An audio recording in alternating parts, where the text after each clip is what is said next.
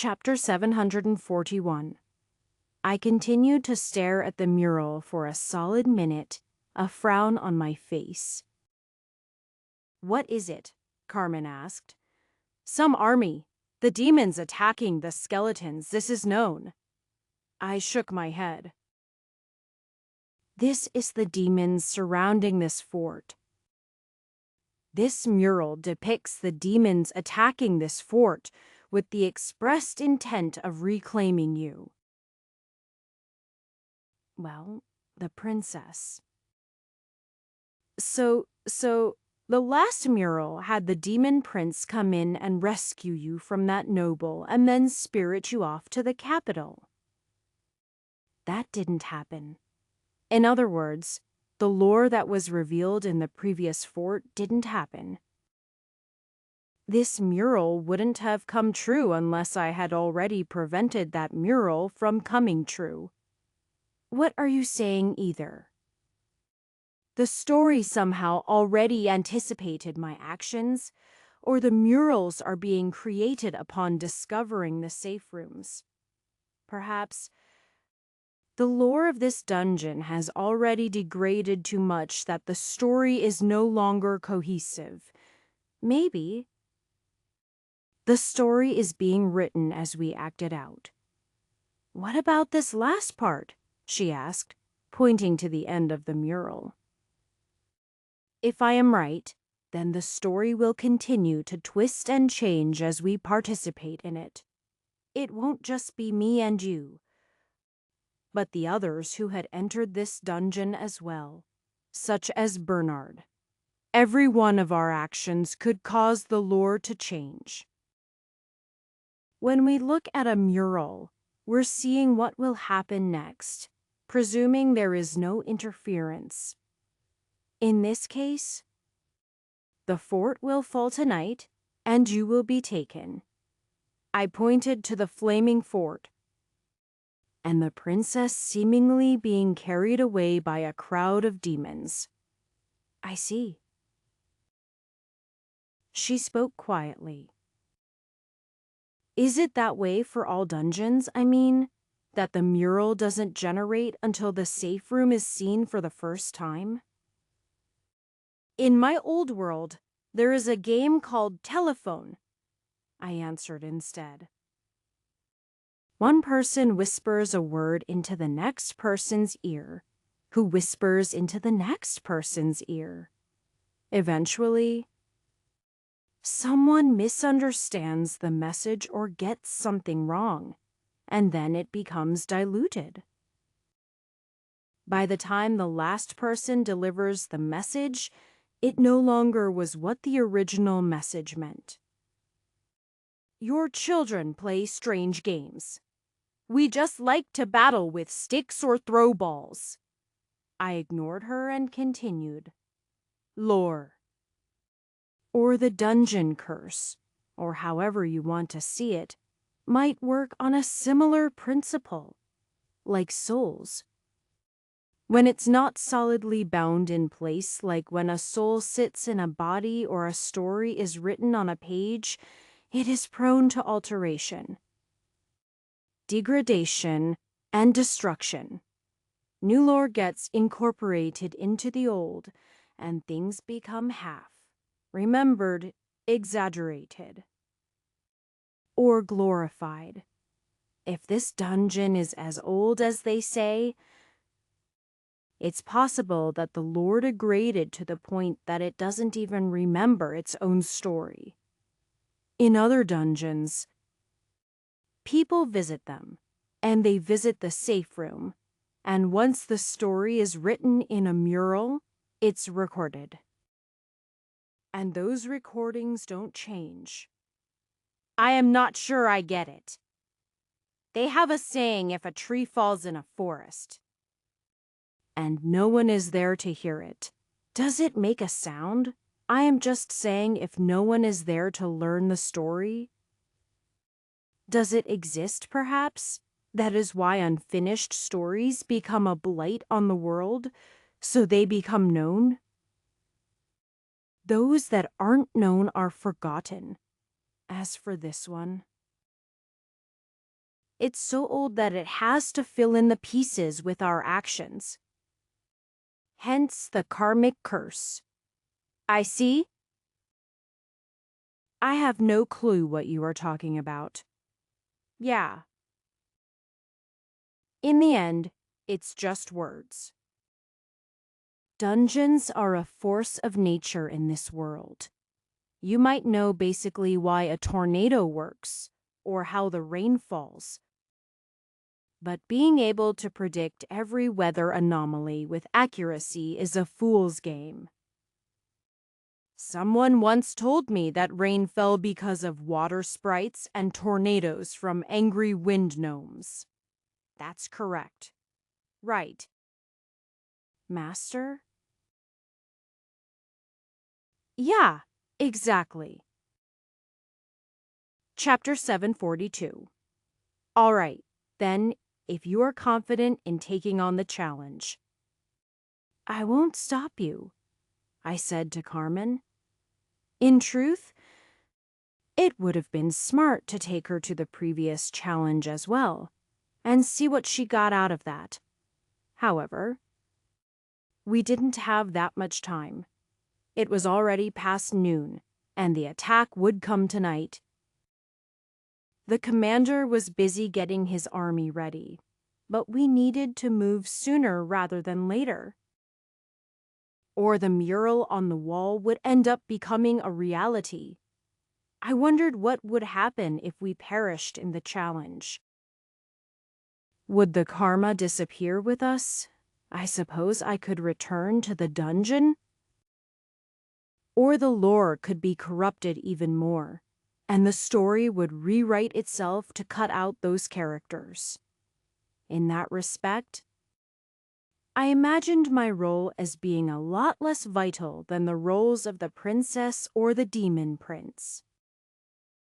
I couldn't even imagine the story continuing without the pair of them. I am ready, Master. Then, I'll see you on the other side. The pair of us touched the orb, and I once again ended up in the familiar challenge room. I didn't have any reason to look around, so I approached the door and read the new contents of the door. I wondered if Carmen was reading something similar to the last challenge I had done, or if it'd be familiar to this challenge. I had informed her of what I had to do last time, and how I thought they were similar themes depending on the order of the challenges. Before you lays one of Gregor's challenges. If you can complete this challenge, you will be awarded a gift that helps you on your way. If you fail, your bones will rest amongst the twilight forever. Survive? I blinked. That wasn't a rhyme at all. Yet, somehow, it ended up a dozen times more foreboding. What did survive mean? Survive could mean hot magma was poured on top of my head, and I had to live. It could mean that I was tossed underwater or thrown into the vacuum of space. Survive could mean I'd face anything. As I contemplated every single thing I would need to survive against, I realized the list was large enough that I could write a novel about it. More than that. Already an hour had passed as I stared frozen. Why did I cut away my impulsiveness at this point? Carmen was probably finished and convinced I was dead. No, she had the bond. I could still feel her. And if I wanted to party switch, I could do that as well. However, the fort would be attacked. And if I was busy still standing here, then Carmen would face an ugly fate. I had already once let her get attacked for nearly 5 minutes because I didn't want to rush into things.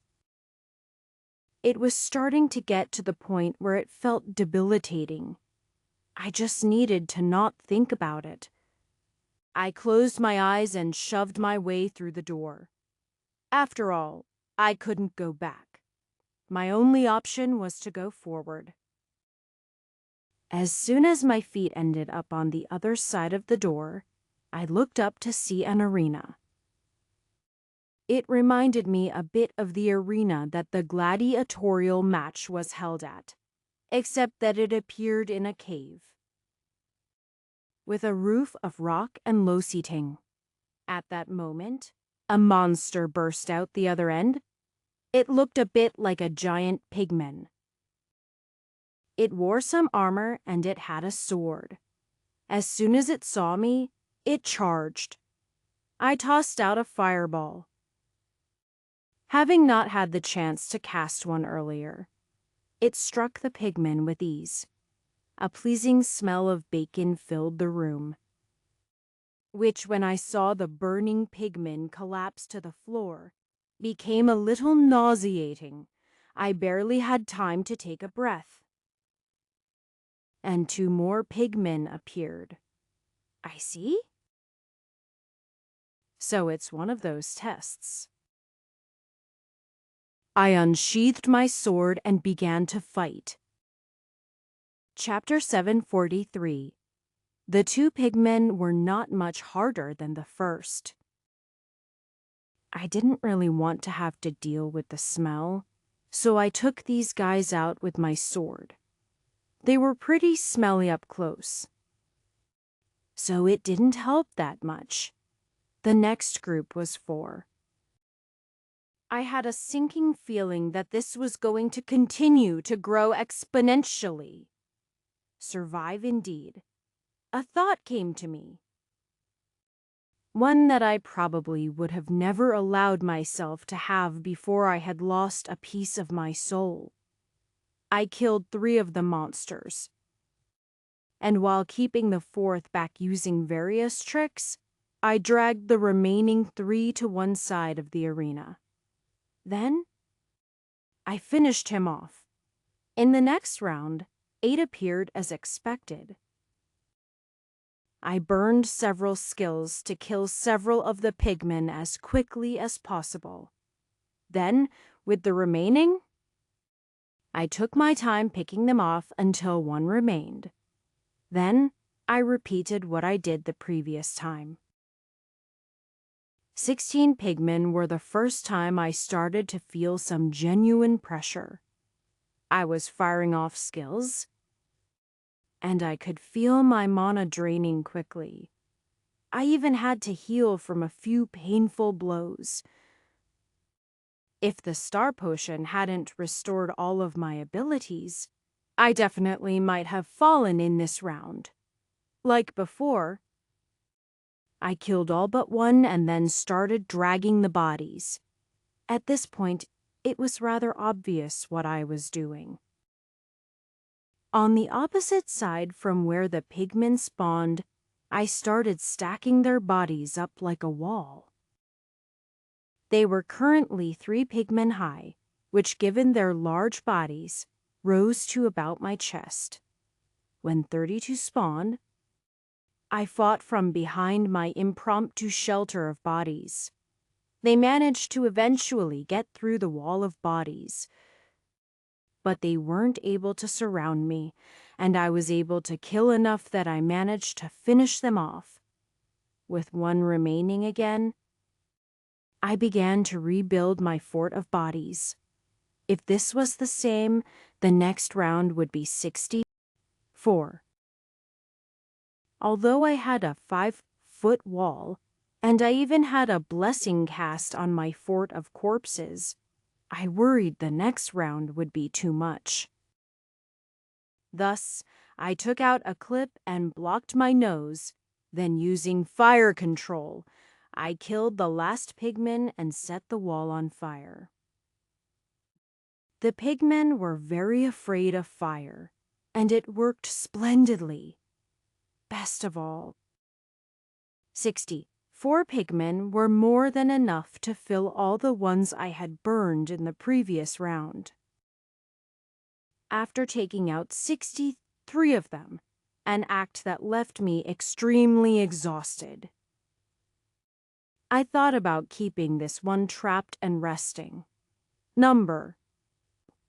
I had to be reaching the end. 128 would be the final round. I knew it. Taking all of the energy I had, I reassembled my fort or corpses, killed the last pigmen, and then 128 spawned. 128 pigmen were a lot more than I realized. It wasn't until I saw it up close I realized just how screwed I was. They began to descend on me with a frightful quickness. I cursed as I realized I forgot to set the wall on fire. Just as I started to set it, they had already burst through the wall. 100 pigmen descended on me. They all suddenly disappeared moments before reaching me, including the bodies on the floor. The door on the other side of the arena clicked. The time limit was reached. It was then that I realized that the challenge said to survive, not defeat, conquer, or win. I only had to survive for a certain length of time. That meant, had I just restrained the first pigman and took a nap, I'd have won just as quickly. I collapsed to the ground and let out a groan. I wanted to punch this Gregor guy if I ever met him. Chapter 744. Walking out into the treasure room, I opened up the next chest and reached inside. I ended up pulling out a gauntlet. It wasn't something that I would wear. It was clear white, shiny, and made of metal. It wasn't like I was trying to typecast myself or something. Just because I was a white mage didn't mean that I needed to wear robes or something. I'd happily wear the most protective armor out there. That usually ended up being light leather armor, though. As anything else just got in my way too much and became intrusive. Most of the girls with me agreed. Even Tara, who would rather take hits with her regenerative body than an armor that had to be maintained. The only girl I knew who liked to wear heavy armor like this, well, that would be Carmen. Right, I used the kiosk and returned to the safe room. "Master, what took so long?" Carmen cried, standing up as soon as I walked in the door. "I got this for you," I said instantly, holding out the gauntlet. "Ah, Master." Her eyes shined as she saw the new piece of armor. It was a star gauntlet, which told me that there must be an entire star set of weapons and armor, and that we'd eventually obtain the whole thing. I didn't want to explain how I had stupidly put my life on the line because I wasn't able to read carefully. Instead, I had used the gift as a distraction, and it seemed to have worked splendidly. Carmen looked at it in admiration before she finally put the gauntlet on. She then gestured to her side and lifted a similarly white and shiny helmet that looked like it'd be very reflective in battle. "I got a helmet. Soon, I'll have a whole new set of armor." There were 50 of these trials, and so we had 48 to go. I couldn't imagine another 48 sets of armor, so I wondered what else would appear in these trials. I was more interested in other things like the star potion. Then again, I had to keep my eyes on the main prize. We had to escape this dungeon. Ultimately, nothing else mattered but our escape. "Let's go," I gave the command. And the two of us left the safe room. Once we left, I heard her mumbling a spell. It must have been her purification spell again. "You are not cured, number." She frowned. I shook my head. It was Mimic then. When I used ablution, I had unlocked Mimic and gained karmic espionage. Ultimately, that's what allowed me to be okay. After all, I hadn't gotten rid of Dracus's karmic infection. It was still a part of me. Which is why everyone thought I was him. I checked, and she did not get the job Mimic. After all, you had to manipulate your own karmic debt to gain it. At least, there were places she could recover her mind. I was really happy that I had unlocked my strange job, otherwise, I would have been constantly battling between being this Dracus guy. I met him, and I didn't envy him. I still didn't even really know his place in the story. Was he meant to die in that ambush? Or was that not something that originally happened? Did any of it matter? It seemed like this story was now rewriting itself as it went, including us as actors in the story. I guess we really would end up having to rewrite the lore of this dungeon if we wanted any hope of escaping. Dracus! You have returned.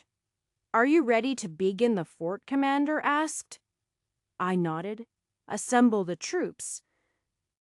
It's time we started this campaign against the demons.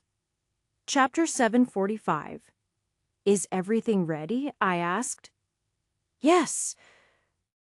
I have every troop we can spare without showing any weakness in our defenses. It's best if we move quickly, though. I nodded and lifted my hand, creating a portal. Then, please go. I never realized you were a blue mage, Dracus. It's just an artifact I found in a dungeon once. I came up with that lie on the spot. He nodded, accepting this without question. After we succeed in conquering this fort, you will be promoted for sure. That was the third time he had promised me a promotion. So I wondered if they were additive, or if he just kept forgetting he had already promised to put me in for a promotion. It didn't matter, but it might be easier if I had a higher place in the army to wage this battle. The commander didn't give me any time to ask such questions, as he immediately stepped into the portal. He was the first to go, and it showed his trust toward me. A dozen more skeletons began to enter the portal. More and more came from behind them. There were 150 men in this courtyard, and I decided to be the last to enter. Although it didn't seem to be necessary to hold the portal open. I could close the portals when I wanted to with a thought on either side. They closed as soon as I stopped delivering mana to them. They did take quite a bit of mana. But compared to the amount used to initially open them, the loss of holding them open was only at the amount that I lost mana at a trickle. I could probably keep a gate open 4 hours if I had to. I could make them bigger too. But it required more initial mana and more to maintain it, so it was always a trade-off. The current size was just big enough for a single man on horseback to go through at a time, even with just 150. It took nearly 15 minutes before they were all through the portal. Carmen and I were the only two left in the courtyard. I had worried if Bernard had some way of telling if we were in this fort. If he did and he felt a sleeve, would he suddenly attack this fort or return to his own I didn't know? It would just have to be a gamble. I had considered leaving Carmen behind for this reason. But given how the karma was affecting her, I couldn't trust her to put up a fight against Bernard. Karmically, she was supposed to resist that demon noble from earlier. But she wasn't supposed to resist Bernard, so there was no saying what would happen. If he succeeded in kidnapping her, would the karma correct itself and she'd end up falling for him? I just didn't know. My lord? Carmen grabbed my arm. I see the miasma is affecting you again. I sighed. I suppose I won't leave you behind after all. She blushed but didn't say anything. She still had her wits about her, so it wasn't like she thought she was the princess. However, she was inclined to act like the princess, which was something far too subtle to resist. This princess was now attached to me karmically and saw me as her white knight who she must stay near. That was simply the nature of things now. Chapter 746. I led Carmen into the portal. She also didn't wear her armor today, including the new helmet and gauntlet. While those things might appeal to the paladin Carmen, her princess side wouldn't wear something like that, even for her protection. Instead, she wore an elaborate dress that seemed to have been provided by the fort. We had only parted for a bit after leaving the safe room, but she had time to find a new outfit, do up her hair, and even apply makeup. The more I saw Carmen in a dress, the more I was starting to like her displays of femininity. It reminded me of the first time I had ever seen her before she had revealed she was a paladin. Once I had pushed her into service, she was always wearing her armor. I had a theory that the armor she wore was to protect her from her sister. In full body armor, Celicia couldn't grab or touch her inappropriately. Since her sister wasn't around now, I wondered if her desire to dress up and look pretty was entirely motivated by the princess. This might have been just the only time she could look nice around me without her sister getting involved. I shook my head at that thought. Even if she did want to look pretty around me, her armor was important to her. She was lowering her combat ability by doing what she was doing, and that didn't fit my image of Carmen at all.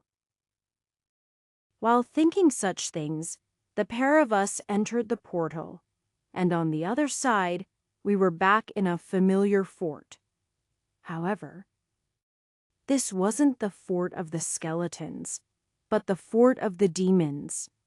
Since I had been in the building, I could naturally create a portal right into the hallways and past all their defenses. While the majority of their troops were busy preparing to attack our walls, we'd ransack and conquer their fort. This was the perfect way to demoralize their troops and cut off their support. Meanwhile, once we'd sent for reinforcements, even if Bernard did attack and managed to get through the gate, we'd all just escape back to his fort. They'd experience heavy casualties and they'd end up with basically nothing. Once on the other side of the portal, I could hear distant fighting. The demons who had remained behind were now being rooted out of their castle. The commander is in trouble. A skeleton ran up to us and shouted. I nodded and followed him. The group of us ran down several hallways until we came out into a courtyard. There seemed to be an embanked group of elites still holding out. The commander was fighting against 3 men, while there was a mage sitting out too. I went to help the commander, but as I was moving, my eyes landed on the mage. And I realized this was a mistake. The princess had followed us into the courtyard, and as soon as the mage saw her, his eyes gleamed happily. Whatever spell he was casting, he completed, but instead of launching it at us, he launched it at her. It was a powerful lighting strike. In her armor, or even with a shield, she'd be fine. But the current Carmen didn't act with that kind of common sense. She let out a cry and covered herself. "Princess." The commander used some kind of skill that caused him to disappear from his spot and reappear on the other side of the courtyard in front of Carmen. The lightning bolt struck him instead of her, and he went flying against the wall, his body breaking apart as he struck it. The commander had just received a fatal blow. Chapter 747. As I was going to give the commander backup, I suddenly found myself facing 3 enemies on my own. As for the mage, he was already starting to cast his next spell. Realizing I didn't have time to focus on him, I sent a fireball flying his way, since I didn't have magician equipped. I didn't have fireball. I did, however, have enough ability with fire control that I could send the equivalent of a fireball out. If it struck head on, it might just be enough to burn someone, but only barely, compared to a true fireball spell, which took some time to cast. It was both weak and pointless. However, any living being would have to react to a fireball like it was a real one. If he guessed wrong, its strength might be enough to cause him to lose his head. No one would bet their life on a split-second decision. And thus the mage jumped out of the way and broke off his spell. Even so, casting that with my level of fire control not supported by the job system, it hit my mana. It used a good 1/10 of it, which was almost as much as opening the portal and keeping it open for that entire length of time. That was the difference between the efficiency of a job skill and attempting to do it from memory. That said, eventually, with enough practice, my fire control could theoretically reach a point where it worked clearer and more efficiently than the job skill offered. At that point, I'd be a magic master, though. And forcing fire control spells wouldn't be something I'd be dwelling too much time on. I suppose that was the one weakness of having so many jobs and rapidly leveling. Carmen had said it herself. Where normal people focused on a single job, maybe with a hobby on the side, honing and perfecting it over a lifetime, I was just layering jobs on top of jobs. I had a feeling it was not how this system was set up to function. Either way, skills were what I had, and after taking the star potion, I no longer had the restriction put upon me by that demon lord. I blinded the demons with dark light, which was a flash of blackness that left them unable to see. I then used a shadow step mixed with a dark slash, taking out one of them right away. The others let out cries as they jumped back. At the moment, I had True Hero, Dark Knight, and Mimic equipped. Mimic was allowing me to continue my karmic espionage.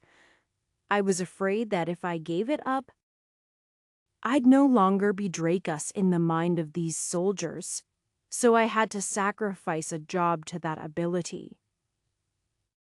With moderate swordsmanship and basic weapon proficiency, I was pretty skilled at fighting as well. I was eagerly awaiting advanced swordsmanship and moderate weapon proficiency, though, as I never felt quite as good as my opponents. If I didn't have higher stats and more skills, I felt like I would lose. Chapter 748. How does he have demonic knight skills? Who is this guy? The two remaining guys were confused that I was able to keep casting knight skills. Not just knight skills, but demonic knight skills. It seemed like using miasma compared to mana was considered a demon's ability. Mana was associated with the light races, and miasma was associated with the dark races. I supposed there was some kind of great question about the nature of the universe given this duality. But I wasn't going to discover it while battling for my life on this day. Dark lightning. The magician cast a spell at me. Apparently using a dark mage ability this time. An idea came to me that I wanted to try. Since I had Mimic, I was curious about what other abilities I could do with it. I activated Karmic Espionage, and then pushed my karma out into the soldier I was engaged with, and then leaped back. In short, I gave him my karma. I saw a sign informing me I was no longer Dracus. To anyone else from the dungeon, it might appear like our bodies suddenly switched places. The lightning suddenly arced to the right and hit the surprised soldier instead. I performed a true strike just as he was incapacitated by the lightning, and I took his life. I also reclaimed the karma almost instantly. The lightning attack he had used was targeted. That was an important aspect of making this work. He locked onto me as a target to ensure it didn't miss. So, when I gave him the karma, the lightning ended up targeting him instead. It was a pretty exhausting ability. And I wondered if I had stumbled on something that had a less taxing skill later on down the mimicry line. It'd be like using fire control to make a fireball before I unlocked fireball. Technically, it was possible. But it was also sloppy and partially just luck that it succeeded. Charge! At this point in the battle, reinforcements arrived. Another 10 men entered the courtyard. The soldier and magician, now completely outnumbered, tried to turn tail and run. But they were quickly overrun and cut down in their spots. I stumbled over to the commander. Feeling completely exhausted after my rapid use of skills. With my life on the line, I probably could have finished the battle. But it would have been close there.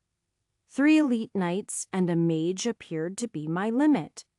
Although, I imagined if most other men said that, they would likely be accused of gloating. The commander was now sitting up, his head leaning against the wall. Carmen was taking care of him. But he didn't seem to be doing well. I'd heal you, but I have a feeling healing would only damage you more, I admitted. My dark priest ability hadn't unlocked anything that helped the undead yet. Maybe there wasn't anything. I was thinking of necromancy, which was another job entirely. Still, the jobs seemed like they might have some things in common like a white mage and a priest did. It's fine. The commander said, gasping for breath despite not having lungs or a chest. I only wish I could have given you a promotion. His head fell to the side, and the light in his eyes went out. The commander died. Carmen had tears in her eyes, but I knew they came from the princess and not Carmen. Who would have no feelings about this commander one way or another? I sighed, reaching out to grab him, intending to carry him to a spot where he could rest. At that moment, miasma suddenly shot out of his body and into my fingers. It didn't invade my heart or mind, but instead immediately went to the spot I was storing karma. Commander Stone's karma has been absorbed. You can now assume the identity of Commander Stone. Ha! I said it immediately in wide-eyed wonder.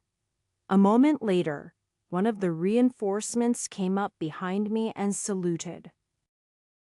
Commander! The fort is ours! What is your next order? It looked like he had managed to give me that promotion after all. Chapter 749. Carmen, just out of curiosity, has your feelings for me changed at all? Carmen cocked her head questioningly. No, are you talking about the princess? Yes, I am the commander of this place now, it seems. Haven't you always been? She blinked and then shook her head. That's right, you weren't. My feelings for you are the same, though. It's like the two different people in my mind merged into one. So, I appeared to have the karma of Dracus, but I also had the karma of Commander Stone placed on top of it. In a way, I was both and I was neither. I guessed if there were any inconsistencies, they were reconciled when I absorbed the karma. I stood up and turned to the men. Before, they had looked at me more or less as equals. There was respect as the man who rescued the princess and was close in confidence with the commander. But now it was the respect of a superior and leader. Like that, I had taken over the troops of this fort. Send out scouts. Demand reinforcements? Already done. Sir. Right. Make the fort secure. Tell me how many you need.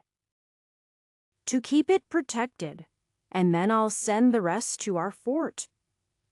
My lord? We don't want to push on. We are now behind enemy lines. The demons won't see us coming. This fort would have been their advanced warning, but none survived to give a warning. With the princess safe, I say we let them attack the fort thinking they are protected.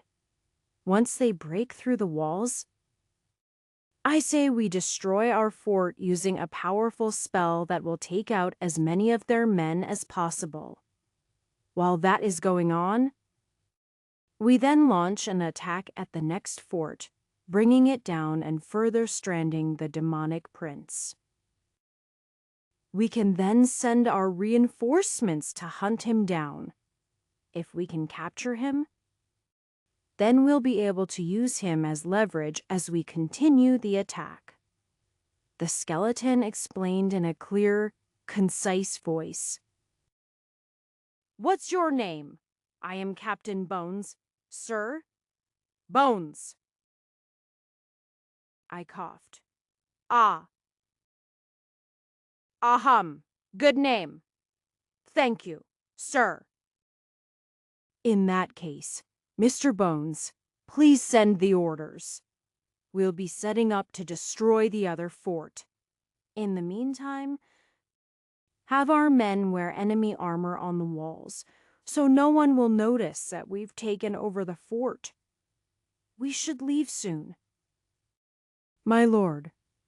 "Not necessary," I responded. "Just get the men ready. When the time comes, I will transport them over to the next fort to attack." "My lord, find me the highest reigning demon in this place, and bring me his body.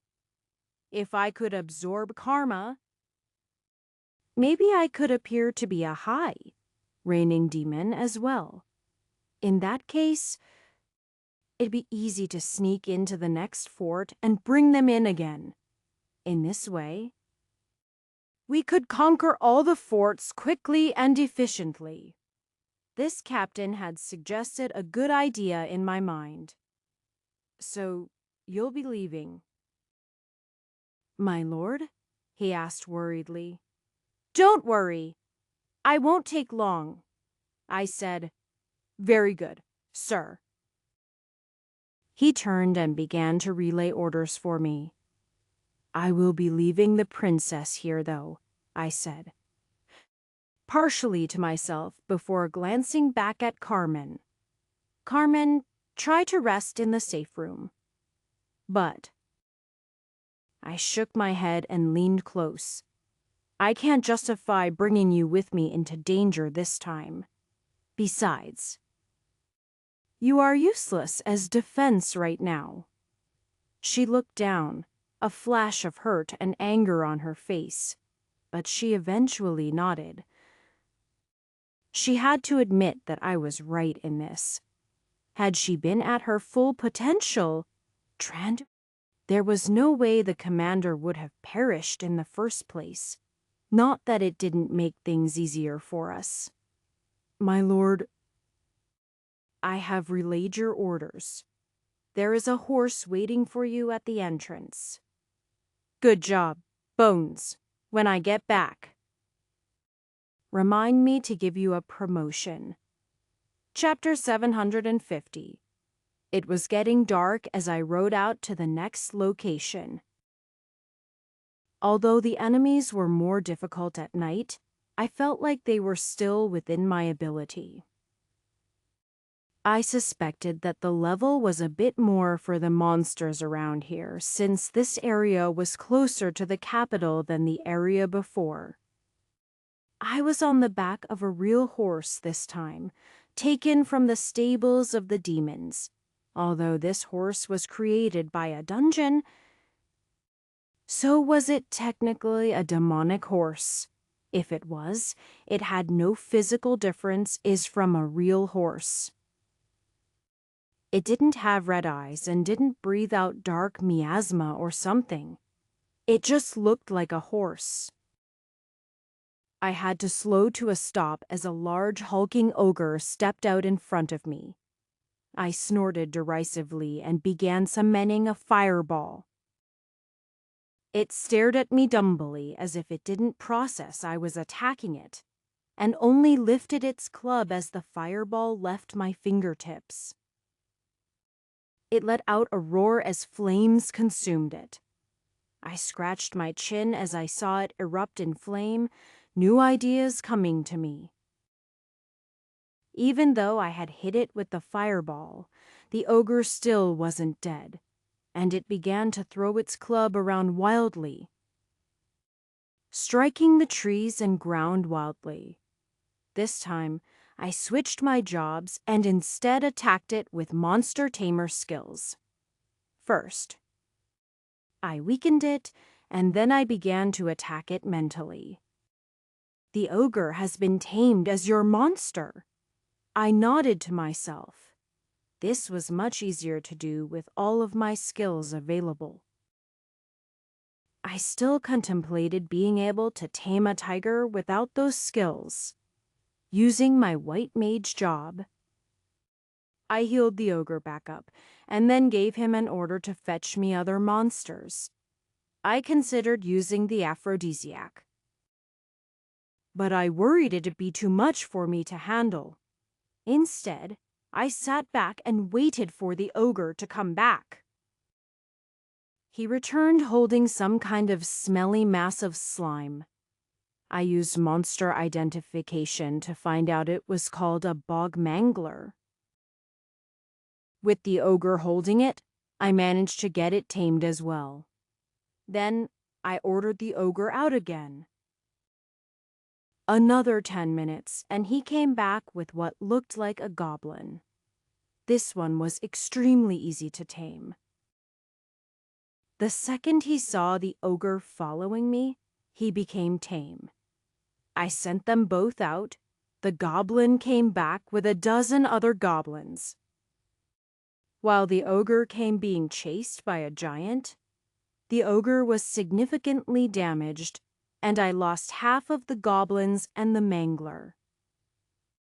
But we managed to subdue the giant, healed the giant, ogre, and goblins up, and then sent them out again. Like this. I spent about 10 hours sending them out to fetch enemies and bring them back. The bigger mobs brought back smaller mobs, or sometimes a group of goblins would attract something larger. When it was all said and done, I had a giant, 10 ogres, 30 goblins, 8 large cats, and a colony of pixies. The pixies didn't seem to have too much combat potential, and they mostly spent their time messing with the goblins. However, they were distracting, at least. And they listened to my commands, so that was enough. Onwards! I gestured with my sword, leading my small army toward the next fort. Chapter 751. Open the gates! Open! I cried, my horse racing up to the front. Who are you? A demon hissed from the wall. Who am I? I am Captain Darth Weather. We're about to be attacked. Let me in. I am giving a warning. Attacked! He narrowed his eyes. What are you saying, Ru'a-ar? A bellowing roar came from the woods, and there were loud creaking and breaking sounds as if something massive was fighting through the woods. The guy's face turned white. Ah! Let him through. They opened up a small single-person gate and I rode through, letting them shut it behind me. As I disappeared into the fort, the giant could just be seen through a break in the trees. As for the others, only their sounds could be heard. They were all roaring and shouting, making no attempt to be quiet, and sounding like there were 10 times more of them than there were. Captain! A commander who was only partially dressed came running out, looking like he had just been woken from sleep. Or perhaps some other nightly activity, considering his level of undress. What is going on? The beasts of the forest have gone wild, I cried out, using every ounce of my acting ability. They already besieged and destroyed the other fort. They're coming here next. It was all I could do to provide you this much warning. As if to punctuate my words, there was more roaring in the forest.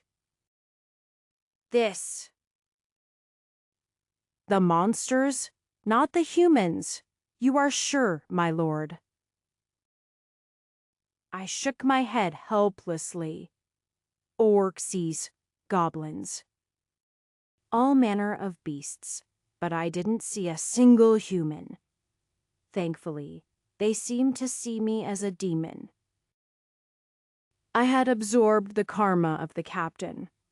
I didn't have as much information on him. For example, I didn't know his name. When I absorbed the others, it always gave me their name. I had made up that name on the spot. I only knew he was a captain because the skeletons knew what the insignia ranks meant. I wore his clothing, but even then. I worried they might not let me into the fort easily. So, by creating the army of monsters, I both confused them and caught them off guard. They were now too concerned about the threat outside to care about a threat inside. Speaking of which, you've done well, Captain. The commander seemed to by what I said and clapped my shoulder. Do you have news of the prince? He left to attack the human fort right before ours was attacked. I don't know what happened to him. I found the truth did a better job than a lie right there. I see. He nodded. We'll have to take care of this threat before we can send out anyone to search for him. Men, on the walls. Increase security. Barricade the doors. You, Captain. Go get some rest, and then return at once. I'll need every man to protect this fort. We hold a strategic position. I don't mean to be crass, but your fort could afford to fall. You did well in running here. But we can run no longer. If the humans managed to conquer this fort, they would have secured a route straight to the capital. There is no telling what damage they could cause. Oh, we wouldn't want that, I responded, smiling. Chapter 752. I parted from the commander and found a secure place within the fort. The other reason for the external fight was to draw all of the people inside out to the walls. They'd have no clue as the keep filled up with enemies. As for the animals, this diversion did have a time limit. Since I ordered them to not show themselves, they seemed like more than they were. If they saw the attack was only about 30 monsters, they'd calm down. This was an amount that would spread fear into any normal adventuring team, but these were soldiers behind a wall. The giant might cause some trouble, but in general, they'd be able to keep them at bay and might not even lose a single life. It was the fear I had put into them along with the effect the unseen creatures were having that had stirred the commander into acting rashly. Once I was somewhere I was sure I wouldn't be bothered, I raised my hands and opened a portal. At this point, I tossed away the karma that identified me as a demon. I had taken the body with me outside the keep before pulling the karma from it and putting on the outfit. The length of time he had been dead might have been the reason that I didn't get very much karma and didn't know his name. Either way, I didn't want to suddenly turn into an enemy captain in their eyes, even though I still had my old karma. The two karma didn't mix as it had with Commander Stone and Drakus. I also found I could expel it now that I had used it. A few moments later, the skeletons began to walk through the portal. I had told them where I'd be forming the portal, and they likely had been waiting for me ready to march for the last few hours. Since I had stopped to tame a bunch of monsters, I was late in my execution. Captain Bones walked through after the first troop entered, which were the darkly dressed, quiet assassins of the group. "Commander, you did it?" he said excitedly as he entered the room. "I am amazed." "How fares our fort?" I asked worriedly. "The attack has begun, but we've managed to hold them off well so far. They'd managed to use light signals to notify us of their situation every 15 minutes. At the moment, the demons still haven't breached the wall. Good. I bet that Bernard isn't knowledgeable about besieging a fort. He's used to one-on-one combat. This sort of thing isn't his forte at all. Sir, nothing, I coughed. Rather, I think it's time we took the battle into our own hands. I don't want Bernard to grow despondent and then run away on us. I never saw myself as vindictive before, but then again, I had never met a guy who had made moves on one of my women. I didn't notice it, but there was a gleam in my eye. I didn't just want to stop Bernard Dorkick start the invasion. I wanted Bernard personally to pay. Chapter 753. Once the fort was taken, I left men to defend it and then jumped back through the portal with a contingent of men. There was probably a safe room in that fort too, but it would have to wait until after I dealt with the demon prince. I gathered the troops and began another portal, ready to head to the fort that was currently under siege. As I did that, Carmen came running out, holding up her dress as she quickly made her way over to my side. "You should stay here, Carmen." "It's where you are safest." "I won't," she declared back stubbornly, and then lowered her eyes. "It's just... You are going after the champion, aren't you?" I nodded. "He's our greatest opponent in the gladiatorial match. He's in a position where he could leave the dungeon any time and snatch the victory from us. More than that, he's personally picked me as his enemy. For that reason, he should be eliminated. He's dangerous." She bit her lip. "The old you would never have sought to wipe out an enemy like that." "Well, maybe it's better that I am the new me now. I don't keep any delusions of being able to protect and save everyone. That's why I want you to stay behind. I mean no offense, but I won't allow you to be hurt." I knew that I was a bundle of contradictions since I had my body spliced. For example, I was more careful in my decision-making, but I was less hesitant in carrying it out. On the other hand, I had less empathy. I wouldn't say I had no empathy, but it was diminished. That meant I worried less about the girls and how they were doing. That was good because it meant I could focus on the now and what had to be done, rather than worrying about them crying over my death back home. On the other hand, I was less tolerant of loss, and couldn't stand the thought of any of my women being taken away from me. That was the unsaid other reason that I absolutely couldn't allow him to live. He wouldn't threaten me or my women. If any man sought my women, I'd kill them. Master. Aham. I mean commander. Soldier passing nearby had given her a strange look when she said master. As it would be strange for a princess to call anyone master. Bernard seeks me out the most. "What are you suggesting?" I asked, my eyes narrowing slightly.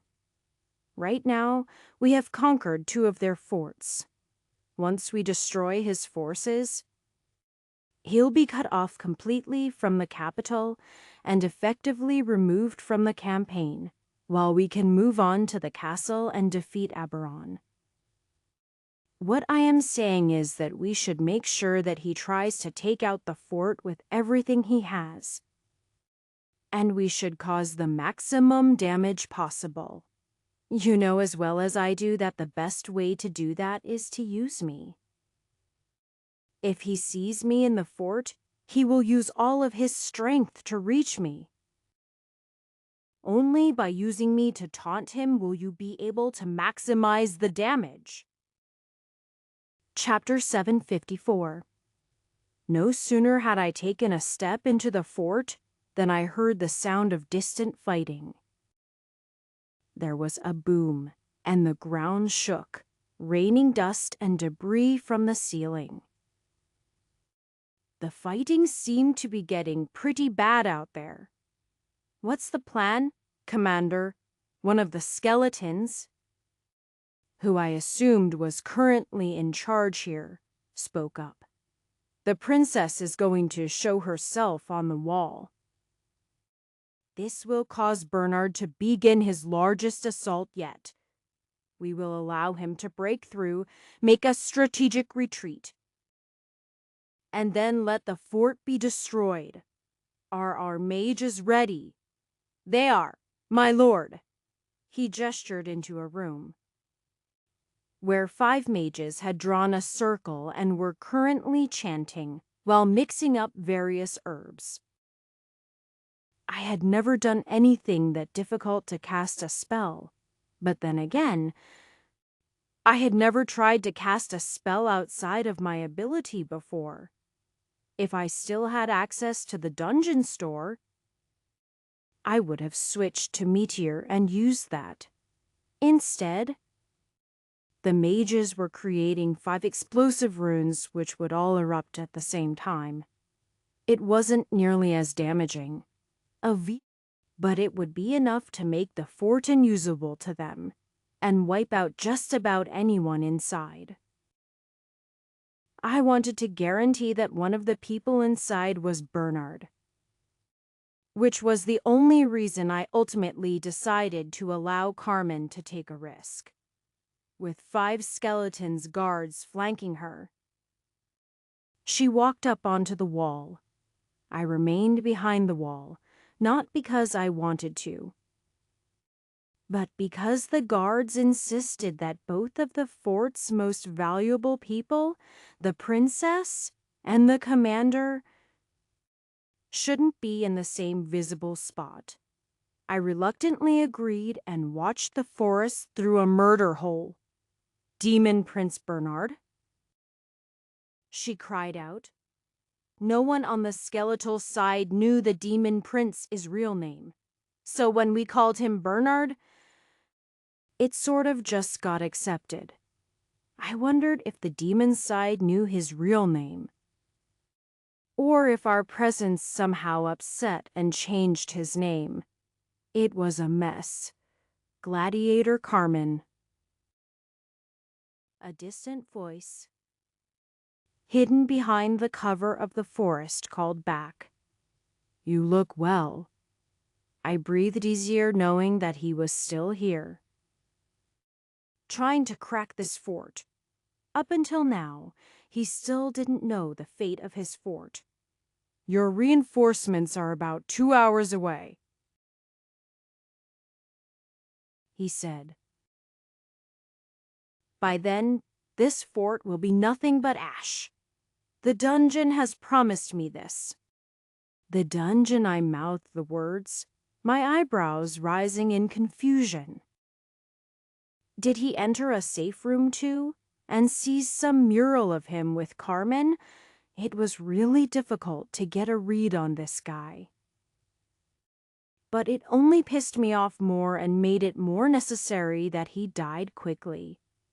If he had been civil, I would have happily worked together and escaped this dungeon as a group. I'd have even let him take the victory for his aid. However, he wanted to do things the hard way, so he couldn't blame me for being aggressive.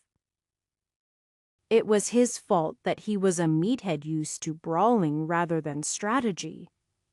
"I am sorry, but you have already lost." Carmen shot back. "Give up, and I'll show you mercy." You speak of the forts you have taken? Prince Bernard shook his head. I've never cared about those.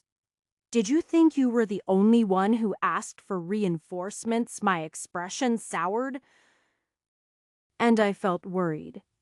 Did he have some plan I didn't know about while we were here? Was he conquering the 2 forts we just took at that moment? There was a massive fireball that erupted from the sky.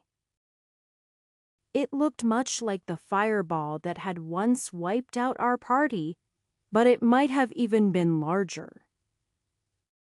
I watched in horror as it fell, not on our fort, but across the river in the distance. There was a resounding boom, and the ground shook as the place we're planning to flee to was reduced to cinders. It's a trap, I cursed. Chapter 755. Before I could say anything else, another fireball was flung out, this time aimed at our own fort. This was some pretty weighty magic, and normally we'd have people to counter it.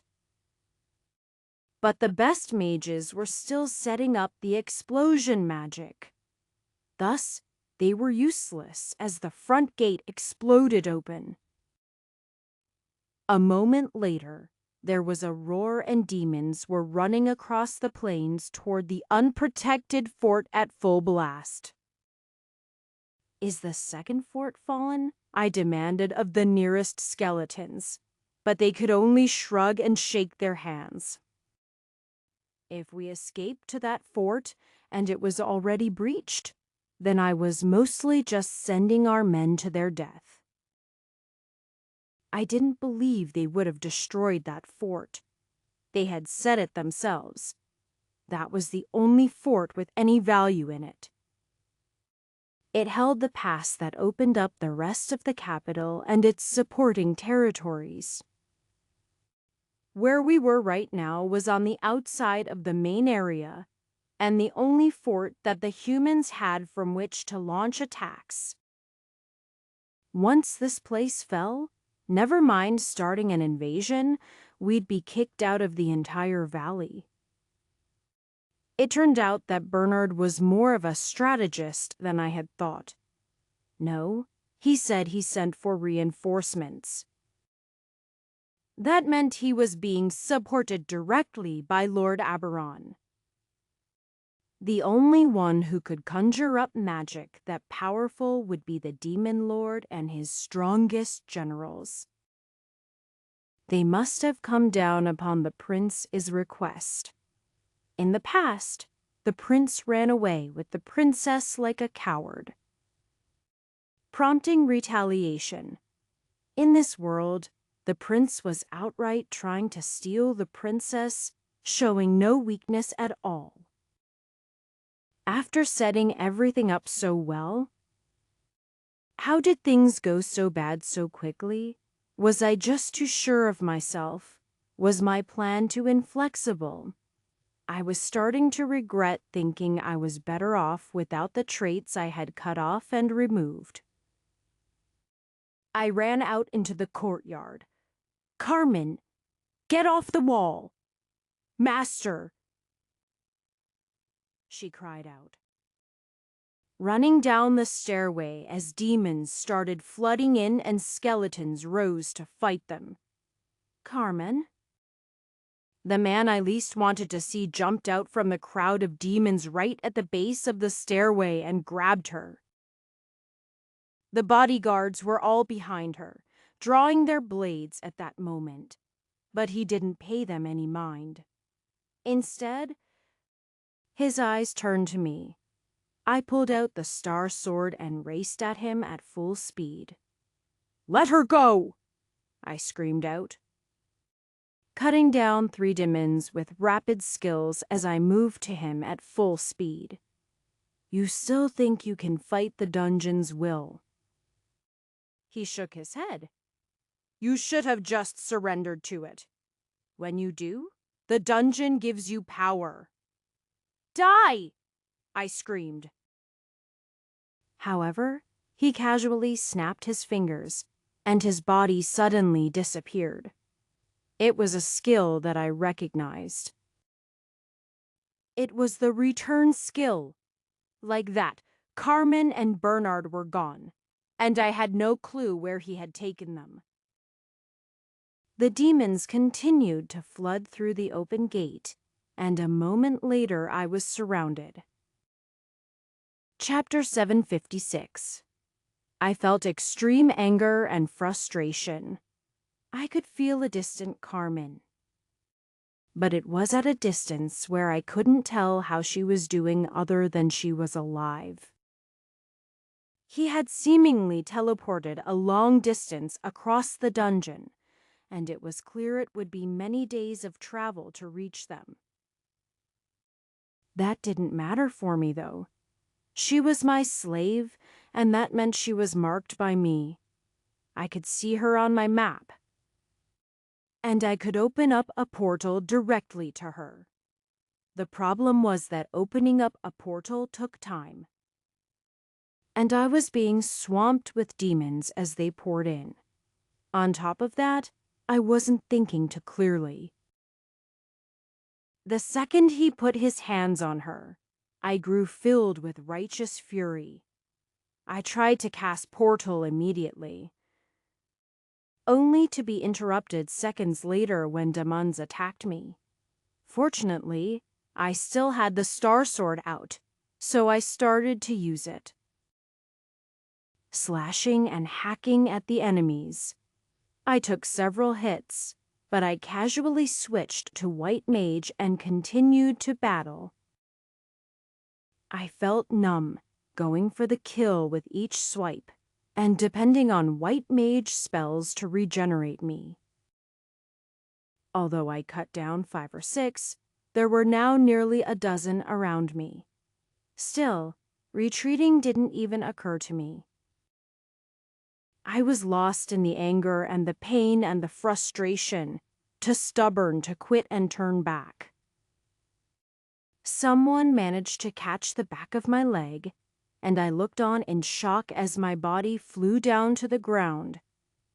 Demons surrounded me, looking down with malevolent grins. All I could hear was the blood pumping in my ears. I had died before, and before it happened. There was always a feeling that shot through my body. It was a calming feeling of acceptance, like I had come to the end, and now there was nothing left to do but die. In this dungeon, there would be no resurrection. My soul would be consumed, and I would become part of the lore. Maybe I would end up combining with the karma of the commander, and from then on be Commander Deekson, the undead. I'd like to think if I died and was taken by a dungeon, I could at least make a pretty decent boss. Those seemingly useless thoughts were buzzing through my mind as all of the demons raised their weapons as one. I held my breath. But the incoming blow never happened. There was a sudden shock wave, and I felt my own body lift off the ground and get thrown several feet. For the standing demons, it was far worse, and a large group of them were suddenly flung against the wall. "Commander, are you okay?" I squinted up into the light, and the face of a beautiful woman appeared. "Number, you are not Commander Stone. You feel like him. His karma. I know you,"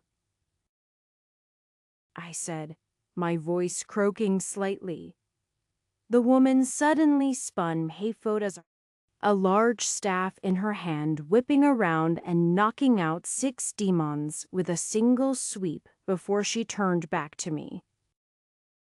"Who doesn't know me? I am Shin, the princess hero. Now, who are you?" Chapter 757. I thought Alaya was the hero. I responded blankly. My mind started to work again. Even though I had taken lots of blows, with a few white spells still taking effect, even as we spoke, I was patching myself up again. You know, Elia, she turned away and knocked down another wave of demons, knocking them aside with ridiculous ease. Yes, we're, uh, um...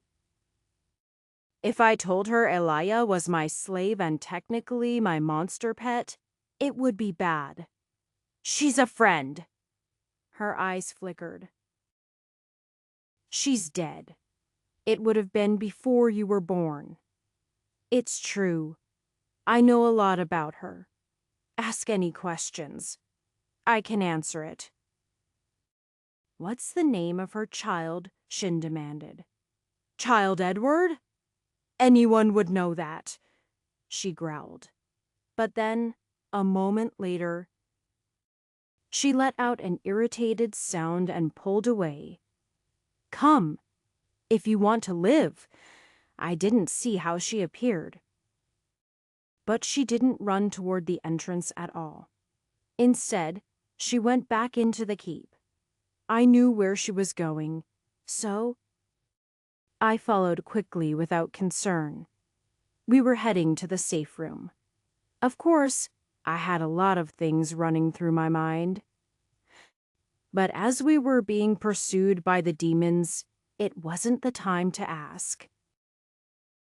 The demons were in hot pursuit up until we reached the safe room.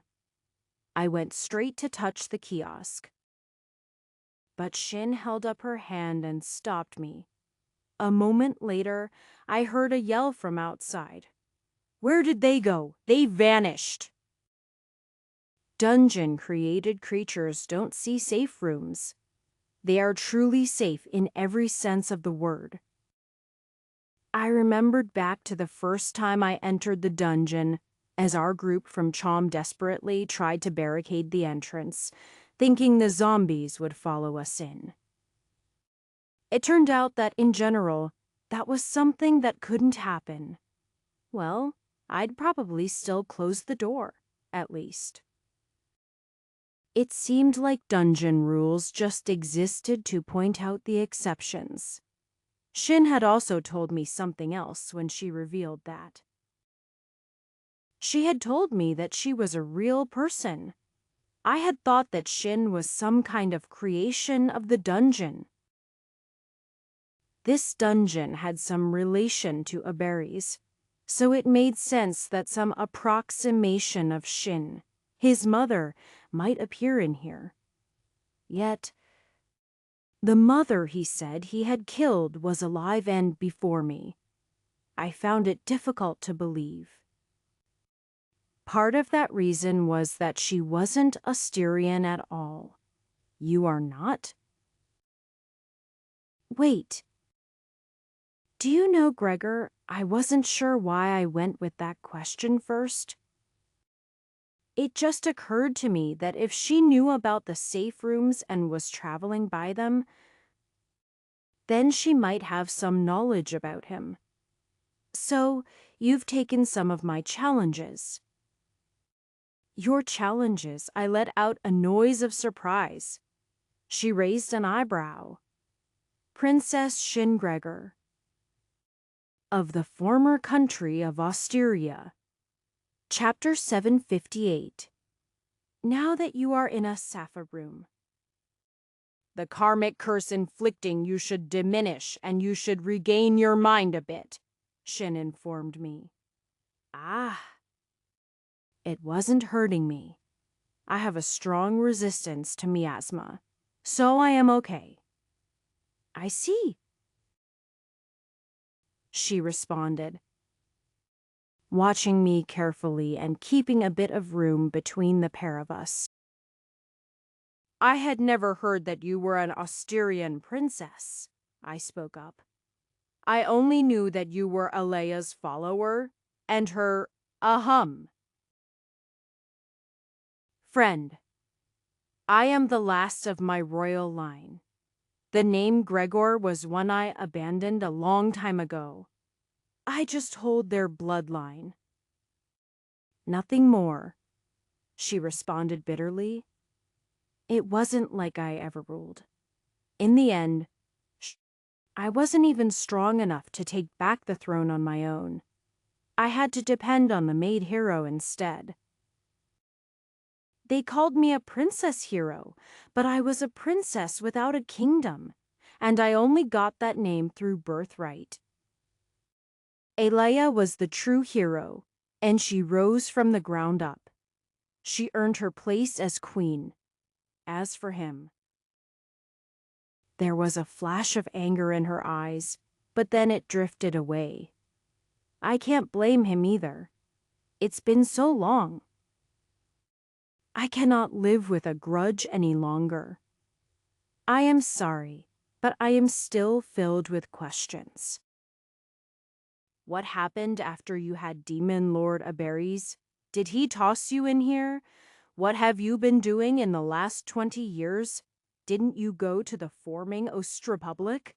Why did you set up those challenges, Humph? I'll answer with a single question. Why should I tell you anything? I am still looking for a reason to let you live. But...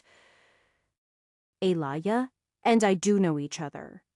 And I am close to her son. Eliana, his sister, is my fiancé. I am the hero of Chum.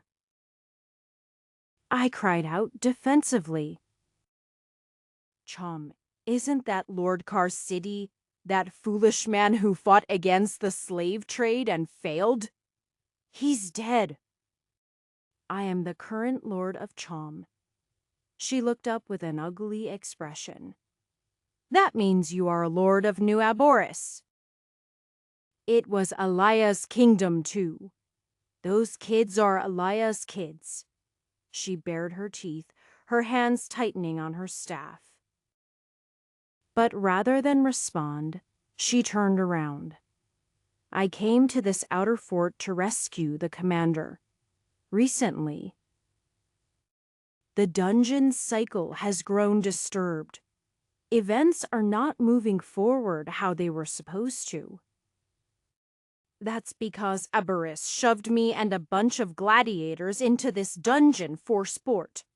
We're supposed to reach the end. The first one to reach the end wins. We're probably the reason the dungeon has changed. The karmic infusion has caused us to take on the roles of people in the lore, and our actions differ from theirs. Then, it's your fault, she snapped angrily. Every cycle, I've been subtly altering the lore, manipulating it, and trying to drive it to a conclusion. I was nearly going to succeed too, and then you guys showed up. Seriously? What? She sneered. Did you think he just suddenly decided to toss a bunch of powerful gladiators into the dungeon on a whim? He must have realized this was what I was doing. I was nearing escape, so he tossed you in here as a wrench to my plans. You've doomed us to be trapped in this dungeon for all time. Chapter 759. I am not sure I understand what you mean, I asked, looking at the slightly irritated Shin. You wouldn't understand, Shin snorted. Only a true dungeon diver can understand dungeons. You are a dungeon diver, I said in surprise. A true dungeon diver. She turned and pulled up the back of her shirt, revealing a tattoo just above her buttocks. This is a dungeon blessing. Only someone who had defeated a dungeon can gain this. I had to admit I was impressed. I hadn't known that she had done anything like that. Even Alea had never defeated a dungeon. Although I suppose one could say she was a dungeon master, which was impressive in its own right. To get one of these, one must complete the lore of a dungeon, Shin explained. To achieve this, I had to change the narrative, slowly edging this story to reach a suitable end. You must trick a dungeon into thinking it got what it wanted. I had this dungeon almost fooled, but then you lot appeared, and now the dungeon is reacting violently. That must be part of the reason that it has infected you with karma and integrated you in the story. I frowned as she explained stuff I already knew a thing or two about. But since I had no tattoos on my body, even if I did tell her the truth, she probably wouldn't believe me. Still, something about what she was saying irked me a bit. Isn't the best way to complete a dungeon lore to satisfy the conditions laid out in the mural? I asked. The dungeon is a curse on this land. You must never give the dungeon what it wants, she responded. I didn't know how to respond to that. Had I been doing this incorrectly all along? Or was she the confused one? I wondered how she'd react if she learned that Alea was a dungeon boss. What if she knew I was a dungeon master? Would that make me her enemy? Well, those were just thoughts I was having. I was certainly not going to tell her any of that and risk my life. What was the point of the trials, I asked. She blushed at that. It was a distraction. It was to slow anyone, like the demon Aubrey's, down, as well as keep anyone else who entered this dungeon out of my way for a while. I nodded slowly. It made sense to me. Each one of those trials could take hours or days, and would severely hamper anyone's conquering of the dungeon. Of course, then, as well as a physical obstacle, there was also the awards. What about the awards? I asked curiously. She snorted. I've been in this dungeon for 20 years. I've acquired a massive treasure many times. They're nothing more than useless trinkets, as expected of a hero. Items I valued to the point I considered wasting weeks to gather were just trinkets to her. Well, one of her trinkets freed me from the spell the demon Oberries had cast on me, so I wouldn't underestimate them even now. The trials don't mean anything anymore. Shin waved her hand dismissively. Why is that? I asked. Didn't you notice when your friend was taken by that man masquerading as the prince you saw that I can see from quite a distance using farsight? But I wasn't close enough to stop what happened, she responded. The point is, the dungeon has decided on him as the champion. It's desperate to complete its lore, and it looks like it's going to use him and your princess to achieve it. Chapter 760. Even so. I responded stubbornly. If we can get past Aberon, we can use the exit to leave, right? So, let's beat the boss and leave the dungeon. I've tried this before. This dungeon was disconnected from our world. He said that it exists in a subspace bubble. There is no entrance. That's why I can't use a portal to get out of here. You can't use portals to leave dungeons anyway. Aika could. I changed what I was going to say, remembering that once again this was a result of one of my blessings. I still didn't believe that the blessings I had earned were bad. Shin had to be mistaken about that.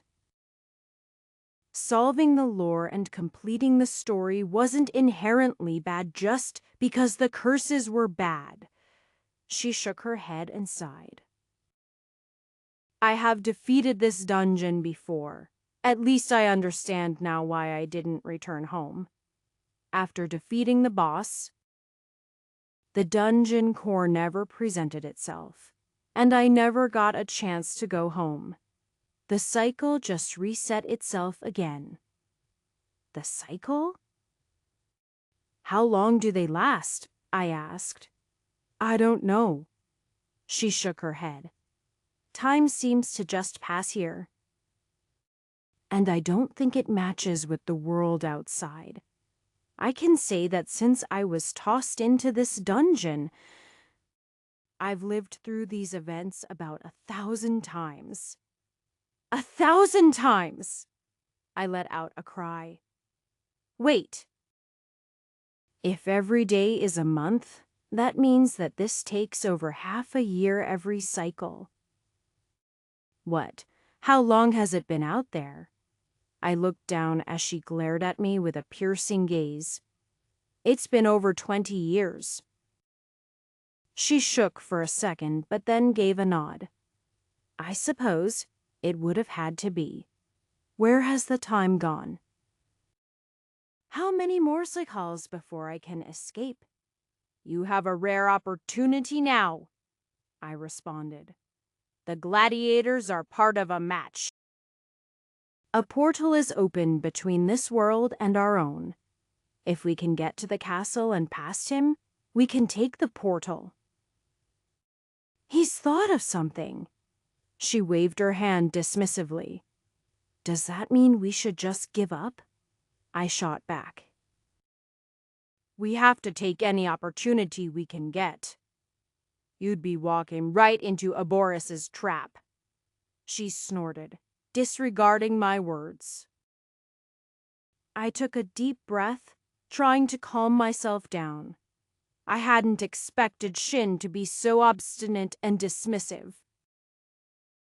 Considering the memories I had of her following Elia, she was always demure as a cat. I wasn't sure if that was a lesson about never meeting your heroes, or a statement on power dynamics, or what. What about the lore of this dungeon? What do you know about it? I asked. She glanced me up and down, and then sighed. For respect of my Elia, I brought you to safety. I've answered enough of your foolish questions. If you wish to survive until the end of this cycle, you must find some way to expel that karma. Otherwise, you'll become part of the dungeon and you won't even know it. You'll become a pawn of the dungeon's lore and nothing more. I will start my work again. Next cycle, I hope things will be better. Hey, wait! I realized as she was talking. She had ended up next to the kiosk. She touched it. And before I could get another word in, she disappeared. Like that, I was alone in the safe room. Chapter 761. I was in the safe room of a fort conquered by demons. As long as I was in here, no one in the dungeon would be able to notice me. I had attempted to become the commander of the skeleton army and wage a war against the demons. But now all the skeleton forces were defeated and scattered. I didn't know what came of the reinforcements.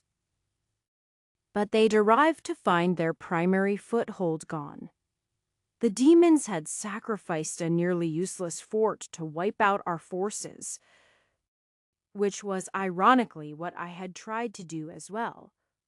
Furthermore, although Shin was alive and in this dungeon, and she was just as powerful as she had been in her prime, she wasn't willing to help.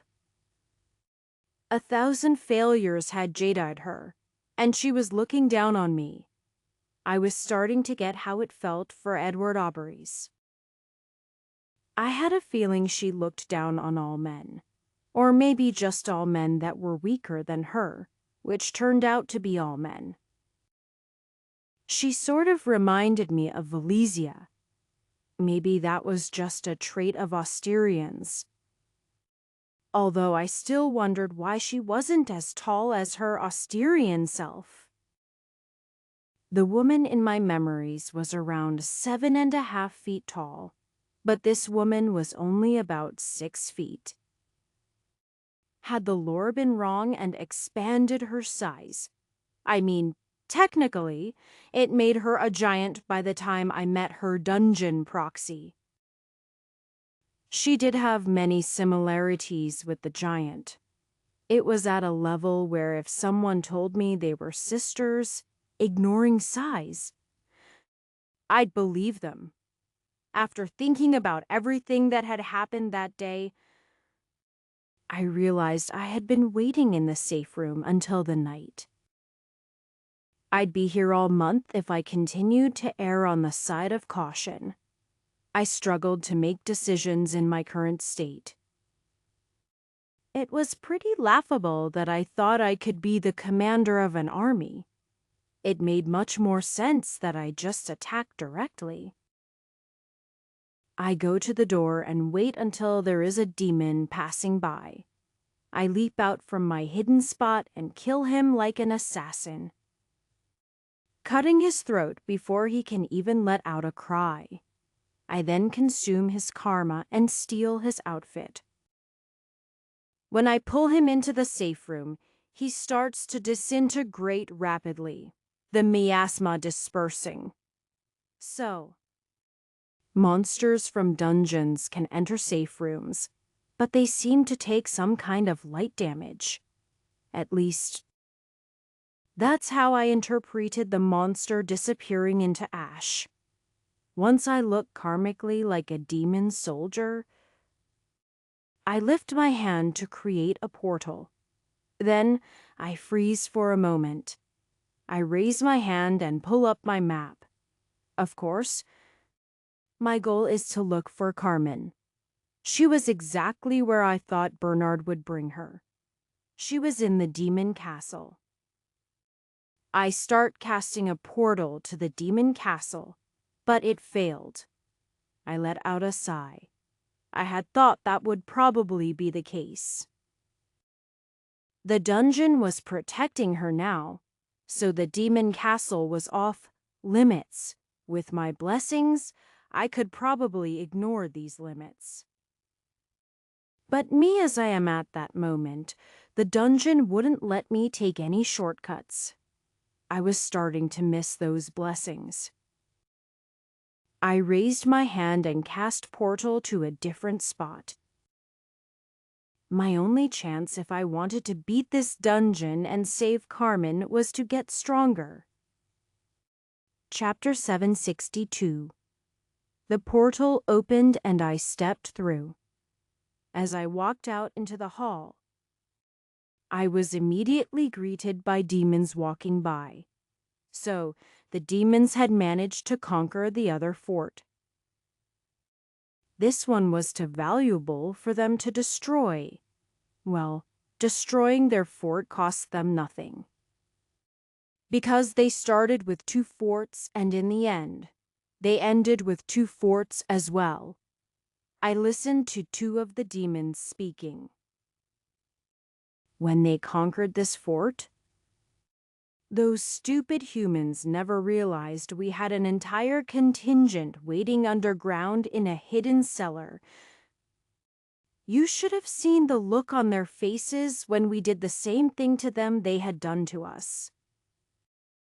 When we opened the doors and they looked on in confusion as an army was let right into their newly acquired fort. It was hilarious. That was probably the quickest turnaround in ownership I have ever seen. The 2 men walked away, but I wore a scowl on my face.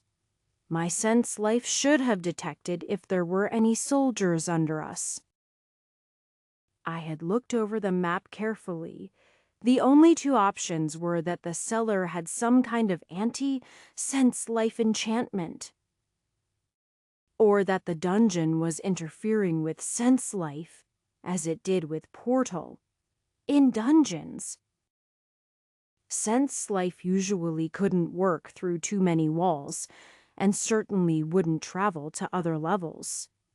In that same way, it's possible the dungeon wasn't letting me use sense life like the real world, but was treating the cellar like another level. Either way, I now knew that I couldn't depend on sense life anymore. It was unreliable. I began walking down the hallway in the other direction, and the two demon soldiers didn't pay me any mind.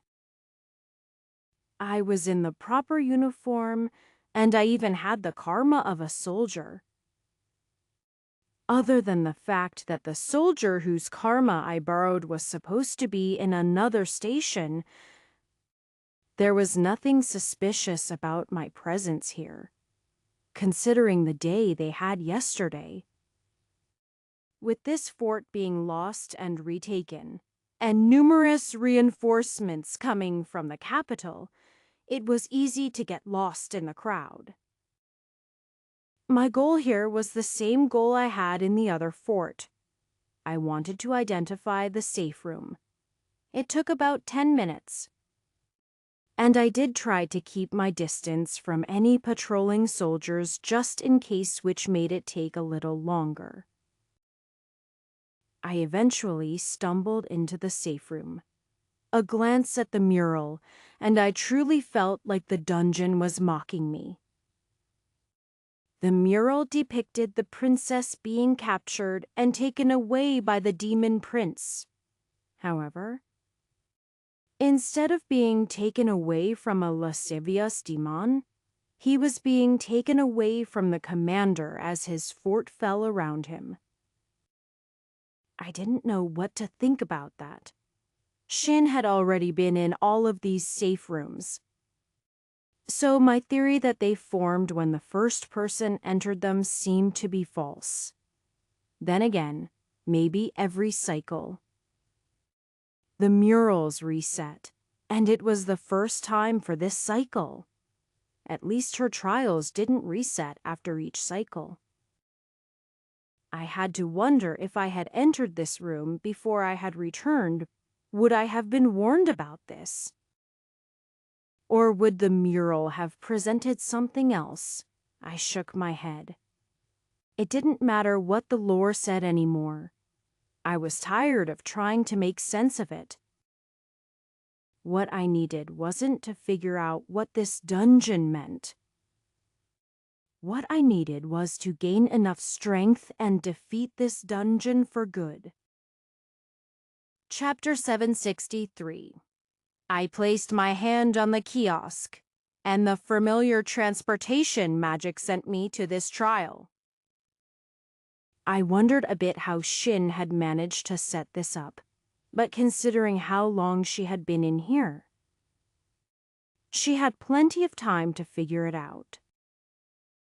It seemed like an ability I might be able to replicate if I increased my level in Dungeon Master a bit.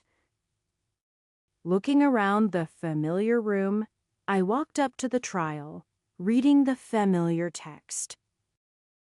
This was the 4th trial I had managed so far, even knowing it was just a time waster. I needed better equipment if I wanted to make it in this dungeon. I had only been in this dungeon a few days in dungeon time. I still had 3 months to go. Perhaps it was rushing things that had led to me losing Carmen and my army so quickly in the first place. Patience is a virtue. That was all this trial said. I stepped through the door and ended up in an empty room, not completely unlike the room where I had fought the gladiator-like fight last time. In that competition, the goal was to wait out the clock, surviving as a monster attacked you. I had a feeling that.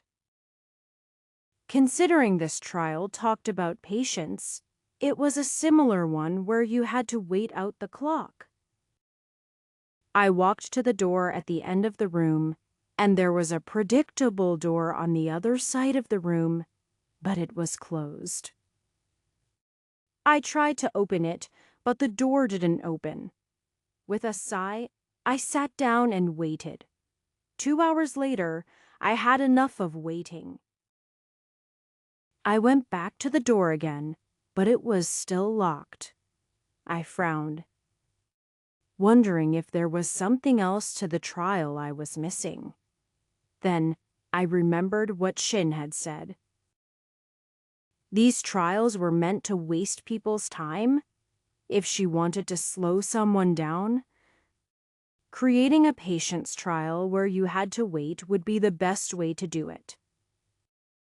I had thought that she had put more thought into it than that, but perhaps it was as simple as wait until the door opens. So lazy, I said out loud bitterly, but there was no one in the trial to hear me. More hours passed, and I was starting to pace back and forth recklessly. Perhaps aiming to complete these trials was not the best use of my time. I had been thinking most of them would be quick, things like the first 2 I did. Then again, those might have been much longer trials had I not had cheats to get through them. Perhaps the creature in the dark was some kind of temptation creature, not there to make you feel fear, but made to make you freeze up and be unable to leave for a while. Who but Shin knew, looking at the map? Oh, it showed this room instead of the world. That made me think that these rooms also had another use. They couldn't be seen by the dungeon, just like I couldn't find Carmen's point, and only had a vague awareness of the direction she was in. The dungeon couldn't pinpoint me while I was in this subspace. I wasn't sure how to use that information, but it had to be helpful somehow. It was easy coming up with theories like this since all I had was time to think. Time continued to pass, and I even went to sleep and woke up. At this point, I had been in this trial much longer than all of the other trials combined. I guess patience wasn't my virtue. Chapter 764. I had finally reached the end of my rope. I tried to break down the door. It had been over a day since I had been in this room. Carmen was captured. And who knew what was happening as Bernard took control of those armies? I couldn't depend on Shin to help. So I needed to work myself to get all of this resolved. I tried attacking the door with many different spells, but the door remained intact. I had feared that it might penalize me for attacking it, perhaps by making me wait even longer. But I couldn't help it. I used fire, water, earth, and wind. And it didn't matter what element I used. I was unable to get through the door. Finally, I looked at the door carefully. It was made out of some kind of sturdy alloy that had to have some kind of magical property. Other than little scorch marks from my attempts to destroy it, it didn't have a single dent on it. As I looked closer, I noticed just a bit of light coming from the other side. The keyhole showed the other side. Kneeling, I peeked through the keyhole, and just as expected, I could see the other room.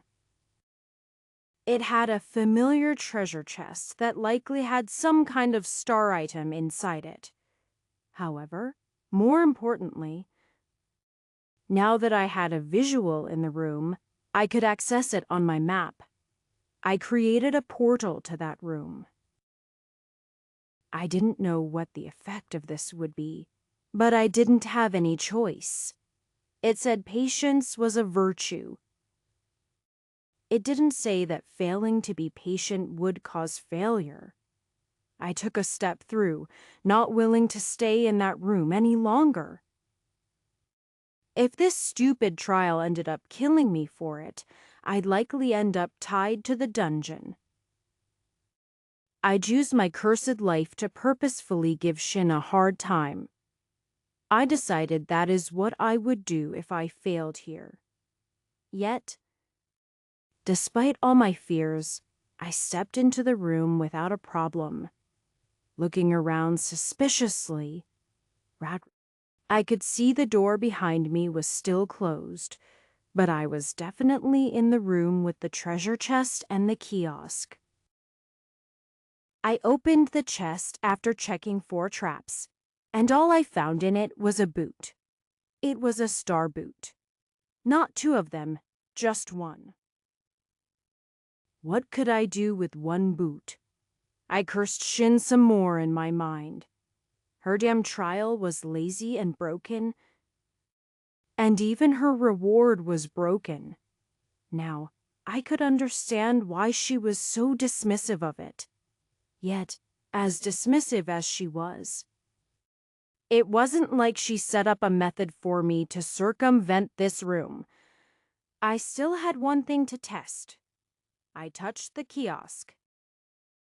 But there was a familiar glow and I was back in the safe room. At this point, my eyebrows were twitching though.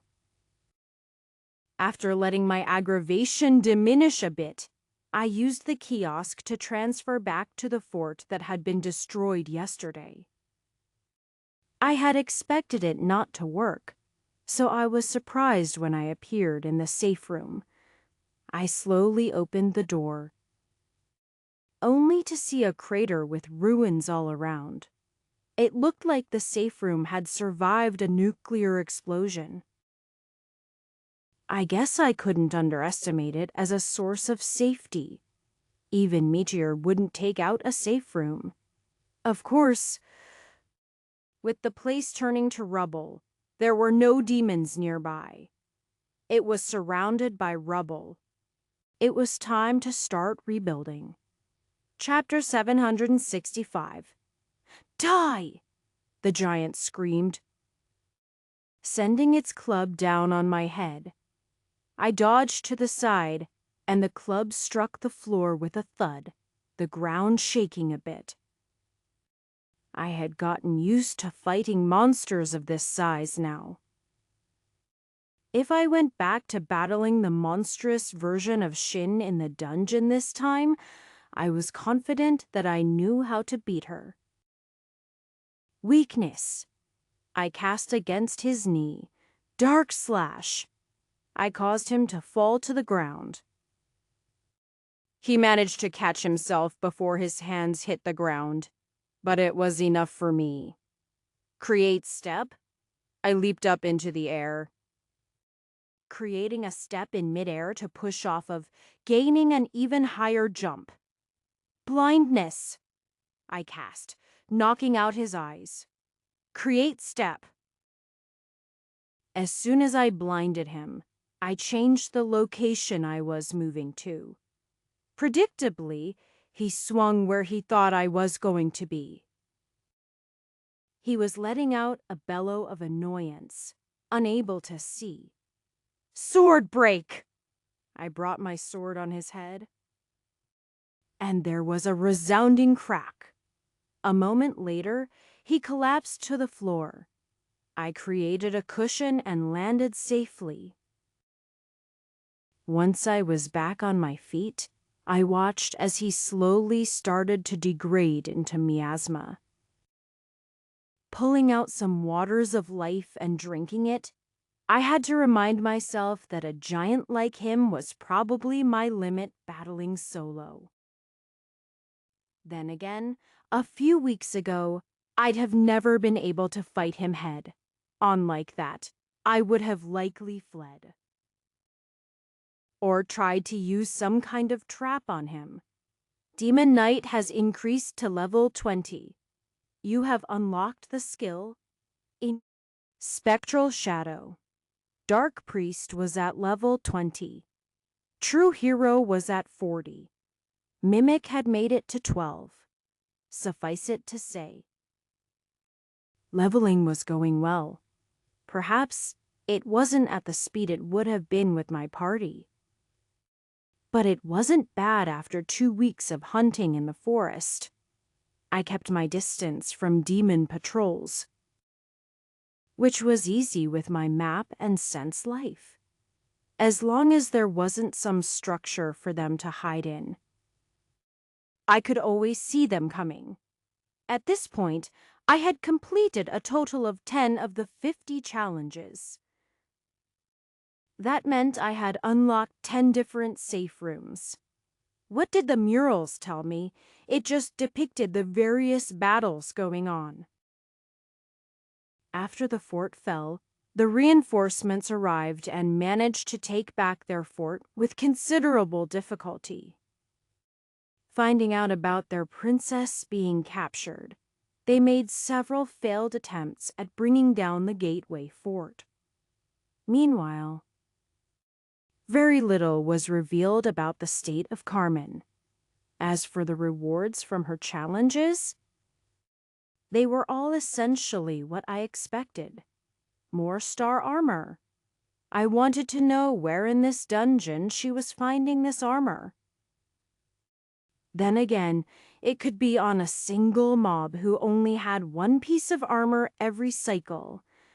After 1,000 cycles, she could easily have enough to give 50 away without concern, just because it wasn't valuable to her. Didn't mean it didn't have value to me. Leaving the corpses to be reabsorbed by the dungeon, I continued my trek. Of course, by this point, I was beyond the gated fort and was slowly making my way closer and closer to the demon castle. As I did so, more patrols appeared, and it was becoming harder and harder to defeat enemies, especially since the monsters were higher level. Put up more resistance, and thus attracted the soldiers if the fight grew animated enough. Still, if I wanted to grow stronger, I had to keep fighting. That's when I ascended a hill and saw something I hadn't expected. It was a village. This was my first dungeon village.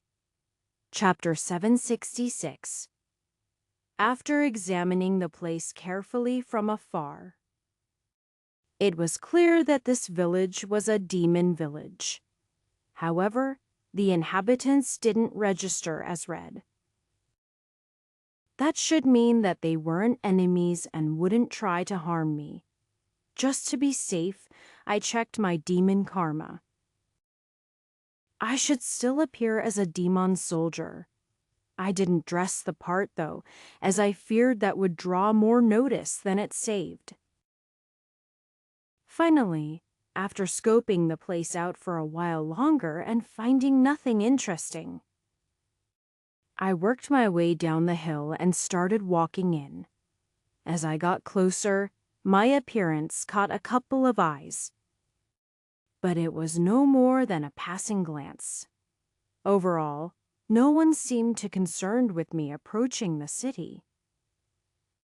I supposed at this point I was far enough in demon territory that they weren't concerned about the brewing war. Upon entering the small village, which only consisted of about 24 houses, I searched for one that looked like a business. What I ended up finding were the inn and tavern, so I entered it first. The biggest thing that revealed demons was their exotic hair and eye colors. Red eyes were common, but so were purple, green, and royal blue. The hair of demons seemed to be any color, and it wasn't uncommon to see a green, blue, or white-haired demon. Other than that, their small horns were the biggest indicator. Most of the commoners here had just small nubs similar to Shao. But with soldiers, I had seen larger horns from a variety of different species. I had heard that demons could also have black or red skin, but that wasn't the case with any of the ones here. "Good afternoon," I said as I walked up to the barkeep and innkeeper. It was a blue-haired man with small horns who otherwise looked like a normal middle-aged man. He even gave me a friendly smile and nodded. Since my mimic was now at level 20, I had an assortment of abilities. And I had confidence. I could have faked being a soldier to the general who worked over him. Let alone some random commoner who wasn't even marked as an enemy. "Good afternoon, stranger. Would you be looking to stay the night, I guess so?" I responded. And Abathai had been roughing it outside for nearly a month, so as soon as he mentioned it, the thought of a bed sounded nice. A bath sounded really good too. He nodded. Then, looking both ways, he leaned forward. "Would you like, company tonight as well?" He glanced over my shoulder, and I looked back to see a young barmaid. When she saw both of us looking, and she blushed and went back to cleaning the table. "Is it all right with her?" I asked. It wasn't what I meant to ask. I was just surprised by such an offer. Although brothels were a thing in Aubrey's, Chum didn't have anything like that. I found that to be a bit strange, but when I asked, the mayor said that it was out of respect for my women, which I didn't understand at all. Lydia might have been a sex worker, but never in practice. So I held no ill will about their kind. Money's tight. Everyone is willing to earn coin however they can. The man shrugged. "If you'd prefer someone older?" "There is a woman down the street who I hear is working while her husband is away at." "It won't be necessary," I coughed, trying to end that conversation immediately. While it was true I hadn't been with a woman in over a month, I had not been bothered that much. That surprised me. The only thing I could think was that my sexual appetite had been part of what got chopped away when I cleaved my soul.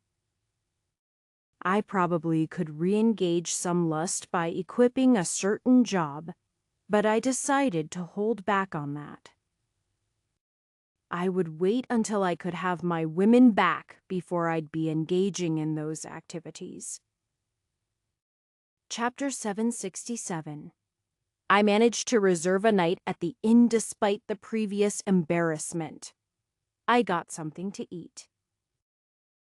Having been mostly eating rations the last month, after killing monsters every day and eating limited meals, my body no longer contained an ounce of the fat I once had.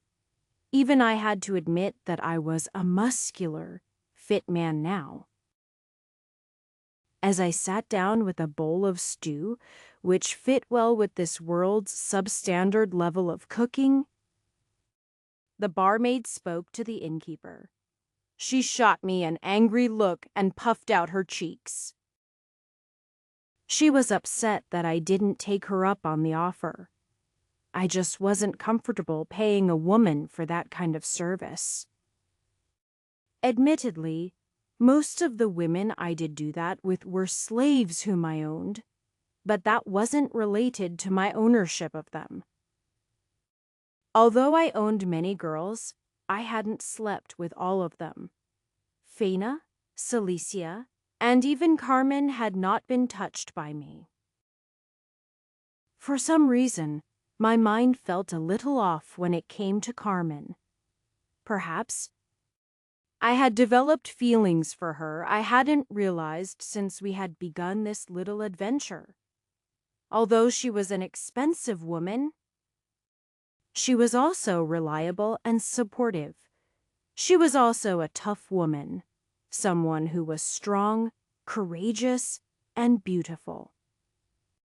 She had been in the Demon Prince's hands for nearly a month, and there was no telling what he had been doing to her. I shook slightly just thinking about it.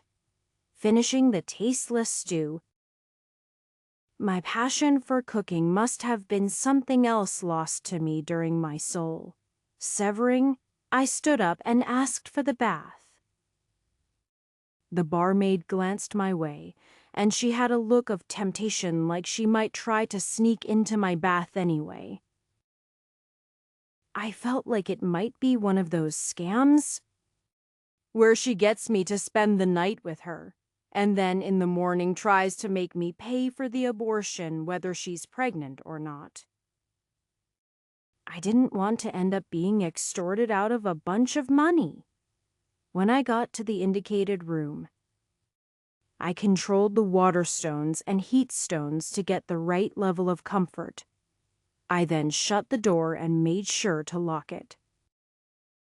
With that, I stripped, washed, and then bathed in my private tub.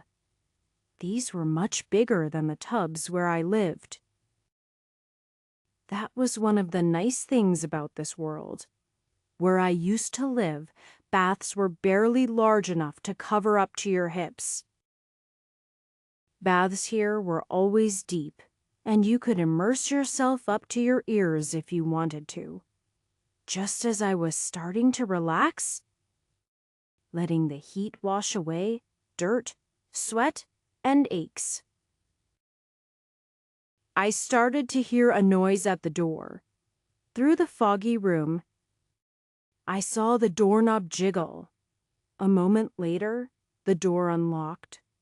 The door then tried to push open. I had considered that the barmaid would have a key, so I had added another layer. I had stuffed a shirt in the crack as a doorstop. She only managed to bring it open an inch before it stopped. Suddenly, there was a kick, and the door flew open. I stood up in shock, but there was too much steam to see the barmaid as she stormed in. I know I told her no, but this was getting ridiculous. Just then, a naked person leaped into the bathtub with me. I went to grab them and ended up falling right on top of her. She let out a cry as I grabbed her body and pinned her down. I was really angry now. She was going too far. "Oh!" a voice caused me to look up. The fading steam allowing me to see the barmaid standing at the door. "I guess you've already found someone, sir." "I didn't realize you were into that kind of person." Her eyes narrowed and then turned around, her braided hair lashing as she slammed the door shut. With most the steam cleared out the open door, I looked down to see who I had pinned under me. It was a small child. "No, Ruby, it's you again. What a small world." A drunken dwarf looks up at me and smiles. Chapter 768. Across from me was a young-looking girl who appeared to be in her teens, but was allegedly much older. She was a dwarf, and the last time I had met her, she had been working as a blacksmith, trying to get her hands on some of the orichalcum. Although she was a dwarf, there was nothing about her that screamed that she was a different species. Unlike the Esmir, who at least had some age in their features despite being small, giving them an appearance closer to halflings, the dwarves seemingly didn't age at all, and other than just a tinge of baby fat on her cheeks, she looked completely like a young human woman. Well, there was one other distinct thing about her. She was drunk, with her cheeks stained red, and her eyes looking just a bit unfocused. She had kicked in my door that was locked, and then wandered into my tub. At this point, we were still in the tub, sitting across from each other. I was watching her, and it was anyone's guess what was going through her mind. She had become a slave under Lord Rain, although I suppose the reality was that it was under the demon Lord Abaris. At first, I didn't understand why the Lord would go after the dwarf. I thought he had perhaps wanted her talents to himself, or perhaps it was pure coincidence. However, when she became the main prize of the gladiatorship, that blew those beliefs out the door.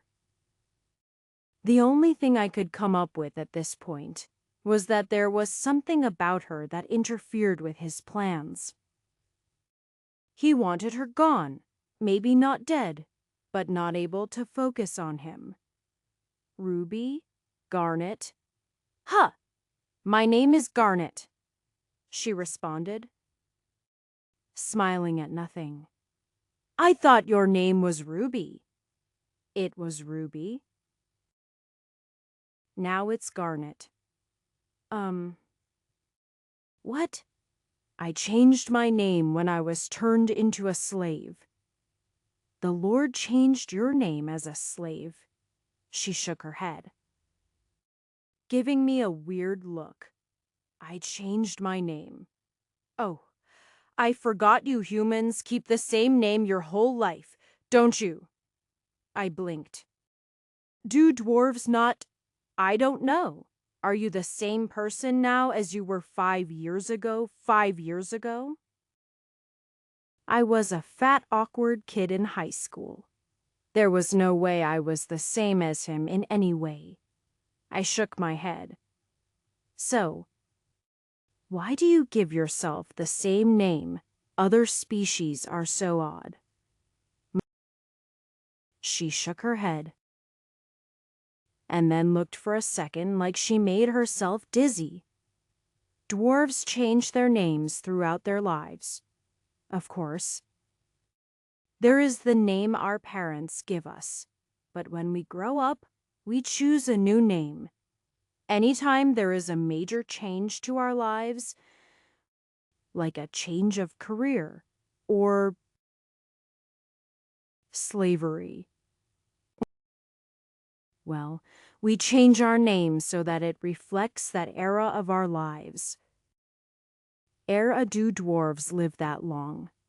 The oldest is over 1,000, or so I am told. So, Garnet, then. You are supposedly a prize in this competition. Would you change your name after your new master takes over? Why, my master would change, but I would not. She spoke this like it was the most obvious thing. I see. I already could feel like this girl was difficult to talk to. Chapter 769. You don't seem particularly bothered that you were thrown in a dungeon, let alone becoming a slave. She lets out a carefree laugh. I kind of just go where the world takes me.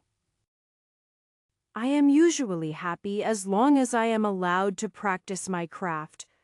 And Lord Rain didn't say anything to you? He didn't threaten you not to do something? Or asked you to do some kind of favor for him, Ruby?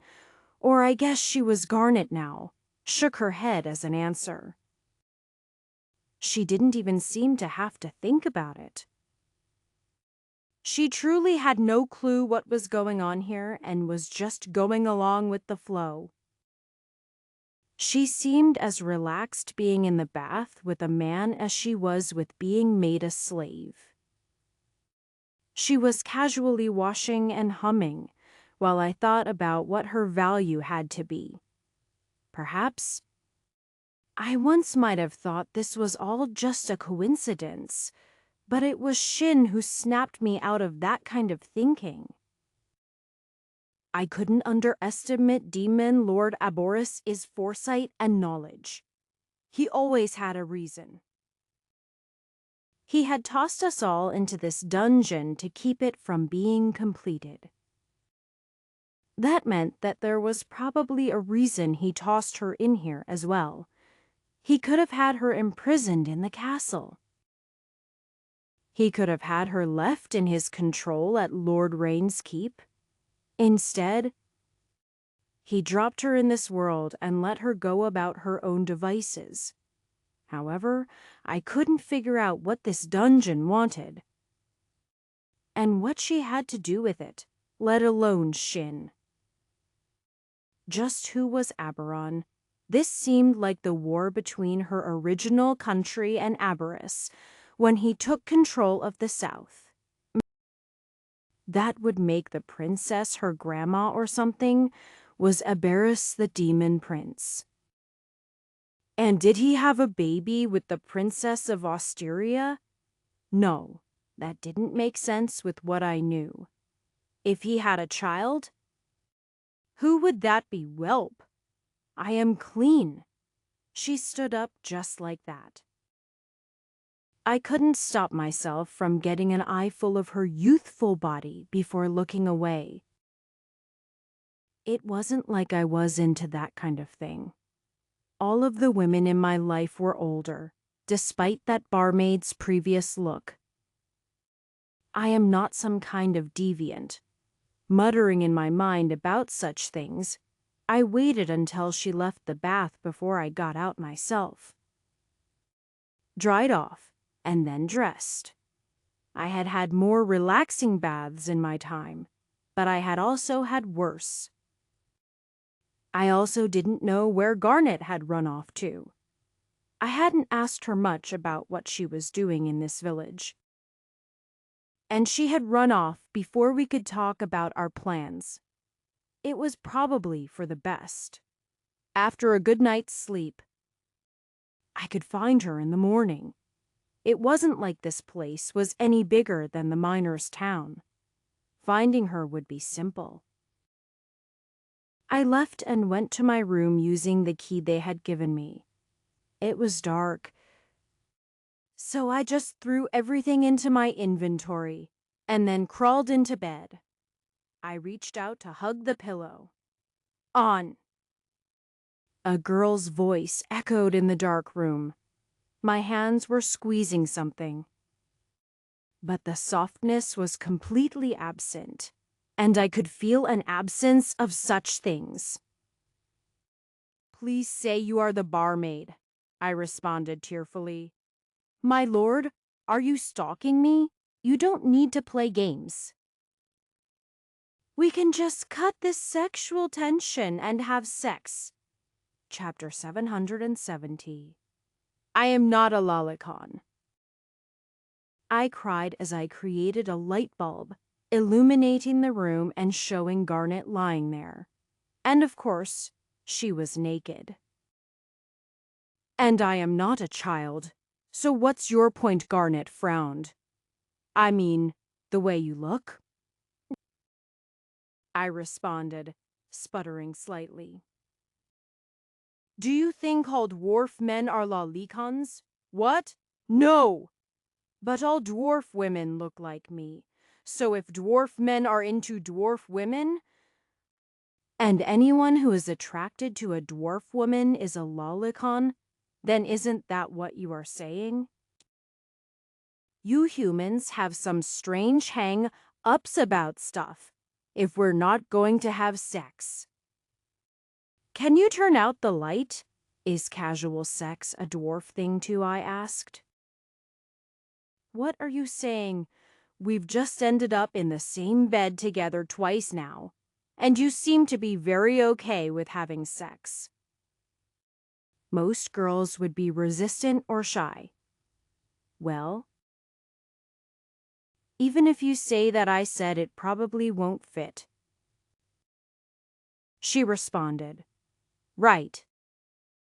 You mentioned that." "Well, I am not saying we can't try." "I am not having sex with you, Tiesk." "Fine." She shrugged. "You are just a cute hero around my age. If I am going to lose it to someone, it might as well be you." "That's distinctly my opinion, not a dwarf thing." "Wait, you are a virgin." "I know I am pretty easygoing about this kind of stuff, but even my feelings get hurt when you say things like that.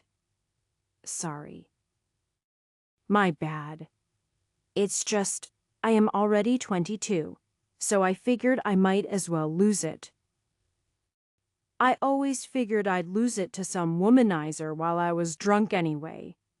Now, I feel like I am being insulted." She stuck her tongue out at me but otherwise didn't respond.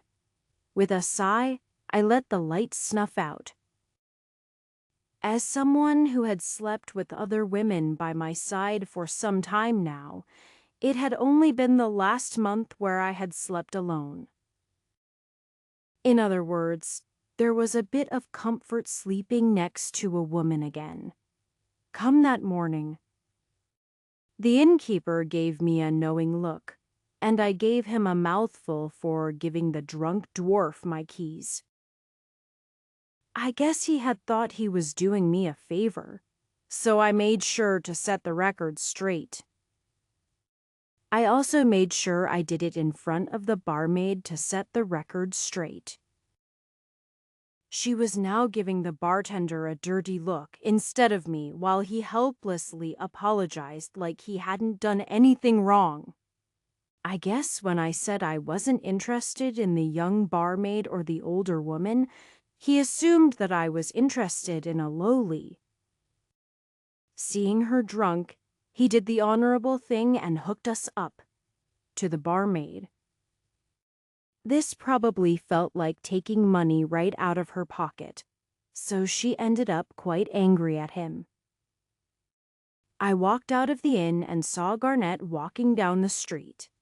I flagged her down. "Are you ready to get going?" "Huh! Where am I going?" Garnett asked curiously. I blinked. "We're leaving the dungeon," she blinked. "I am not leaving the village. This is my home now." I had assumed since we reconnected that she'd be joining me on my campaign. She had other things on her mind. Chapter 771. "We're in a dungeon," I protested as Garnett continued to walk. "What about it?" she asked. "You can't continue to live here." "Why not?" she asked, seemingly curious. "Well, why not?" I shook my head. Completely floored that she'd even asked that question. "Because it isn't real. Do you think it isn't real? Then is the treasure it produces not real? Are the people here not real? Hey, are you real?" She looked at a portly male walking by. "Huh, what are you saying, crazy dwarf?" The male snorted and then quickened his step. "Garnett, this place is filled with miasma. Over time, it will start to affect you. Change who you are. This dungeon will turn you into part of itself." I tried a different approach to convince her. "It doesn't bother me so much." She turned, entering an open hut. The feel of heat emanating from it immediately told me that this place was a forge. A man in a thick apron and the sounds of hammering only confirmed it. I stopped at the entrance, watching as Garnett casually tossed on her apron. "You are back again, little miss," the blacksmith said. You work almost as hard as I do. I feel bad I am not paying you." "You are letting me use your items and supplies," Garnet responded. "That's enough for me." "Garnet," I protested. "Out there, I was a slave, or I was ignored. In here, there is a war and need for blacksmiths. Old Man Smith here has orders backed up for months.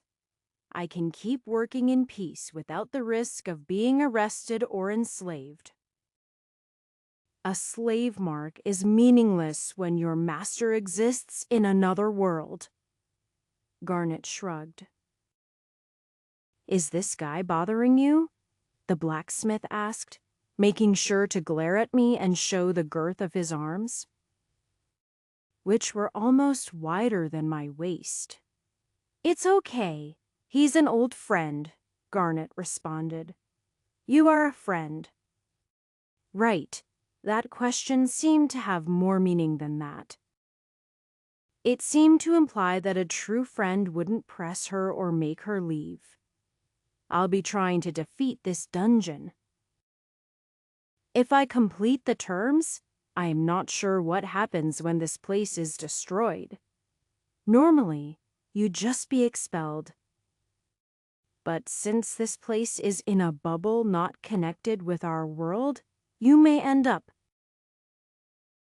somewhere else. I was going to say that she might end up dead, but I didn't know what happened if you fell between worlds. Despite having once traveled across dimensions, I knew nothing about them. If that happens, it happens. Garnet shrugged. Besides, I have a once-in-a-lifetime opportunity. In 2 weeks, there will be a shipment of Silvthrill. I blinked. What's Silvthrill? It's a magical metal like Mithril, but this one is imbued with divine strength. If orichalcum is a metal created by dungeons, having properties of darkness and miasma, then Silvthrill is the exact opposite. "He's a magic blacksmith?" I asked in surprise. "Humph!" he snorted. "He is?" "Isn't that lucky?" Garnet grinned. When Master shoved me in here, I had no clue where I'd end up. However, I was found by the blacksmith here. And he's been helping me learn magic blacksmithing. I am already a level 4 magic blacksmith. It took a few years, but I figured it out. I thought you were 22 years old. Wait. You've been in here a few years. I felt stupid as soon as I said that. 1 day equaled 1 month. And she was in here before I was. No wonder she didn't want to leave this place. She had already been here for around 30 months or over 2 years. Me telling her this place would be gone into months probably didn't seem real. "Why, Deke, I am 22, she responded, grinning as she picked up the hammer. Just because time moves differently in here doesn't mean you age faster. Interestingly, it would have taken me years to be a magic blacksmith, but now I've achieved it in less than a month. Imagine how far I can go if I stay here. So, I hope you understand why I need to stay. Yeah, it's funny how things work out." I ended the conversation with her and walked away, but I had a frown on my face. The Demon Lord didn't do anything on accident. What if Garnet was dropped in this world exactly to become a magic blacksmith? Just what was that guy planning? Chapter 772. Your food is always the best. "Deke," the barmaid said, pouting her lips in a suggesting manner. "Ease off the boy. He likes." Aham! Other women? Being hit on by the barmaid, even if I wasn't interested, still was a morale booster. Unfortunately, the obnoxious innkeeper always found a way to kill that mood. 2 weeks had passed since I had found Garnet, and I was now at the halfway point in this dungeon. I only had 6 weeks to go. Since finding this village, I had decided to stay nearby as I continued to level and grow myself. Of course, I wasn't sleeping in the same room as Garnet anymore. I made sure to nip that in the bud. Although the innkeeper still was convinced we were in some kind of relationship, maybe we were. I was unwilling to abandon Garnet, and I figured that if Lorda Berries did have some grand plan for her, then it made sense that I should stick by her. I had gotten a map from one of the village heads, and they had helped me locate any area that I thought might be a safe room. I did daily excursions across the countryside, and with Portal, I was able to make it all around the dungeon. I had explored well over half of it at this point. Although there was no wall to show the edge, there was an impassable mountain range. I decided not to try to fight my way past it. Even though I could technically teleport to the peak and glance over with a single portal, I decided that was too much risk. Either way, I had done 23 of Shin's trials at this point, netting the majority of the armor toward a full star suit. I had also gained levels in various jobs, continuing to get stronger with each passing day. I could still feel Carmen in the castle, but the demon castle and the city that surrounded it was the one place I didn't go. Today was a rather rare break. I had more spots of interest to visit, which may be other safe rooms, but lately, I just needed a day off. At this point, the town was convinced I was a suitor who was courting Garnet. Although it was known she was a dwarf, I still couldn't shake some of the negative stigmatism associated with being interested in a younger woman. The barmaid still occasionally made passes at me, and for that, I had to blame my high charm.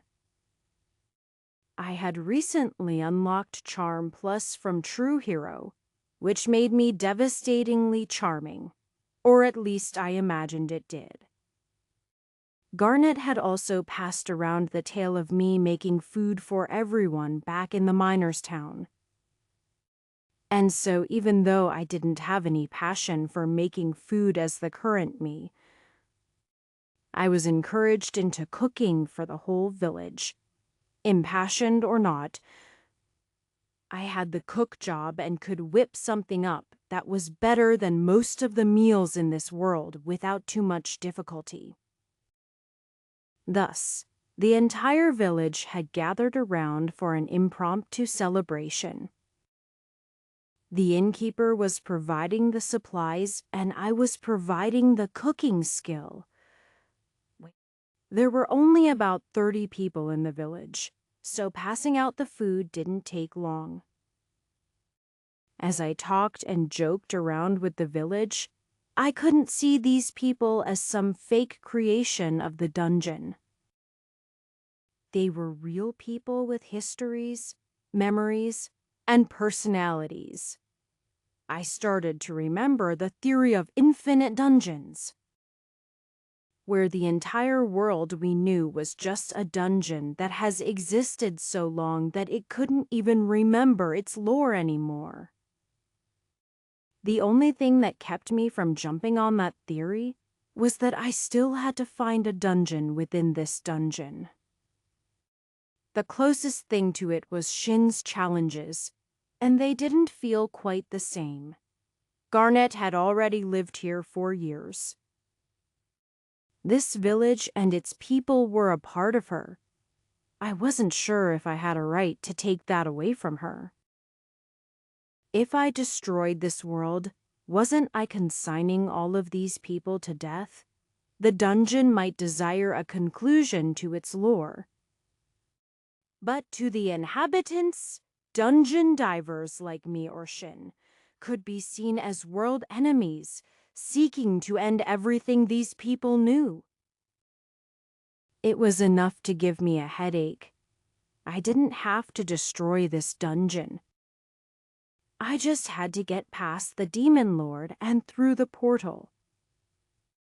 And then past the Demon Lord on the other side, who was holding the portal open. Should I leave these people to their fate? Eternally repeating this cycle of a violent war, or do I end the cycle, condemning them to non-existence in the end? No matter how much I thought about it, I couldn't come to a solution that satisfied me. Chapter 773. The Sylv Thrill shipment hasn't arrived. The blacksmith frowned. This is worrying. I wondered about the Sylv Thrill. If it was anti-miasma, then it was probably effective against all dungeon creatures. That being the case, why would the dungeon contain any Sylv Thrill? I shook my head, putting those thoughts out of my mind. I had to assume that the Sylv Thrill was here and existed, rather than that the Sylv Thrill was some kind of illusion in the story. Maybe every cycle he waited for that shipment, and every cycle it never came, but I felt I had to treat it like it was real. Part of that reason was that Garnet was looking at me with begging eyes. This was the day after the celebration. The shipment was supposed to arrive last night, and instead, they got bucks. Garnet had come to my room early that morning. Her eyes filled with worry as she asked me to come to the forge. Coming down with Garnet in hand, I had to dodge the innkeeper's smug looks and the barmaid's unhappy expression. They had to have seen her come up. So they knew there was no time for us to get up to any shenanigans. I was pretty sure they were just giving me a hard time at this point. It was no secret that the only reason I remained in town was for Garnet. Thus, I ended up in the forge, with the blacksmith laying a request, as well as a bag of gold. You are an adventurer and a hunter. This is well known. I'd like to pay you. It's bandits, assuredly. Track them down, kill them, and take back the Sylv Thrill. I can pay you this again as long as you come back with it. I've also made you some armor more to your style. I know you've been collecting that star crap, but it doesn't suit your fighting style at all. He was correct. I hadn't worn the star armor since getting it. There were numerous pieces of thick full mail, and it covered every inch of the body. I was someone who needed to see my environment and be able to move quickly. It didn't suit me at all. As to why I collected it, it was just a consequence of unlocking the Sapharoom network. And I thought the armor might do well for Carmen. When I got her back, I'd present her the armor as a gift. At the moment, I was being shown armor of my own. I was surprised to see it glow a bit. Magic, I said in surprise. It's just steel. But I infused magic into it. It's a lot stronger than it looks, and lighter too. I picked up the chain. link material which looked a bit like a shirt, and while it felt like it should weigh 10 pounds, it only felt like 1 or 2. "It's beautiful," I responded, looking at him with a bit of respect. Magic blacksmiths were worth respect. All of Avery's only had one master, and this was another. "Don't look at me," he snorted. Nodding to my side, I looked to see Garnet blush. "I made it." "Then, thank you. I will go and recover that metal." My hands tightened on the armor for a bit. "Then I will be leaving." She looked up at me with shock, a flash in her eyes. Leaving while still looking at the armor, I spoke. "I've made my decision.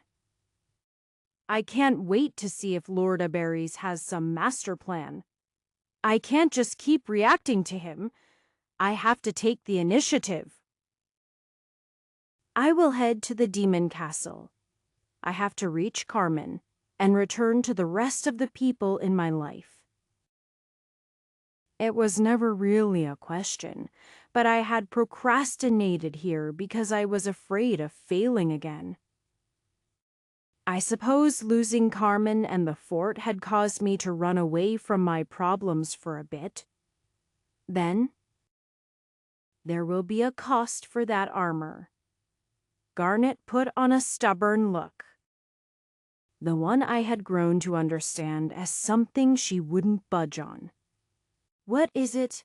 "I'll be going with you to take out those bandits," she responded. "I'll recover that metal with my own hands." Chapter 774. "Can you really swing that hammer defensively?" I asked as Garnet. "Are you kidding me?" She lifted the hammer half as tall as her and slung it back on her shoulder. "Do you know who I am?" "I mean, you are a blacksmith. I didn't mean you can't swing a hammer." "But can you fight people with it? If I swing the hammer and someone doesn't get out of my way, they get hurt." "There isn't more to it." Garnet sniffed. She had her red hair up in twin tails, and she wore some armor given to her by the blacksmith. She wasn't wearing all of it, though, as there were only a few pieces crafted small enough to fit her small form. I didn't have any armor left in my inventory other than what I was wearing and the star pieces.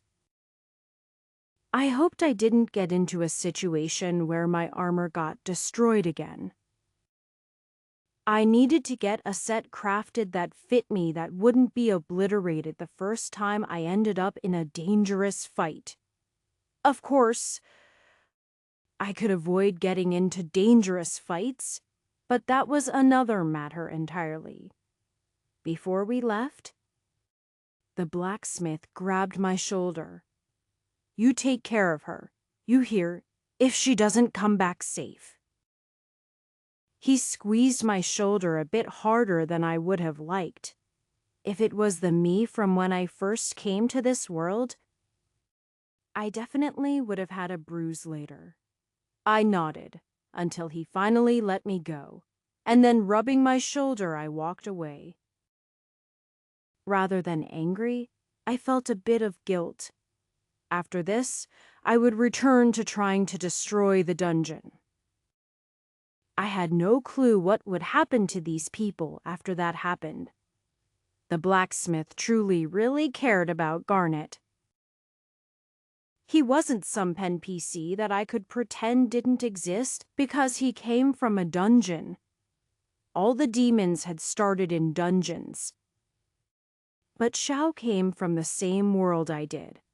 If she descended from demons, I didn't know what that meant about the nature of creatures created by demons. With a sigh, realizing I was thinking about the same things over and over in a circle since I had come to this dungeon world, I decided to try to put it behind me and just focus on the next step. As we started heading out of town, I was worried that Garnet wouldn't keep up with me. It turned out I was looking down on her small form, or perhaps dwarves in general. She seemed to be able to keep up fine, even while holding her large war hammer and her armor. It was about 3 hours before we had finally discovered the burned ruins of what must have been the carriage. The people who were delivering the Sylv Thrill were gone. There were signs of a battle, such as leftover arrows and some blood. "They missed one!" Garnet cried out excitedly. I looked to see her pick up a pure white stone that almost seemed to glow. Otherwise, it didn't look particularly remarkable. "That is Sylv Thrill. I wonder why I hadn't heard about it in the other world. That's simply because it doesn't exist," Garnet explained. The metal used to exist, but all of it was used up during a great war against some kind of malevolent darkness. Some Sylv Thrill weapons still exist, but they were lost over time. Why do you think the world is covered in dungeons now? Sylv Thrill, the greatest anti-dungeon weapon, no longer exists. Except in this dungeon, I added, looking at the white glimmering stone in her hand. I think I am beginning to understand why Demon Lord Aberes kept this dungeon. Chapter 775. The pair of us continued our trek, following the direction the bandits had gone. I was no tracker, but I thankfully didn't have to be one to be able to follow them. They were subtle about their movements. Perhaps, given the progression of the war, they were bolder about their movements. Ultimately, we ended up at a cave entrance. Using my sense life, I could detect a few bandits who were still high enough in the cave system I could detect them. But ultimately, it didn't do too well underground, just as I found out in the keep. "So, the Sylv Thrill is in there?" Garnet asked, her eyes bright with excitement. I nodded. "It seems like that is where they are hiding." "Then let's go." She took a step forward, and I just managed to catch her arm before she walked right in on the group of bandits. They were enough to knock out that entire shipment, which probably included armed guards. There are only 2 of us. I growled at her. Aren't you like a really strong hero, though?" While she looked at me with a cute expression and seemed serious when she said that. I wouldn't let it make me happy and forget the risk. I shook my head and didn't let her attitude affect me. I may have grown lately, but we don't know how large or how powerful this bandit group is. If we just attack without a plan, then it won't matter how strong I am. Fine. She sighed. Then what is the plan? If they're living in a cave, it probably means that they have lots of lights in there. The area is closed off. So it's too bad we can't just fill it with some kind of poisonous gas. Gas. That's not very adventurous at all. Aren't I the adventurer in the group? I am Ranksy, I'll have you know. Is that high, Sure. If she didn't know that C was barely acceptable as an adventurer, then I wasn't going to tell her. Had we not left to deal with Lord Rain and try to infiltrate the bandits, then I might have been Ranke by now. What about miasma? While miasma here is very thin on the surface, I think I recall you mentioned that it doesn't affect you much. The dungeon wasn't devoid of miasma, but it tended to linger in patches. In the villages, there wasn't that much, but in castles and underground areas, it could build up. During certain days, you could see tendrils of it in the forest, sort of like fog except black. The people in the dungeon seemed to be used to it and immune to it. As for Garnet, I was curious if she was willfully ignoring it, or if she had a general reason. I am,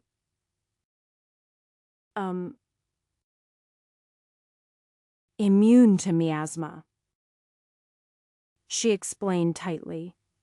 A species trait, something like that, she responded. But she seemed like she didn't want to talk about it. I mean, the miasma should affect them. Can you put miasma into the cave? Miasma, it wasn't like I couldn't. I was a dark priest and demonic knight. Either one could manipulate miasma.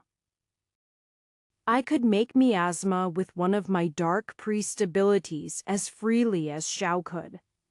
I could convert mana into miasma and vice versa now. It was then that I started to realize the possibility. If I filled the cave with miasma, it had become difficult for them to see.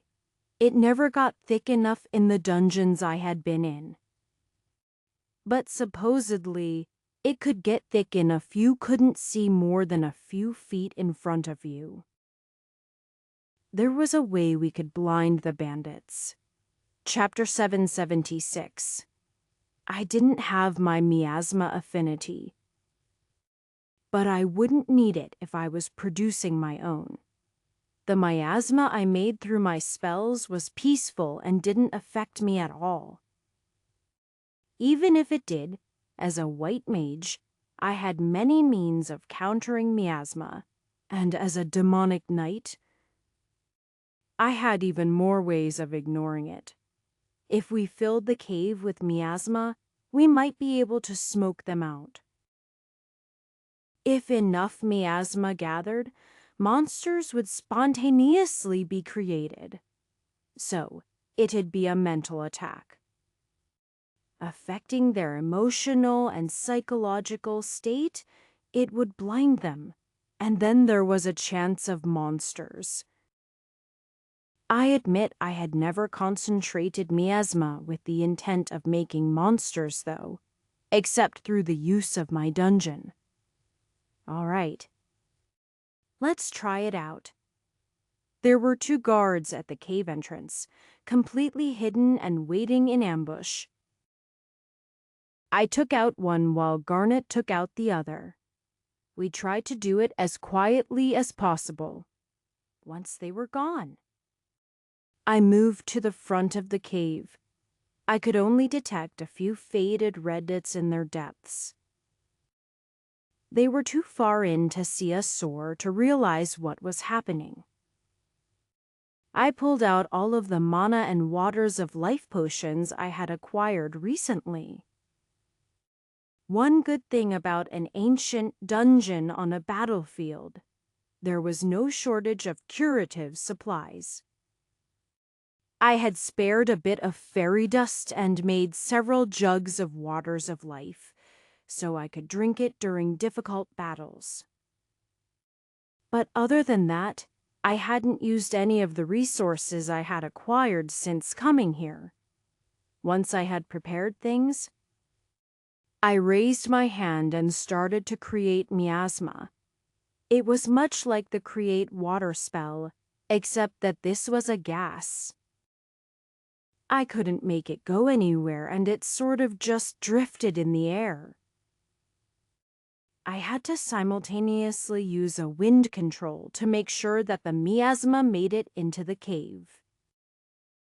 Keeping a gentle wave carrying miasma into a place where it could escape. I continued to produce miasma as quickly as my fingers would make it. It was 2 hours before I needed to start drinking something to keep my mana up. At first, Garnet had been pumped. Holding her hammer fiercely and acting like she was going to protect me with her life. However, that ended after 15 minutes, and now she was lying on a grass tuft, looking extremely bored. Another hour passed by. And while I was steadily taking sips of waters of life, she made a noise and approached me. How much longer is this going to take?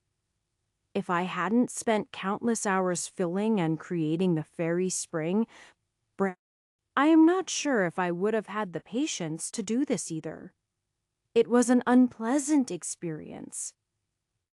Acting basically as a mana conversion conduit to change mana from one thing to another. I was about to answer her when I heard a noise from within the cave. There were footsteps and the sounds of someone coming. Ba says he detects something off about the atmosphere in the cave. I didn't ask why the entrance needed to be checked. I asked why we were the ones who had to check it. I grabbed my blade and moved to the side. Garnet got up and similarly took a flanking position on the other side of the cave. We watched as the two men left the cave. Their eyes instantly caught the lined-up potions on the ground where I had been sitting. They walked out to look at them. Who left these? Wait. Ah, we descended on and cut the two men down. Whether they were dungeon monsters or real people, I had gotten over killing when necessary. Ever since I had killed Lord Rain's knights, I had accepted that I'd have to kill people from time to time. So the best I could do was be efficient so they didn't feel pain. This is when things get messy, I told Garnet. If these guys don't come back in a few minutes, they'll be alert. Then, what do we do? Garnet asked. I touched the bandit's forehead, and his karma flooded into me. We tell the boss that things going according to plan. Chapter 777. This outfit doesn't really fit me. Garnet complained as we started walking into the cave. It's fine. Just stay back in the darkness and let me do all the talking, I responded, looking at the entrance. I wish I had earth manipulation at Terra's level. I never really practiced it. I know some fire, wind, and even a bit of water. But earth I have no strength in. Even with magician, I wouldn't be able to block the entrance. You want to seal us in with them? It'd be nice, I shrugged. Whatever. We need to get moving. Why, yes. The pair of us disappeared into the darkness of the cave, which appeared just slightly darker than it should, thanks to filling it for 3 hours with miasma. At the moment, it was probably as thick as any normal dungeon I'd been in. The people inside might be feeling a bit worn down. Light from torches didn't seem to push as far into the darkness. Of course, my white mage light always seemed to ignore this rule. We descended into the tunnel and quickly started to hear the sound of people. Voices were talking in the dark, and the occasional cough or the sound of footsteps as someone moved around. Furthermore, life sense began to pick up Redor. And I started to see a group of nearly 100 bandits. This was a number far larger than I had expected. Thinking about it, I realized that fighting our way through or killing them all seemed impossible. Even if I could spend another 10 hours dumping miasma into this cave, it'd not be dark enough that we could wipe out such a large group. Even if high-power mobs started to appear in that darkness, it also seemed impossible. That left us with one other option. Since I was sneaking into the bandit cave, then I should be able to act as the bandits did. If I could get to the metal, I could stash it in my inventory and then run. Stealing from the bandits was always an option. No one would guess I was a hero who had inventory. "Hagar, what's going on topside?" A voice came from the darkness. I nearly jumped, but just managed to keep my cool. A man came out from the darkness. My sense life hadn't seen him until he spoke. He had managed to hide his life force from me. He wasn't the first I had seen that was able to do this, but I hadn't expected to run into anyone that capable here. Behind me. Garnet kept her head low, and her face covered. "Nothing," I said, allowing my mimic abilities to take effect. "Just a passing monster." I didn't try to change my voice or act differently. But I used the mimic abilities to pretend to be this guy named Hagar. Garnet jerked when I spoke, which told me that how I was talking and behaving must have surprised her. But I didn't notice any difference myself. "I see." The assassin who came from nowhere nodded and then seemed to melt away before my eyes. "In that case, the bandit hero would like to see you." "Ha!" I said, unable to stop myself. "Boss wants to talk? Boss?" He was the bandit hero. Chapter 778. In the other world, I had known of two people named the bandit hero. The first died after being poisoned in a lighthouse. I had only met him briefly. The second was currently in southern Aberys. He was supposedly rallying against Demon Lord Aberys' return, but he was stupidly working with the man and doing his bidding. I didn't know if the men were related. One might be a relative of the other. It could be a title that people passed down. It could also be pure coincidence. Typically, you were the hero of whatever country gave you a hero coin. I was the hero of Chom because Chom chose me to be their hero. Becoming a true hero required defeating a demon lord. That didn't necessarily mean killing them, but at the very least stopping them. Then there were the special names for heroes. The maid hero and the princess hero were the names of Elia and Shin, who had both likely unlocked the true hero job when they defeated Aberys the first time. Lord Edward Aberys, I was the Hero King, named for his leadership role among the revolt that overthrew the Demon Lord. I had also heard of the Harem hero, the slave hero, the summoning hero, the Animalkin hero, and of course, the bandit hero. They seem to have gained their names through great feats. How great? Well, I hadn't earned one yet. Although that might be because not enough time had passed, and to be fair, I hadn't done anything that reshaped the course of a country. I may be a hero to Chom, but to be a named hero, I'd have to be a hero to nations. So I didn't know who this bandit hero was. If this world was a perverted form of Aberys before the fall of the Demon Lord, Then was the bandit hero, a copy of one of the bandit kings in the outside world. It would have to be the one from the lighthouse, who perished in an unfortunate manner.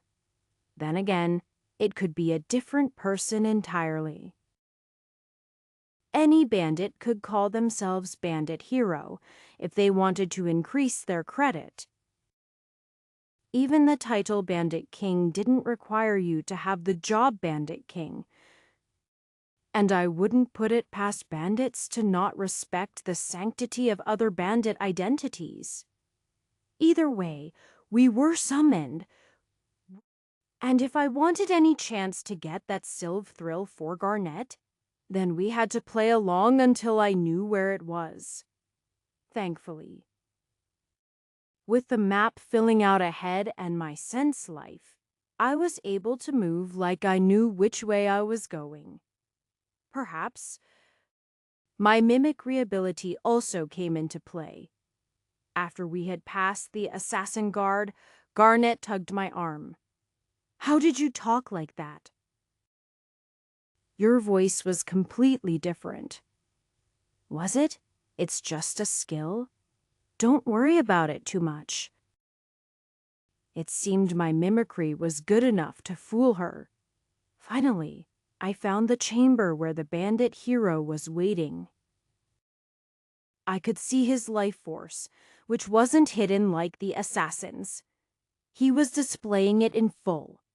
Typically, very powerful creatures had thicker red, while weaker presences were light and faded. That's why I could easily tell a human compared to a fly, since life was brighter for animals with mana or monsters, and was faded to the point you could barely make them out in regular creatures. As for the bandit hero, he had an extremely thick presence. It was at the same level I had seen in Shin.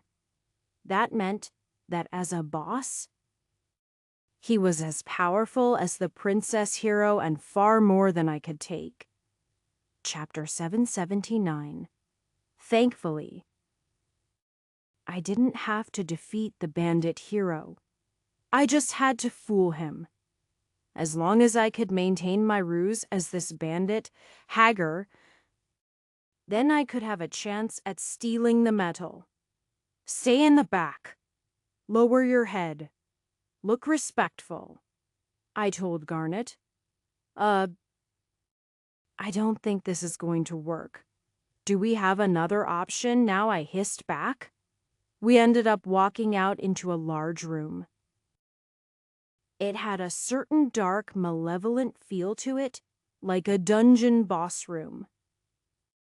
But I had a feeling I had no one to blame but myself for setting this atmosphere.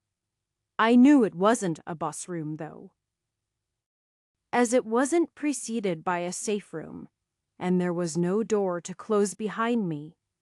Even the cave-like dungeons had doors. There were large bowls filled with flame that lined the path. At the end of it was a man lounging in a chair, his legs tossed over the edge. This room was grandiose, and the flippant nature of the man filled with life only made me worry further. "Ah! Hager? You've returned?" The man called out in a friendly manner. I pulled on my mimic and took a breath as I waved. "Yes, boss." I didn't find anything suspicious up on top. "Of course, you didn't."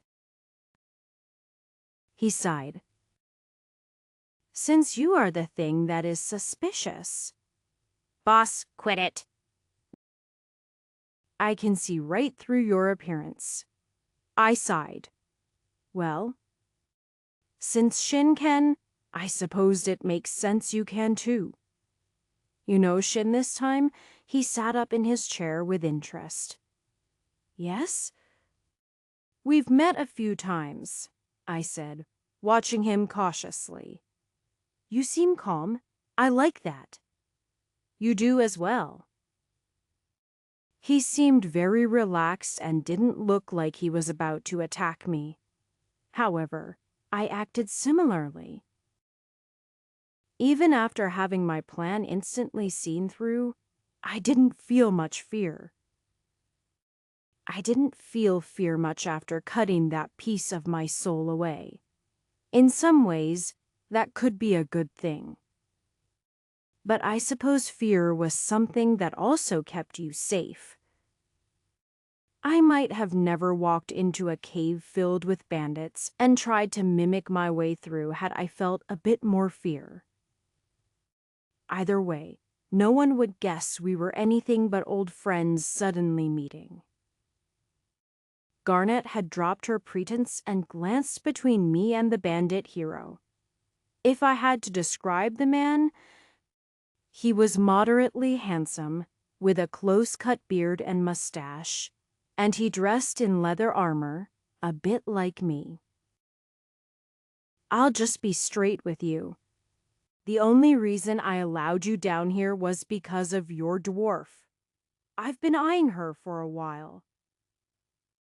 Garnet grabbed the back of my shirt, making a noise as she hid behind me, with how flirtatious she usually was.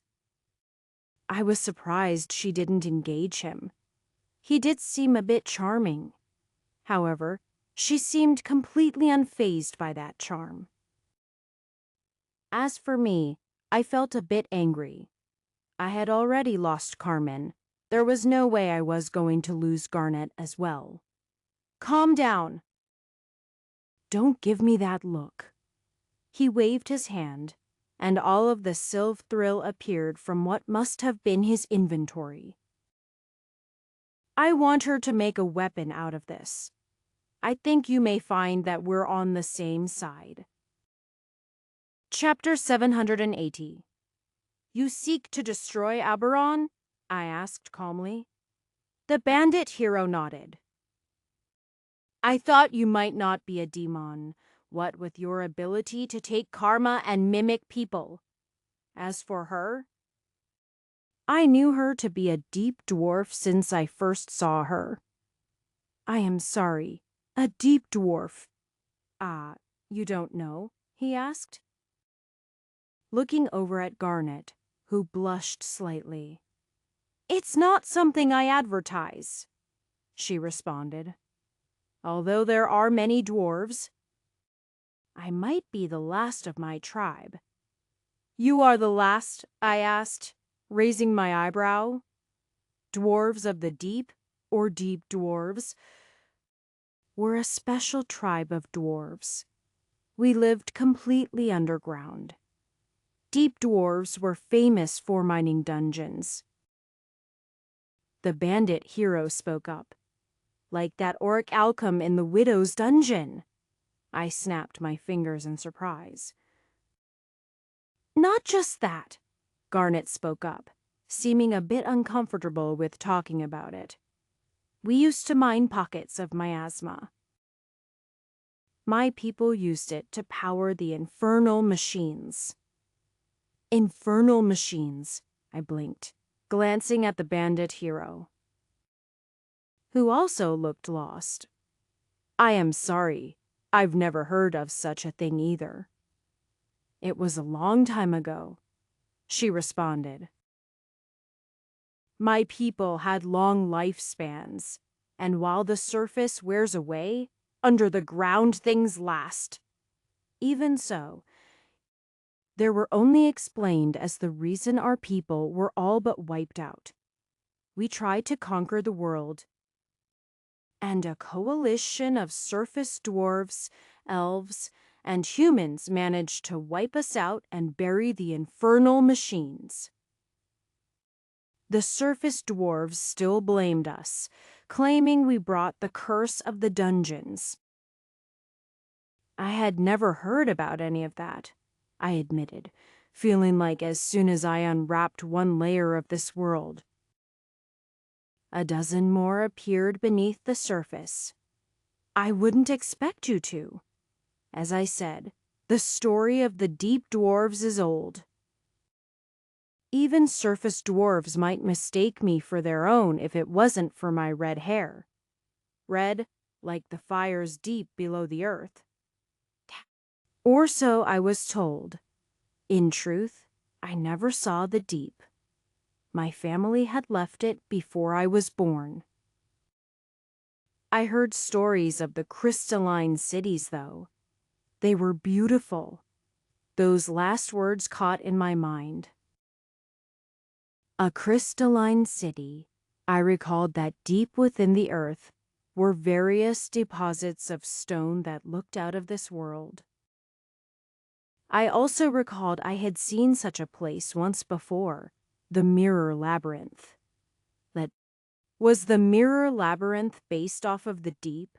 Was the deep a place we could still go? The deep is where Sylv Thrill is found.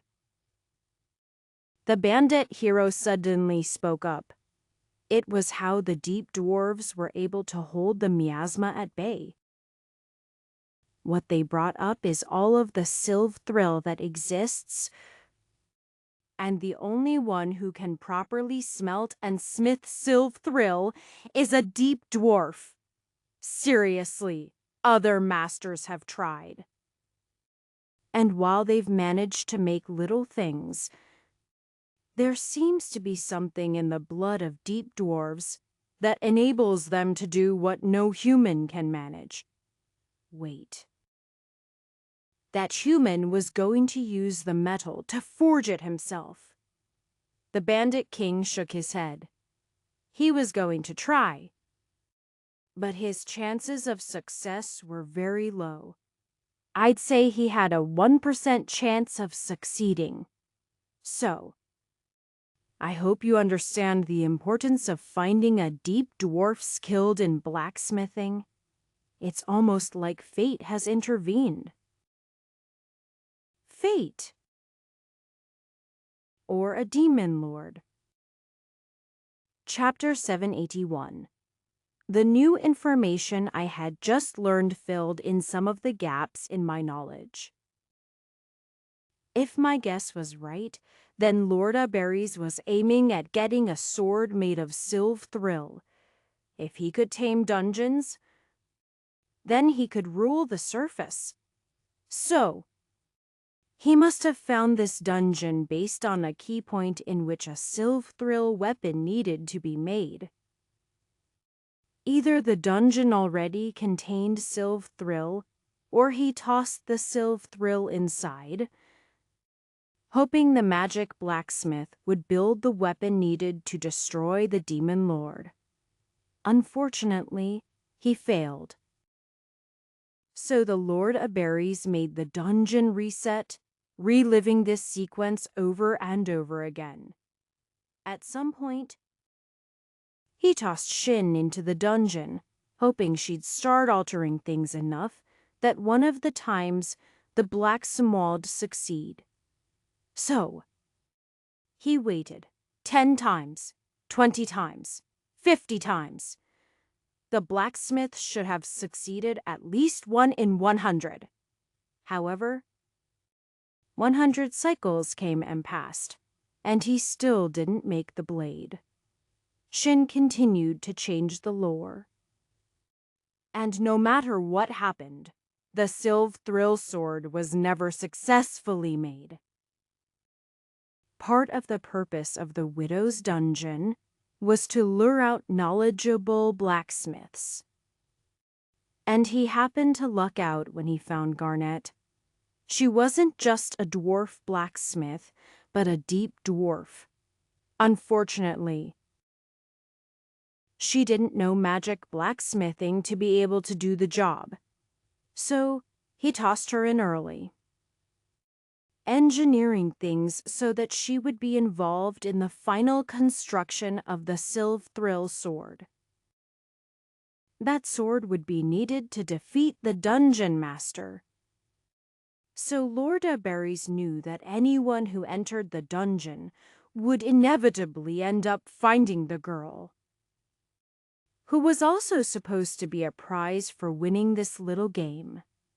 In short, if they had any desire to leave the dungeon, Then they would need to get the sword and leave with it.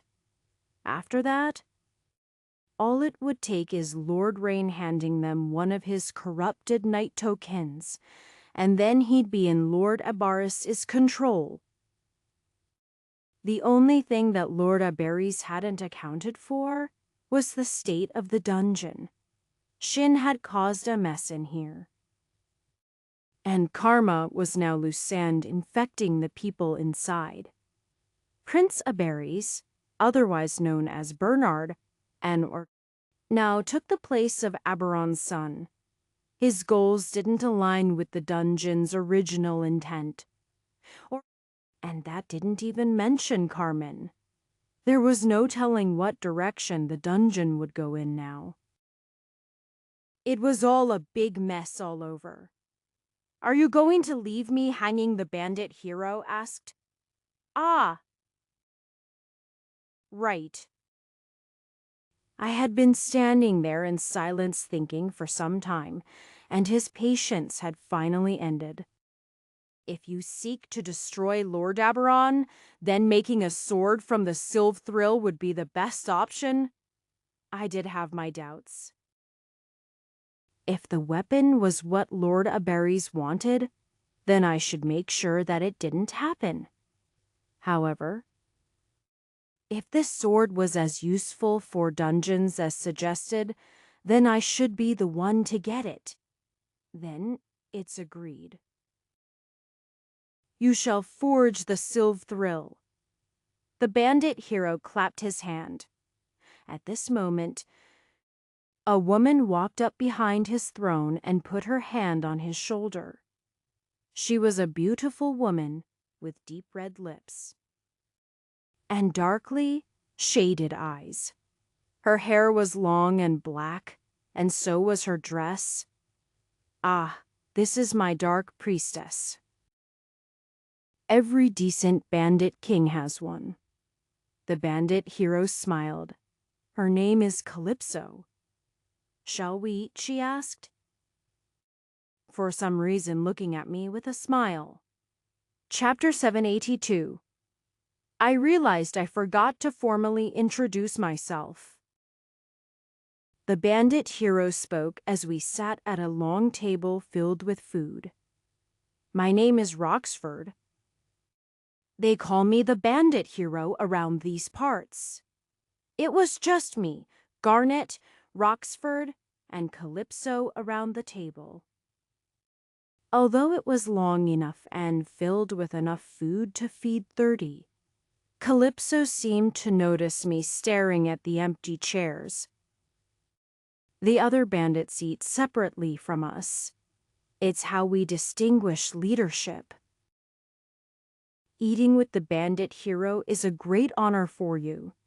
You should be thankful. "Thanks," Garnet said before digging in. But I still hesitated. "I've already ordered bandits to set up a forge. There is a good cavern with a natural chimney." I've heard that to forge properly, being underground is preferable. It blocks out unwanted vibrations and bad energy. Ah, the miasma, I cried out, just remembering my previous plan.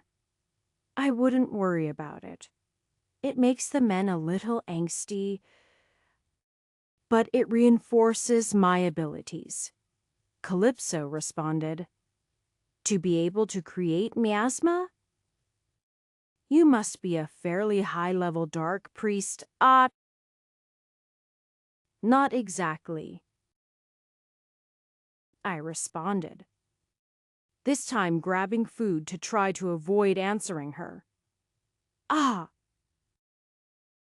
do you need help with those bandits?" "That I mean, the ones you killed." Calypso raised an eyebrow and then chuckled. "No, I was already able to raise them using dark ritual." "You have that ability?" She seemed to be trying to figure out what level I was. Whatever that level was, I didn't have it yet. "Ah, Yes. I do have it, I lied. I was going to offer. Roxford had a distasteful look on it. I'd rather we used resurrection. It's too bad priests won't resurrect our kind. Why, I asked. Because dark ritual demands a sacrifice, Calypso responded simply. My hero here doesn't like killing. Sacrifices. Who I demanded, frowning. She raised an eyebrow. Those that didn't need to be alive. I can tell you that much. Of course, if they're lucky, they can be resurrected the old-fashioned way.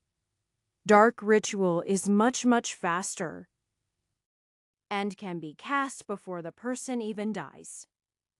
How does that work? I asked. I thought you had the ability. Ah, I do. It's just, I've never used it. It's not like there is a manual for this kind of thing. She gave a grin but otherwise spoke. You can cast dark ritual on someone, and it connects their soul to another. It's not dissimilar to certain slave crests. For those, when the master dies, the slave dies with them. In this case, when the main person dies, the sacrifice dies in their stead. They resurrect shortly after. They also don't experience any of the weakness or damage to their soul. It's like protecting your soul with another. Any competent dark priest has a sacrifice at the ready in case she faces someone deadly. She shot me a cutting look, and then seemed to have lost a lot of interest in our discussion when she realized I didn't know much about the dark priesthood.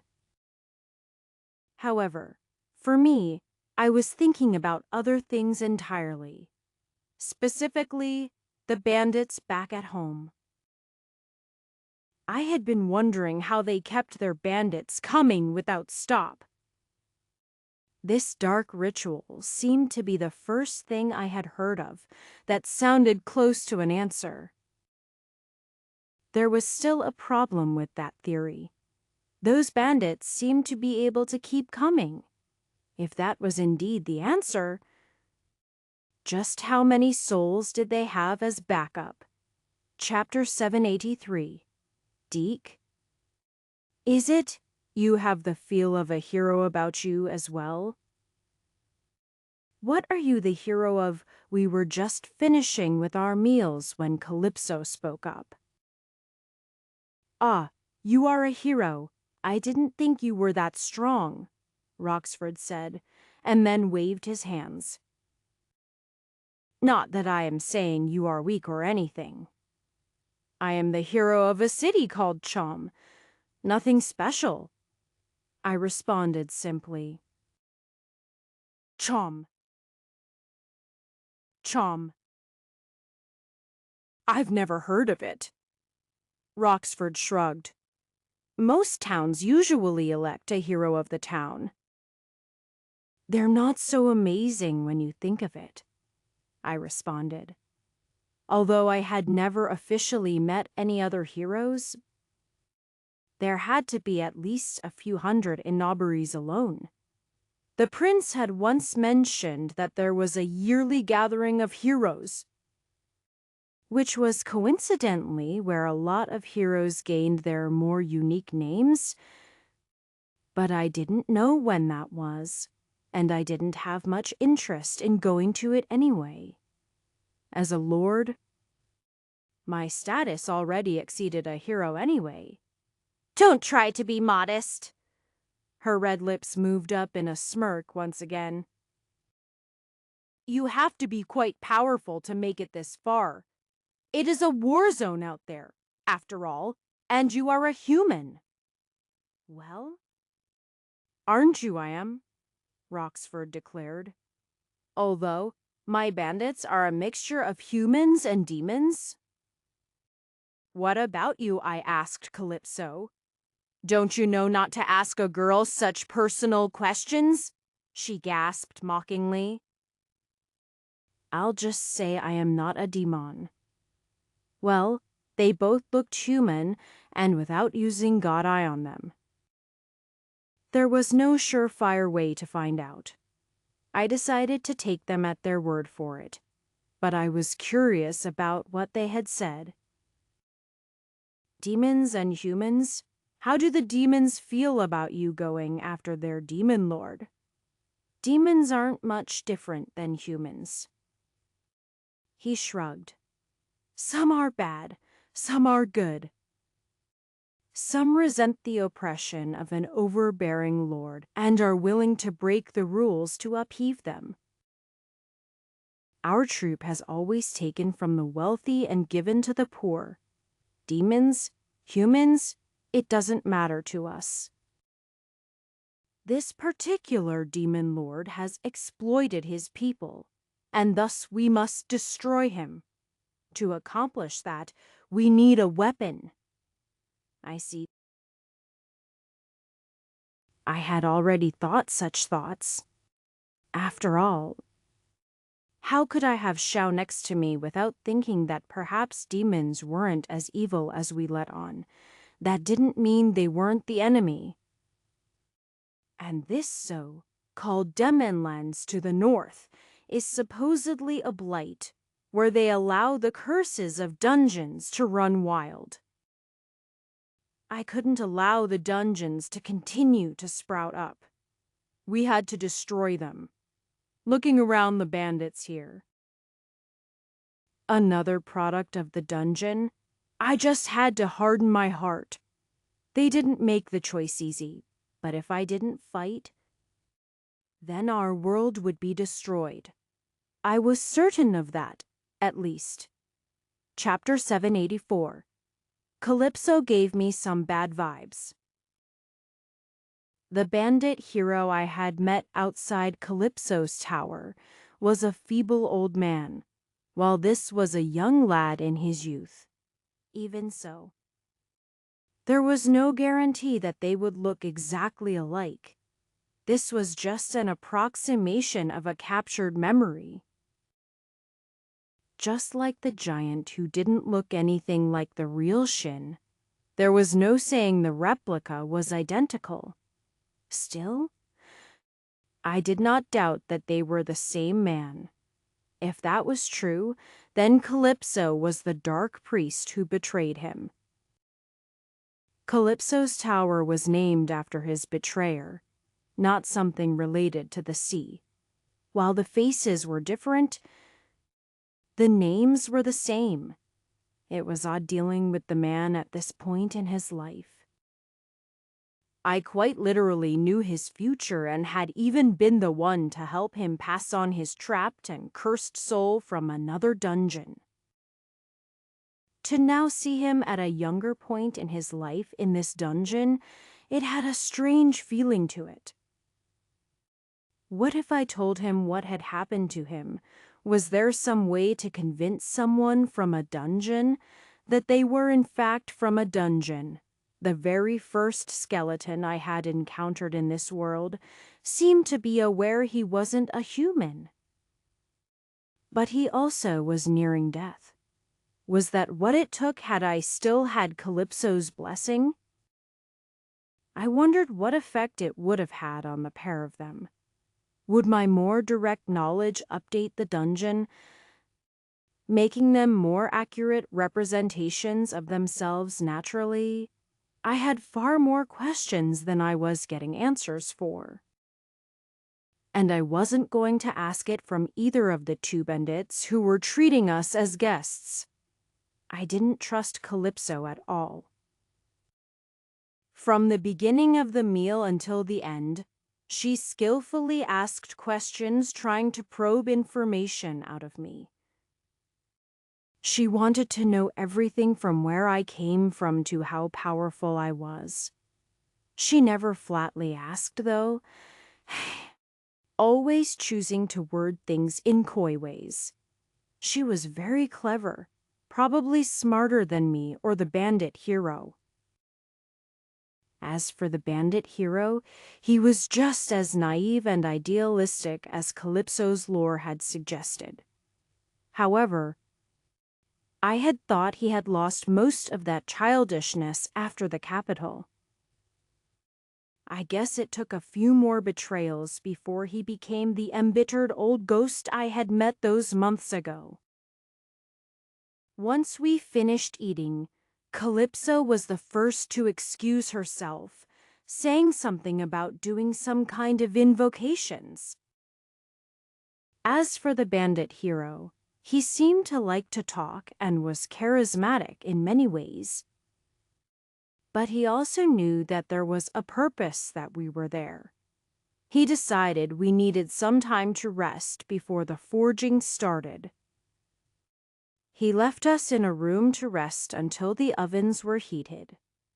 Once the door closed, I glanced at the single bed in the room and then raised an eyebrow. "I think they think we're lovers," Garnet chuckled.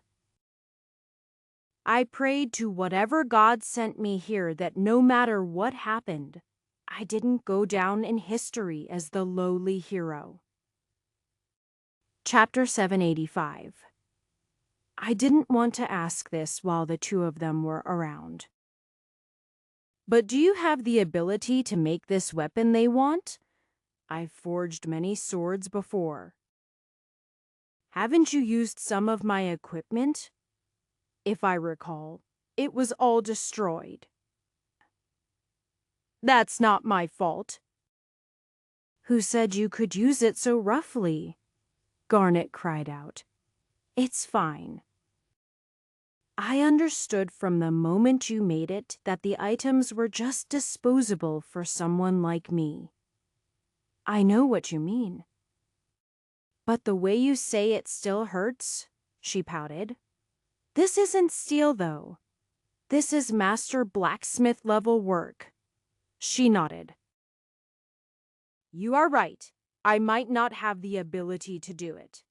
I think I should have master here." "Do you think the bandits will let me invite him?" "I doubt it." I shrugged. "Besides, he had his chance." "Chance," she blinked. I hadn't told her my thoughts on the matter. She was there to break a 1,000-cycle round of failure. Now, there is no saying that having him present wouldn't increase the chances of success, but that's only if he let her take the lead. I had a feeling he wouldn't allow his apprentice to craft with the most important metal. However, if he took the lead, I already knew the outcome.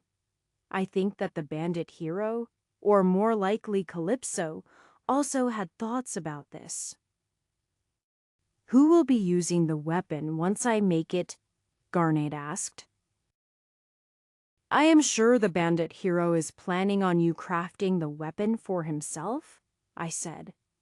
"However, I will be the one to use it."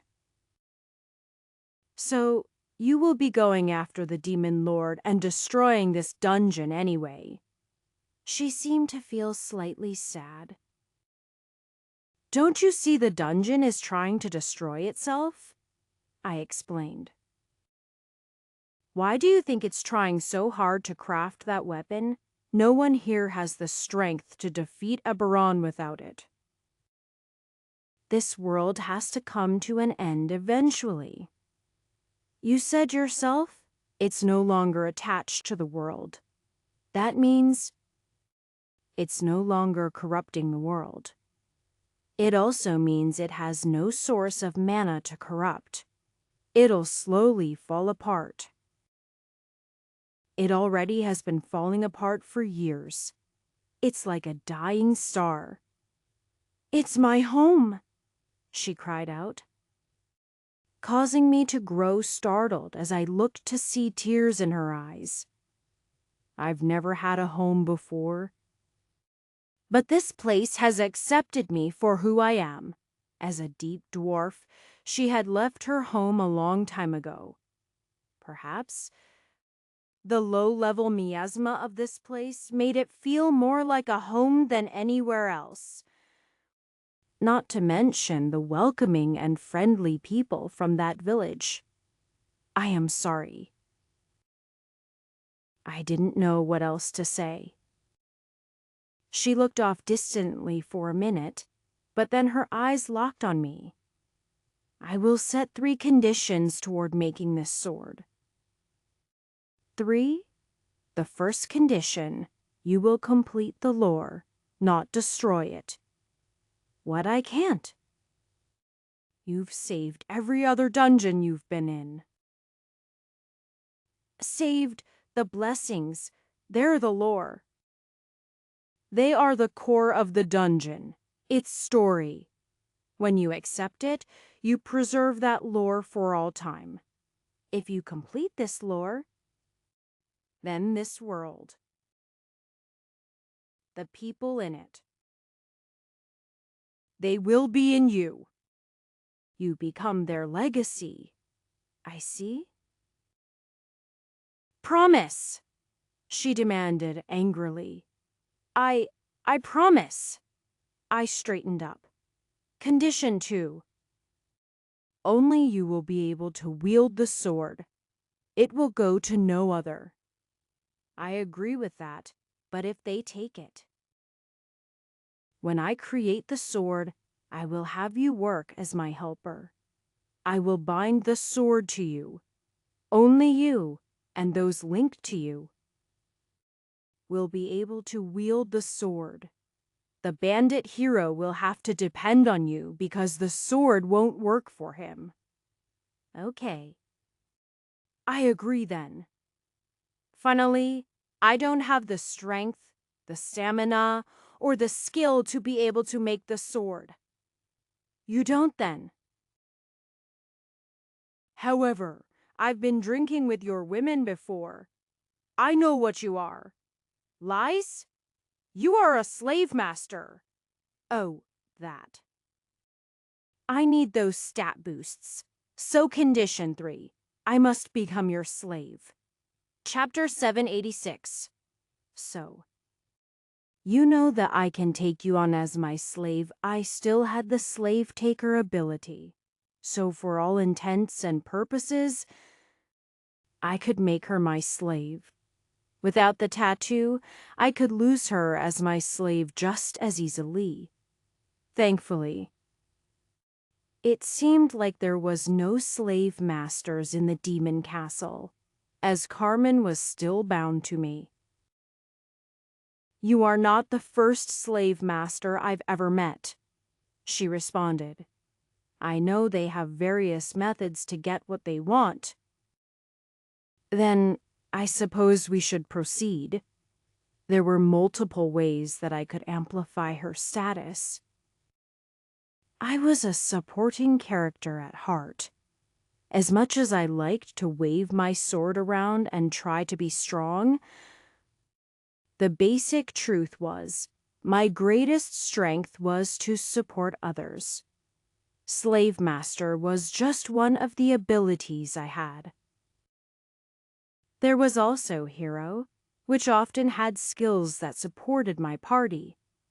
True Hero, incidentally, didn't concentrate as much on party modifiers and sat mostly in explosive strength and self-sacrifice. I supposed that was the difference between a hero and a true hero. Heroes fought fires, crime, or saved lives in a crisis.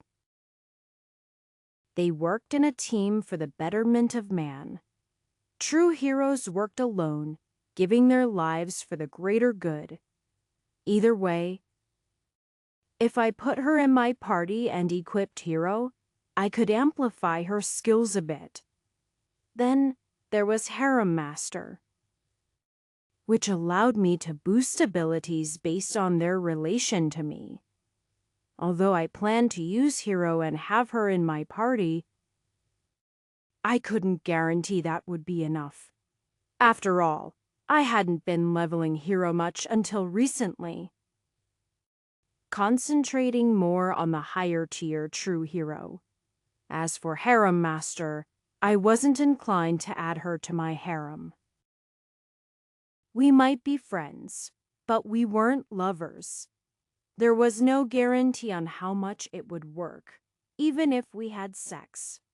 Plus, without my blessings, Harem Master's amplification of status wasn't that much. Slave Master was the only job with a clear correlation. I lifted my hand and began to use the slave taker ability. I wasn't sure who her slave handler was. Lord Rain did own slaves. I had no doubt he was the one who controlled Raisa. Whether he was a puppet of Lord Aberys at the time, I didn't know. However, he could have his slavers control his slaves. Normal people without jobs had limits to the number of slaves they could control at any given time and thus needed to have slavers. It was also possible that Lord Aberys himself was in control of her, but I doubted that. He'd be too afraid of exposing himself. And someone with God I would identify him as her master instantly, thus defeating his hiding for the last few years. It didn't matter, though, no matter how strong the person in charge was. They were not on the same plane of existence as the pair of us. I couldn't even detect my slaves in another world. So it reasoned that Lord Rain's control over Garnet was minimal at best. The slave-taker ability worked with ease. I could feel the bond changing from them to me almost instantly. A few moments later, I could feel her bond. It was comforting to have someone nearby again that I could feel. I hadn't realized how much I missed it when Carmen was taken away. Did you suddenly become more attractive? I did not. That was probably my slave charm up kicking in. She was the first girl to mention it. It'd be even worse if I had my blessings. I had already gotten over obsessing about the implications of charm. An attractive or charismatic person didn't worry if women fell in love with them easier than an ugly or socially inept man. So I wouldn't think too much about charm. All right then, let's make history. Chapter 787. Garnet has become your slave. Name Garnet, class Smith, job Magic, Blacksmith, Slavel VL8, unlocked jobs, Common Earl VVL 22, Blacksmith VL 65. Basic Magician VL 25, Weaponsmith VL 2. Armorsmith LVVL 3, Race Deep Dwarf. She had a lot more jobs than I had expected. Of course, being my slave, she could now equip 2 jobs, so I added Blacksmith to Magic Blacksmith. If I could add a 3rd job, I would add Weaponsmith too. I had a feeling Weapon and Armorsmith were 2nd-tier blacksmith jobs. They might apply to fashioning weapons from other materials too. For all we knew, Garnet might be good at woodworking as well. However, Magic Blacksmith was fairly low level, and Blacksmith had a fair amount of levels for someone her age. It showed how hard she worked in the forge. Then again, it might be some kind of trait of her species like the high-tier jobs Celeste and Terra automatically had access to. With those 2 jobs equipped, along with my status increases, my access to mana replenishing and white mage spells, Garnet should be able to achieve what a master blacksmith could not. I wondered what his level looked like but seeing it would probably just depress me. I had to trust that Garnet had something special, like the bandit hero seemed to think. She was a deep dwarf, and she had high resistance to miasma and a unique physique that would allow her to work with this Sylve Thrill. Ultimately, my job would be to do everything she was too busy to do. I could cast Refresh as well as a spell called Focus. Both would be very helpful, especially as the work continued. That ultimately led to me having to decide which jobs I would need for this. I decided White Mage, Slave Master, True Hero, and Hero. I figured there was no reason to keep the Mimic job equipped. I worried the karma would flare up the second I lost my karma. But I guess I had the skills and the karma long enough that it no longer affected me, kind of like miasma. The pair of us finished getting ready while we waited for the bandit hero to collect us. I prepared some waters of life for Garnet. She glanced at it briefly and then nodded before putting it away. I figured she'd be using a lot of mana. Well, at least she should remain hydrated.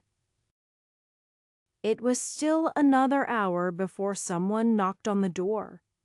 In reality, we had gotten very little rest. Garnet ran the method of creating the sword through her head over and over again, her mouth and hands moving as she worked through the motions over and over again silently. Meanwhile, I thought about what we'd do after the sword was finished. And the bandit hero realized he wouldn't be able to use it and be the hero he wanted to be. We'd need some method of escape, which was rather simple. As soon as we completed it, I'd cast Portal and the pair of us would flee with the sword. I tested to see if I could portal out of here already. And while the portal didn't take us much farther outside the cave because of dungeon interference, it would get us outside the entrance. We'd be able to open a second portal there and be gone before they even realized we were done with the weapon. There was a knock on the door, and both of us turned as a nameless bandit opened it up. It's time. Chapter 788. We walked to the forge they had set up quietly. As promised, it was an underground cavern with a chute leading up. They had a full furnace already blazing, and my face was slammed with heat as soon as I entered. Garnet seemed completely unfazed by the heat, making me wonder if deep dwarves were immune to fire as well as miasma. She immediately looked through all of the hammers they had ransacked over the years, which turned out to be a nice rack of about 15 hammers. The way she ran her hands over them, picking up one, testing it out, and then putting it back, really showed how meaningful this was for her. I could tell that blacksmithing was something very important to her. In the past, when I had talked to her, she had always acted silly and flippant, but when it came to doing her job, I could see that she was all too serious. Master, you might want to get an apron on. Get the fire 10 degrees hotter. Although she had called me Master unexpectedly, she also gave out her words like a command, leaving no question on whether I should complete the task or not. I grabbed an apron and then approached the fire. After 5 seconds of staring at it, I realized that the support role I had prepared myself for wasn't the support role that she needed. at the very least. I was very adaptable. I unequipped Hero, and then I equipped Cook instead. Cook didn't just give me fire control, but it also gave me temperature gauge, create flame, combination, and mixing. In a lot of ways, cooking had a lot in common with blacksmithing. I started to get to work with the flame. It was much hotter than what I used with cooking, but it wasn't much different in principle. Garnet had finally selected her apron and hammer and then came up to the anvil. Glancing over my shoulder to look at how I was tending the flame, she made a noise of surprise and then nodded. I didn't think Master would be able to do this so well. I am a man of many skills, I responded jokingly. I'll say. You've been full of surprises. I feel surprisingly good right now. I wasn't confident that we'd be able to complete this before. But after becoming your slave, a refreshing feeling has flooded through me. I feel strong and capable. I am starting to understand why so many women wish to be your slave. I'd like to think they like me for my personality, I responded wryly. She chuckled. I did offer you my virginity before? Didn't I? I already saw you as worth my time from the moment I met you on the road outside the miners' town all those years ago. For me, it was only months, I reminded her. Either way, I never forgot about our first meeting. And I always wondered why that was the case. I think now that it was perhaps fated. We were always meant to get together. For this moment, I don't believe that. Oshi raised an eyebrow. With me, this is just a moment of many. We're working with some legendary metal, but I've already come across orichalcum and mithril too. I have a feeling that this won't be the last item I need forged. You haven't even compared notes with Tara. She's a girl in my party. You saw her once. The one with the flat chest? You are one to say that. What about her? She's a golem. An artificial creature. Seriously, is it true? Ah. So close. I cried as Garnet ended up right up in my face as her eyes excitedly sparkled. To be able to create such incredible things. That would be awesome. She sighed. I hadn't thought about it much before now. But a collaboration between those two women might create some pretty incredible things. The furnace has reached temperature. I reminded her as I checked it with my thermal vision. Her face grew serious once again. It's time to begin. Chapter 789. Clang, clang, clang. The sound of metal against metal filled the room. The heat was unbearable. Heat tolerance was a skill that a blacksmith developed. I imagined a cook would develop it as well. But my cook job hadn't even reached level 20 yet, so it looked like something I could only look forward to.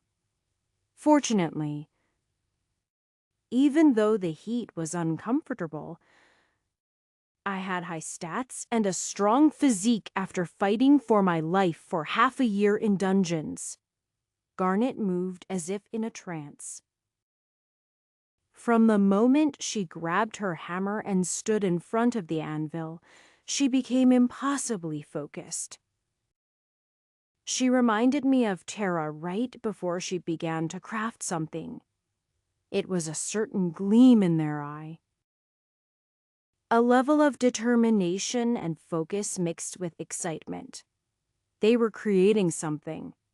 I was never much of a creator. I had dabbled in things before. I had tried writing fan fiction once. I had tried to draw art. I had even dabbled in programming my own video game. In the end, I always gave up those things. Never able to get particularly serious about them. Even with college, I was only dabbling. Without a clear goal of what I wanted to be. In the end, I just didn't have a knack for being creative. However, that didn't mean I couldn't support people who could be creative.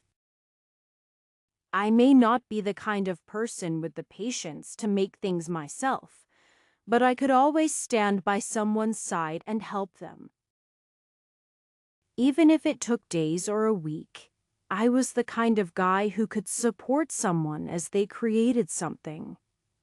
I didn't need to know what that something was, or even its importance in the grand scheme of things.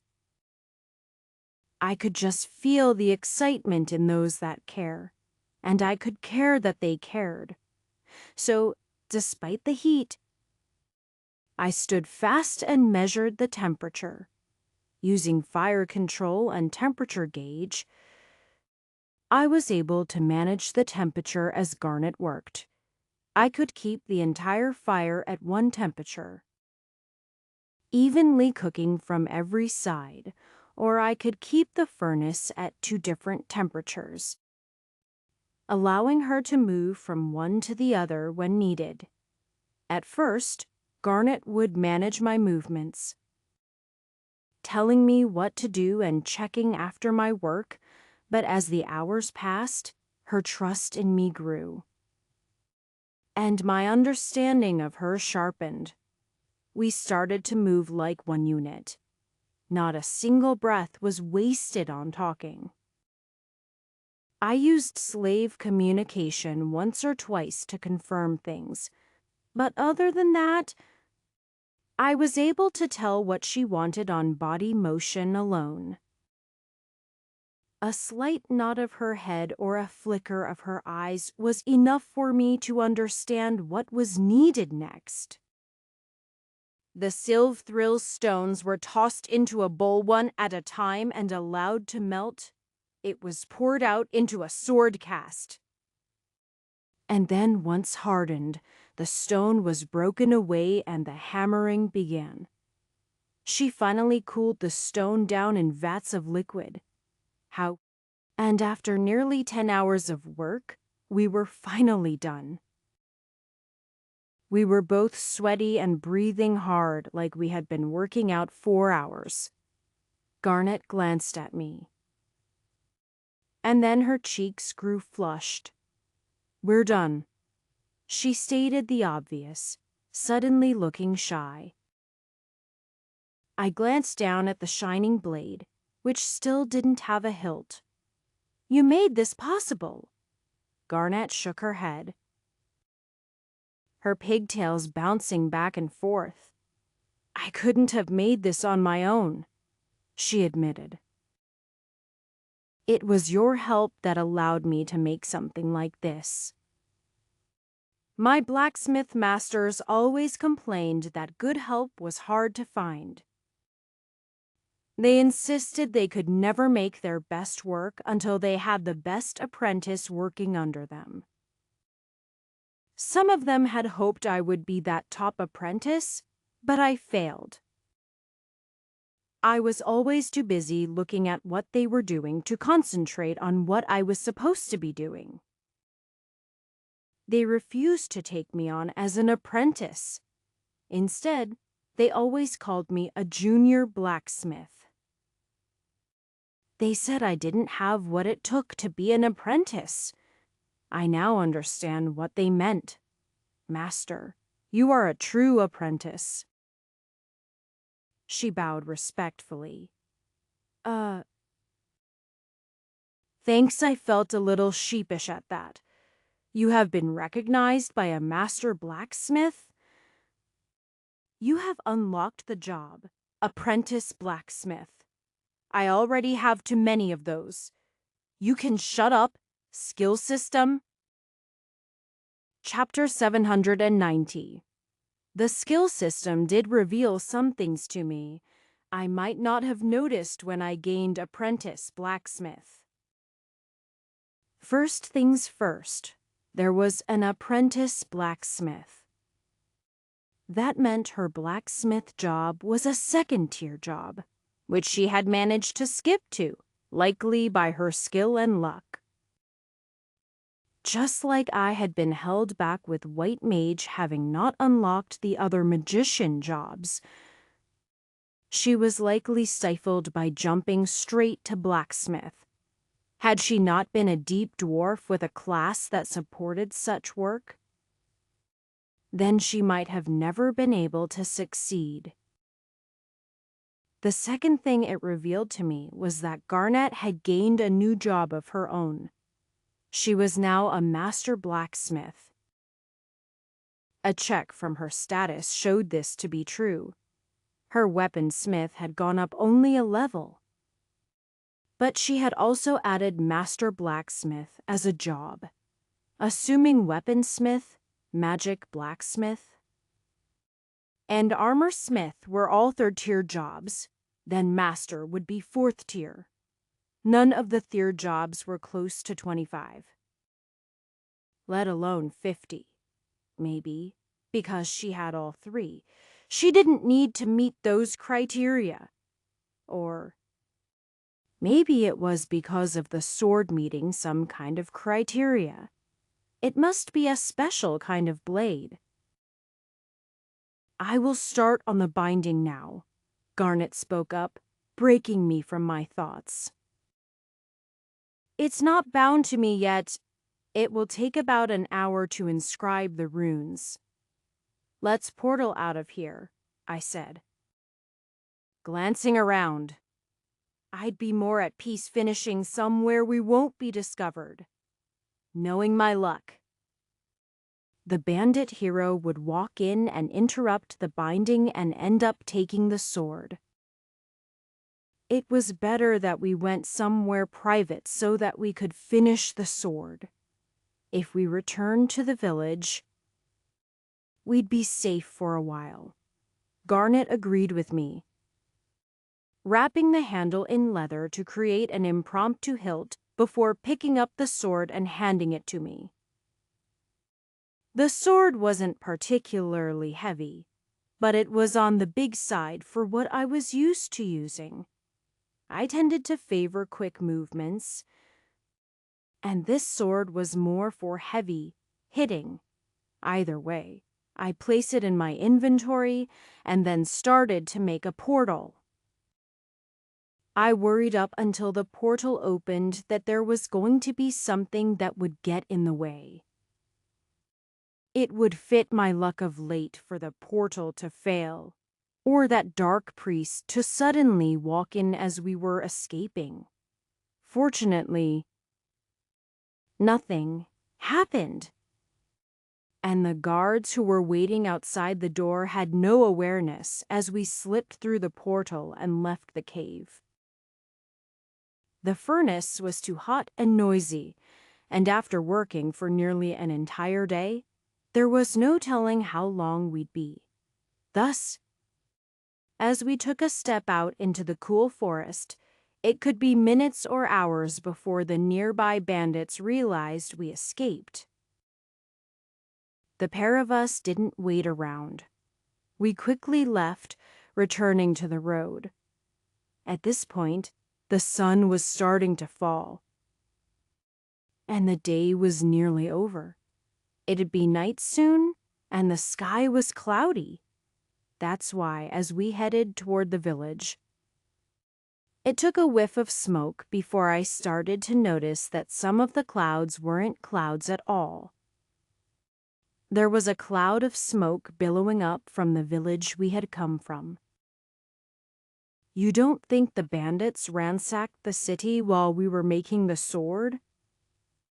Do you while the bandit hero was a hero of the people and likely wouldn't slaughter, there was no saying what Calypso would do. The pair of us looked at each other and then started running toward the village. I had the star sword in my hand. Not wanting to reveal the Silv-Thrill sword, Garnet gripped onto the warhammer she had gotten from the master blacksmith, not to be confused with the hammers she used to smith. As we approached, we could hear the sound of fighting. Chapter 791. Not Thieves. The Demon Army. I cursed as the pair of us grew closer. Acrid smoke and the smell of blood filled the air. We could hear shouting and screaming in the distance. More than half of the village was aflame now. There appeared to be no one left alive trying to fight them.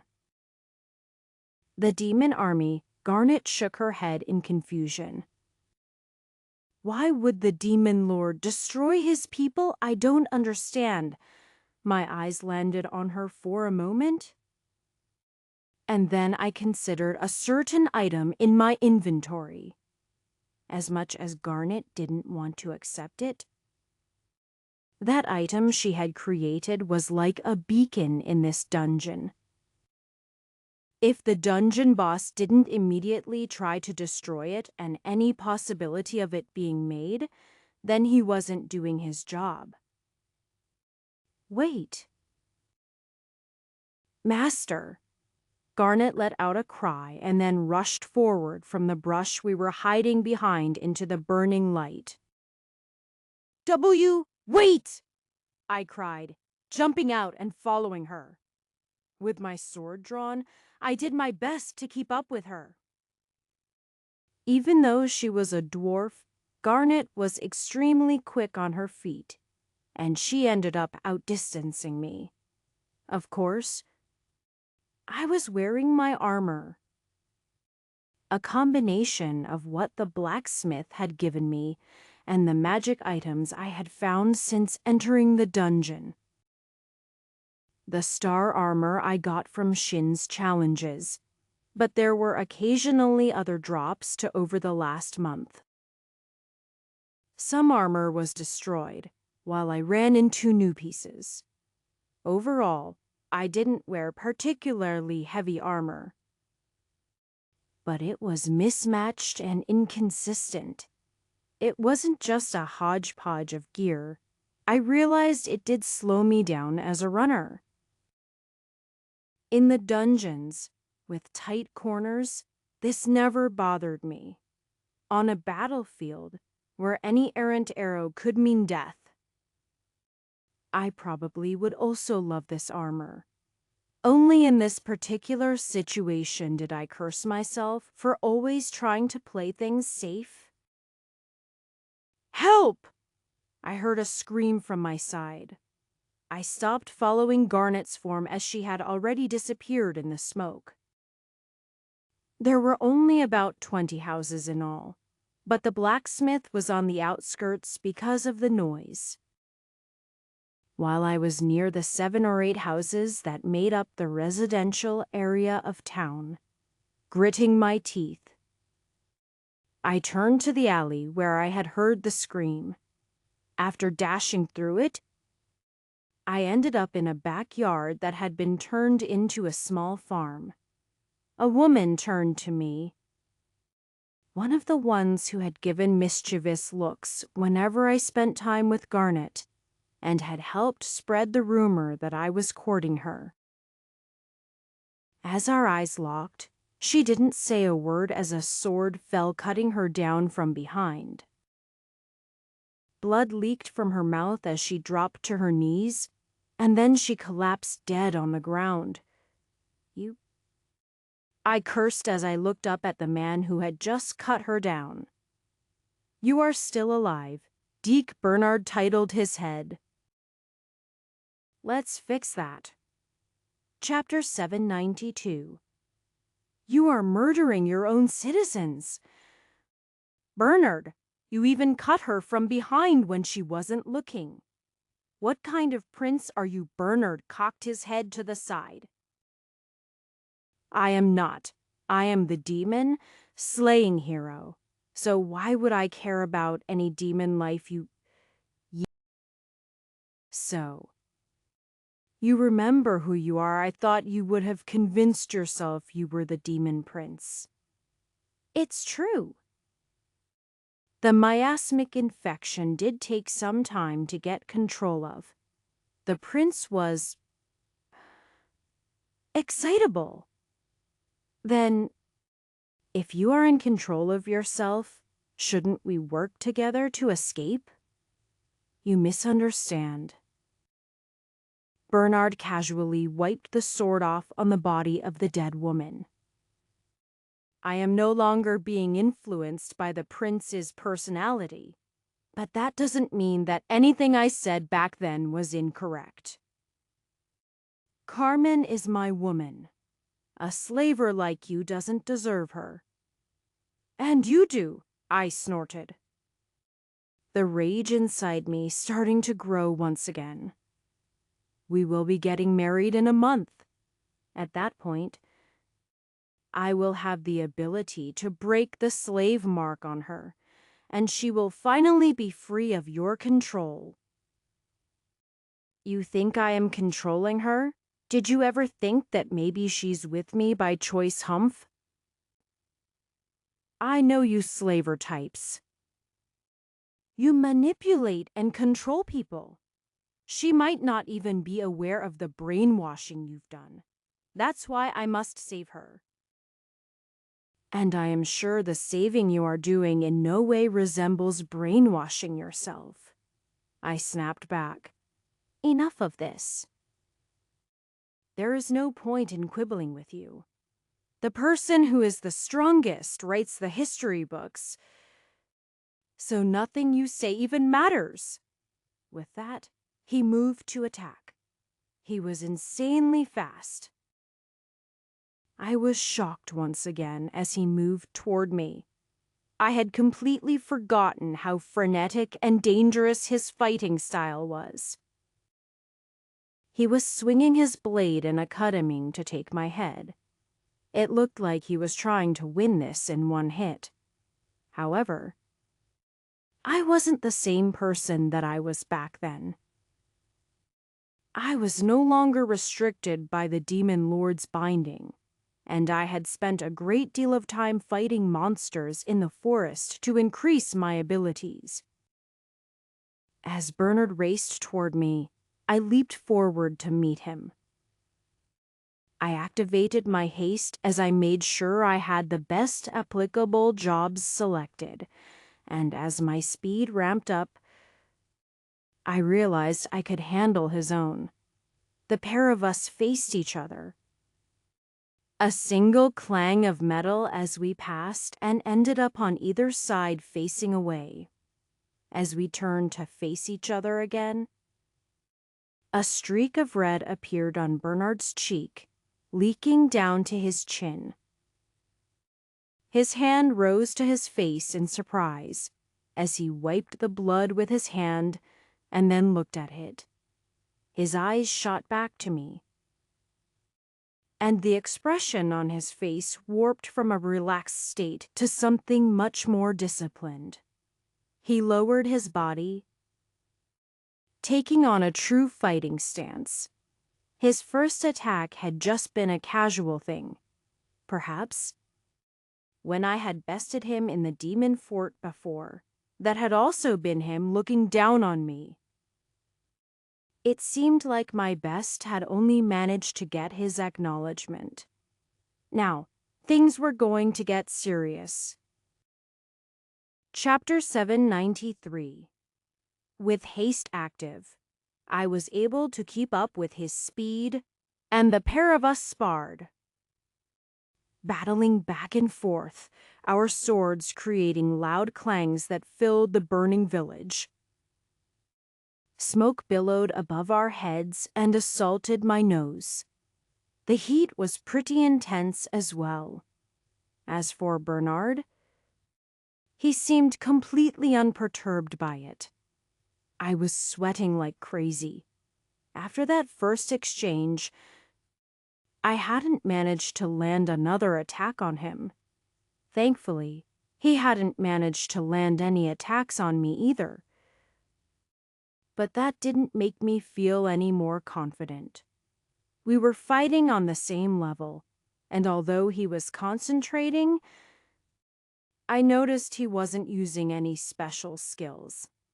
Meanwhile, I was burning through just about everything that I had to break even.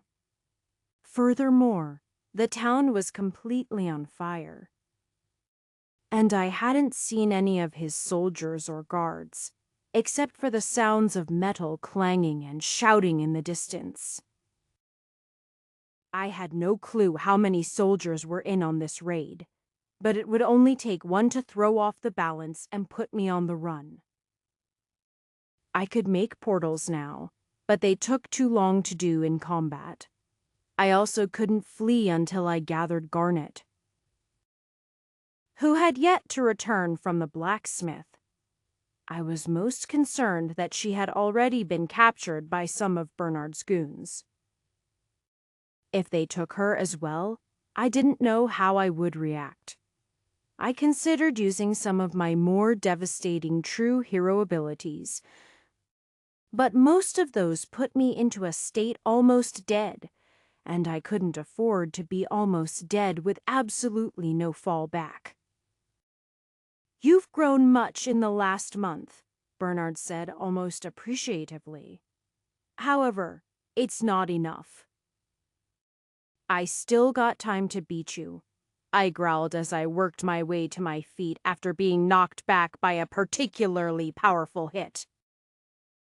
"It's true that if you continue to grow at this rate, you may become difficult." Bernard nodded.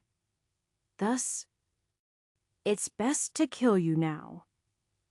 Oh, I raised an eyebrow mockingly. "You'd rather kill a worthy opponent to get stronger yourself. I've reached the limit that I can obtain." Bernard shook his head. "In the end, I had to make a trade for this strength I have. It is only a temporary thing.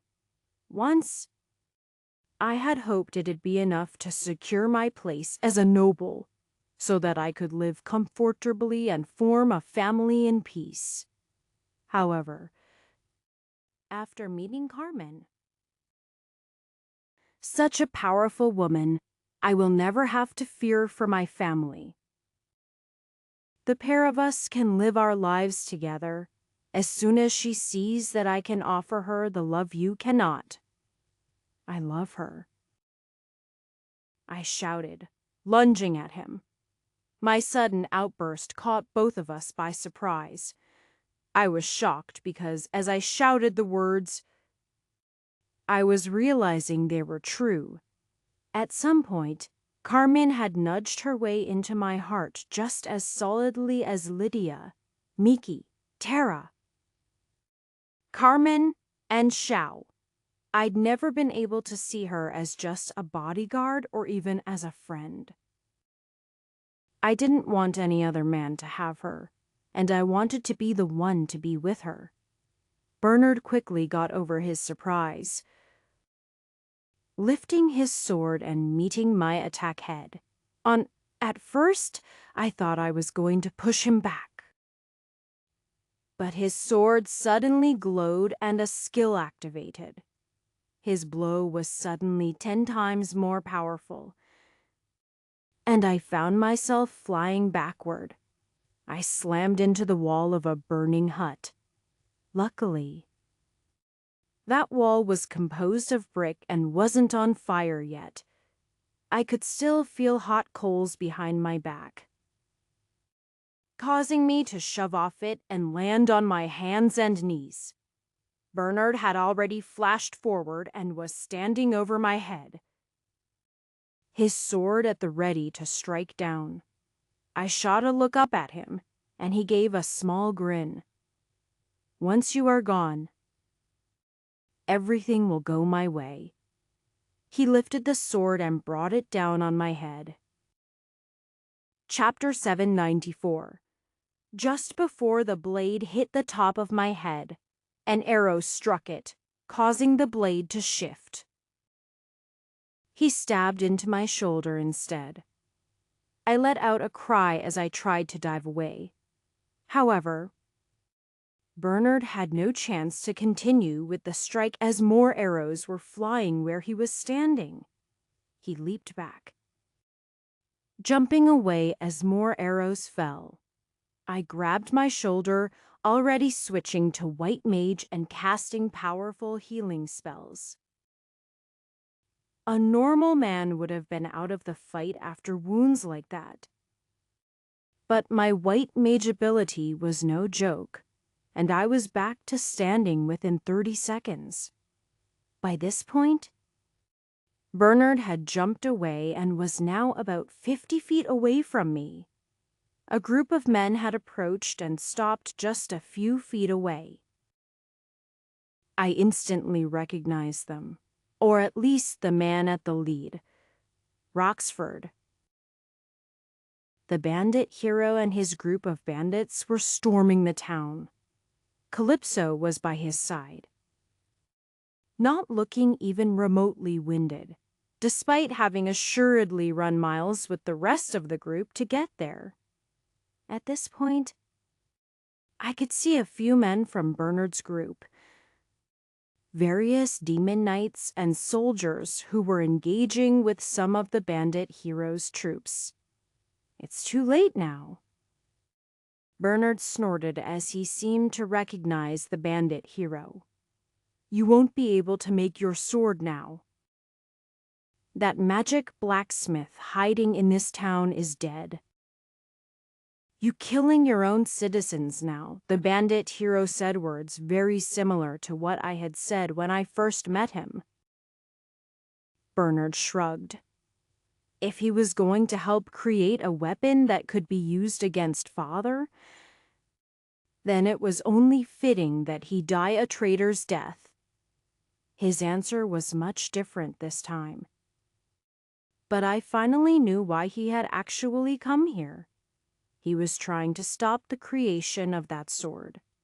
I knew it. The sword's creation was a fundamental part of this dungeon's lore. Except Aubrey's wanted the sword to be made. While Bernard was trying to stop it, it could be said that Bernard represented the dungeon master Aberon at this moment, whose job was to preserve the curse and keep the dungeon going. However, the curse itself desired to be completed. The relationships between dungeon masters and their dungeons was a strange and complex one. Dungeon masters wanted to protect the dungeons at all costs, while dungeons wanted to complete the lore at all cost. Dungeon masters exuded control over the dungeons, but dungeons themselves had their own autonomy as well. Considering there were two potential ways to solve a dungeon, either by breaking or finishing the lore, you ended up with this strange dichotomy of a fiercely defensive master and a risk-taking dungeon.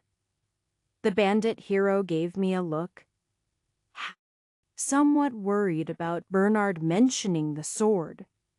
I gave only the slightest of nods. I probably shouldn't have told him it was done, but he had just saved my life. I owed him that much, at least. You are the one who killed him? Die! There was a scream behind Bernard, and a small form swung a big hammer at his back. He was far too quick, though, and not only dodged the hammer, but knocked it out of Garnet's hands and grabbed her throat.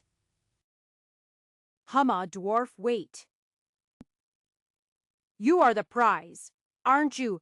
You killed Master! She screamed in a choked breath. You are not needed.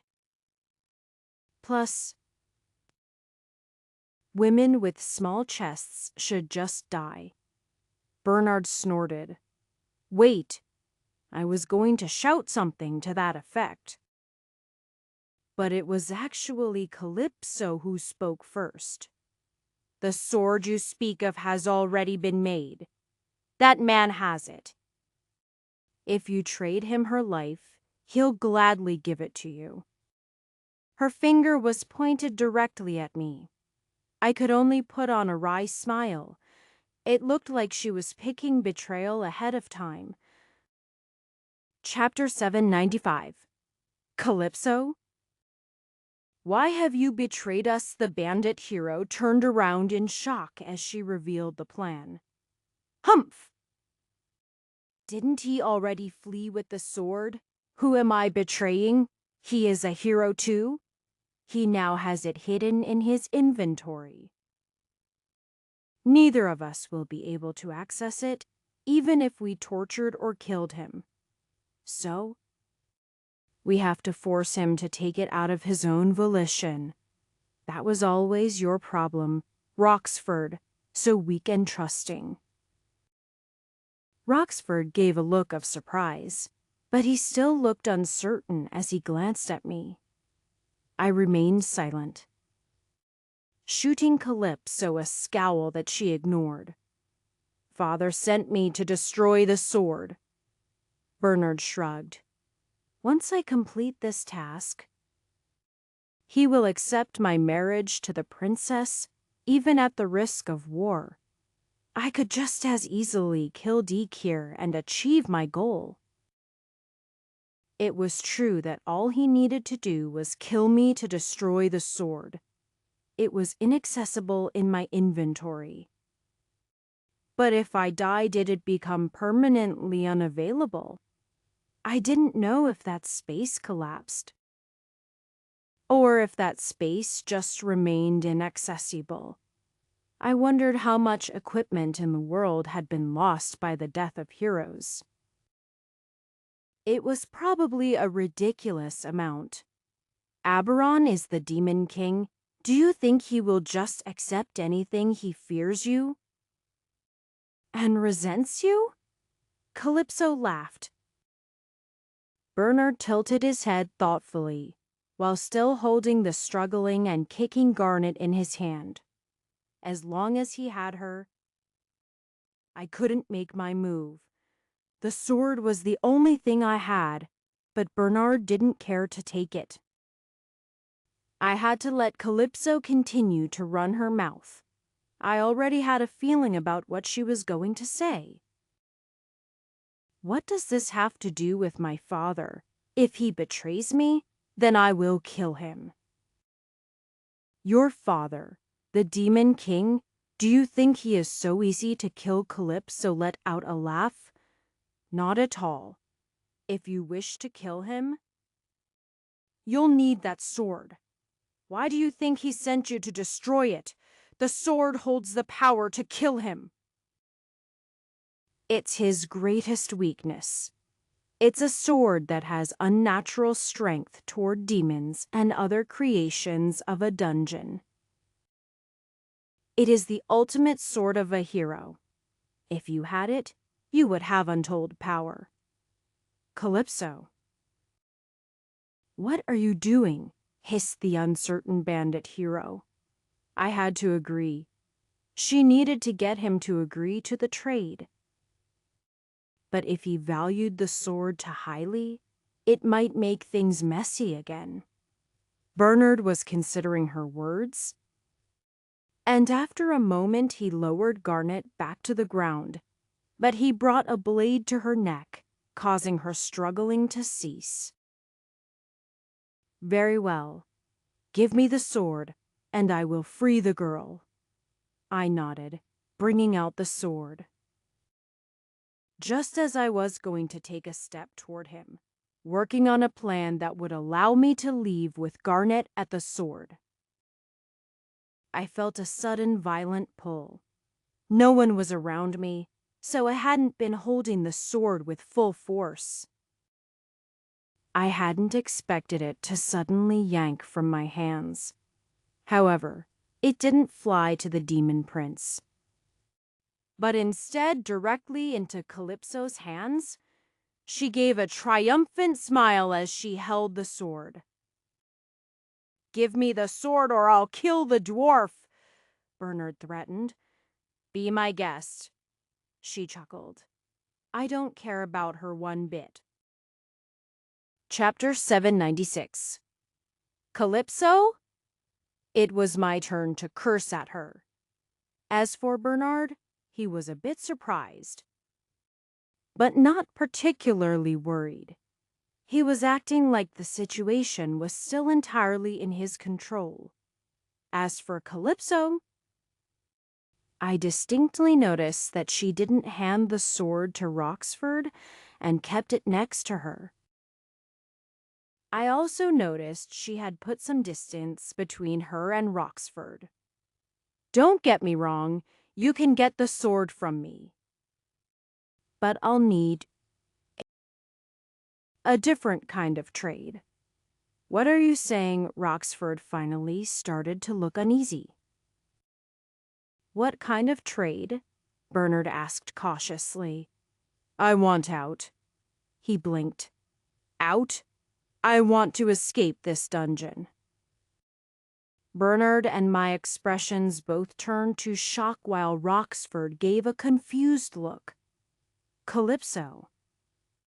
What are you talking about? What dungeon? He looked all around, all but gesturing to the sky as if to show what he meant. What she said must have sounded extremely ridiculous to someone like him. This was just the world. They weren't underground or anything. However, she had spoken in front of two people who understood immediately. Dungeons could be left. Astria and Elia were clear examples of that, not to mention the siren and the giant. They still needed a steady supply of miasma. But demons as a species were dungeon monsters who had managed to free themselves from the curse. Calypso was a dark priest. She could only manipulate miasma. That must have been why she became self-aware. It was the same thing as Elia. Although, while it took Elia years as the dungeon master to become aware she was in a dungeon, Calypso's story was reset over and over again. Or was it maybe? Calypso avoided being reset, and this was the same Calypso for the last 20 years. Did the bandits always raid the metal during each cycle? Or was it Calypso's influence that had them do it this cycle? There was no telling what she was capable of. She was truly a wild card that I didn't think even Demon Lorda Berries had thought about. You heard what I said? I've been searching for an exit for nearly a decade. I began to think it didn't exist. But then I found a dungeon diver, and he told me everything I needed to know before he died. The Demon Lord is holding open the exit for the next month and a half. If you help me leave, the sword is yours. I will even help you defeat your father. He is the dungeon master, even with your sword. His connection to this dungeon makes him much too powerful. As a dark priest, I can interfere with his connection to the miasma, making him vulnerable. You killed a dungeon boss, and I am allowed to exit this place? He licked his lips.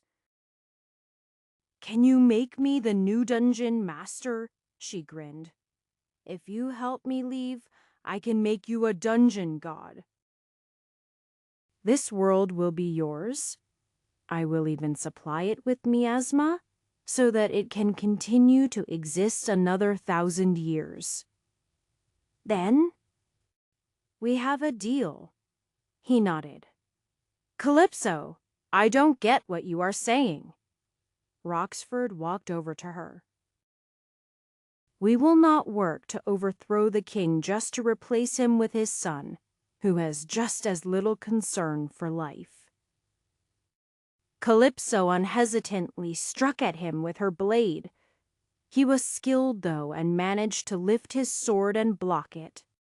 What he didn't expect was for the blade to slice through his like it was butter, and then strike across his chest. He let out a cry and stumbled back. Only now the other bandits raised their weapons. But Calypso held the lightly glowing blade as she backed away from them and me toward Bernard.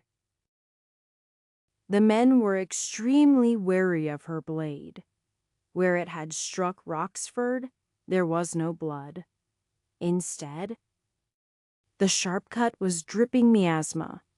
The bandit hero stared at it with a confused expression. He immediately grabbed a potion and downed it, but the wound didn't start healing at all. It seemed to spread. Cracks forming across his skin like he was starting to shatter. This caused his men to not just be wary of her, but to back away from him in fear. You will never understand, Roxford, but you are just a dungeon mob, nothing more. Calypso snorted. Something this weapon is very adept at hurting. No heal will save you now. With that strike, you are cut from this dungeon. In the next cycle, it will be like you were never here. Chapter 797. Calypso continued to back away until she stood right next to Bernard, who still had his blade against Garnet's neck. We may go. Calypso gave a curtsy as she put the sword at her side, not handing it to him yet. Kill the girl. She has no use. I wanted to finish him off, though. Bernard glanced at me. She keeps mentioning him. It's irritating. He's a nobody. Calypso shrugged. Kill him, if you must. Bernard looked at the bandits. All of his knights had seemingly been defeated, and although Calypso acted confident, it would be 1 on 50 if he fought him. If I take the girl, it'll give you more reason to follow me. Deke. Garnet finally let out a cry after being manhandled for the last few minutes without any strength of her own to fight back. Then take her? Calypso snorted. We should get out of here soon. Why? Bernard asked, also seemingly unperturbed by the bandits surrounding him. She's worried I might show up. Bernard had to shove Garnet away to be able to jump away just as a large staff flew where his head would have been. Calypso let out a shout and jumped away as well. It was at that point that I got a view of Shin, who had suddenly appeared. Her appearance shocked the bandits, who had the two all but surrounded while not seeing how she had gotten past them. She had also caused Calypso and Bernard to scramble like they had their heads cut off. We must leave immediately. Calypso cried out. Bernard nodded and grabbed her shoulder. Shin attacked again, but just as he had once done with Carmen. He disappeared, using return to go to another part of the dungeon. Either he didn't have the restriction of having to be out of combat, or by dodging her blows and not engaging, he had managed to technically not be in combat with her, allowing the return to work. Shin stopped as soon as he disappeared, putting her staff to the side calmly like she wasn't standing in a burning village surrounded by bandits. This village had never been destroyed before like this. Shin muttered under her breath as she looked around. Too much has changed. Too hard to predict. Hero Shin. It's you. Maybe. We have. A chance the bandit hero's cracks had spread to the majority of his body, and he looked on death's door. Roxford the bandit hero, what are you doing here? I came to check the magic blacksmith's progress. But I came to see the village burning. We had it. He gasped. We had the blade. They took it. She looked Roxford up and down. Seeing his state, she quickly understood what he had meant. How I have seen the blacksmith fail 1,000 times. I had given upon it, although given how much has changed.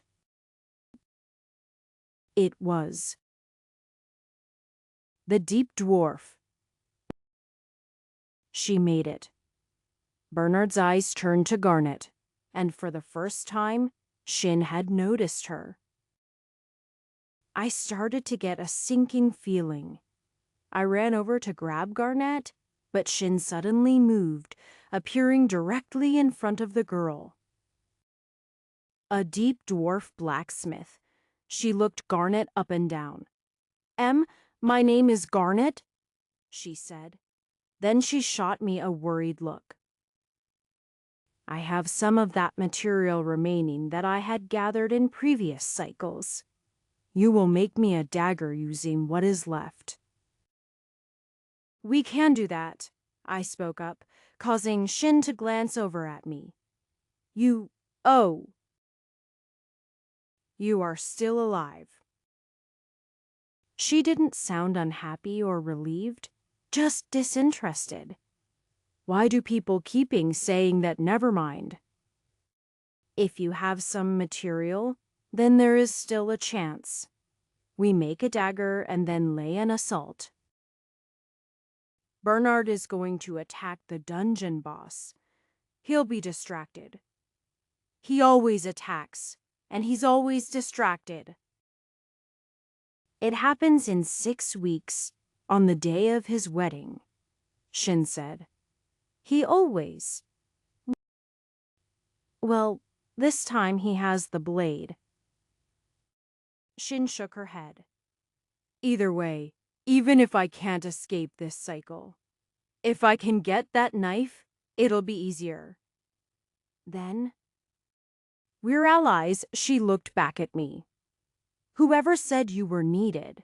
She grabbed Garnet, and before I could say a word, a circle of wind whipped around them. It was violent enough that I had to cover my face. When I finally could look again, both of them were gone. I could feel the slave connection to Garnet, rather than an instant Aeneas transport. She was being carried away at a rapid pace. It was far faster than I could walk, and in only a minute. She was already too distant to tell. Like that, I had lost the sword and Garnet. I was all alone again. Chapter 798. At this point, massive bonfires had broken out on either side of me. The heat was immense. But I could barely feel it at that moment. The bandits had started to retreat, seeing that their attempt to get the sword was lost. 2 men were dragging the body of the bandit hero as they left. As for me, I felt frustration and anger.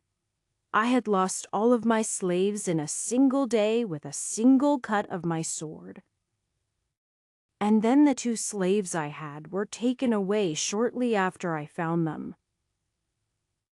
What was the point of being a support character when there was no one around me to support, no matter how much I grew? I would never be quite as strong as the rest of them. My class was support. Even if I had their job, I'd never have their ability. I was outclassed. There was a cracking sound as a house near me started to collapse to the ground. That finally snapped me out of my daze, causing me to look back toward the group of fleeing bandits. I was a support character, but just because I fought using others didn't mean that the others needed to fight by choice. I was a slave master, a monster tamur, a harem master. These were all jobs that supported someone else. But it also controlled them.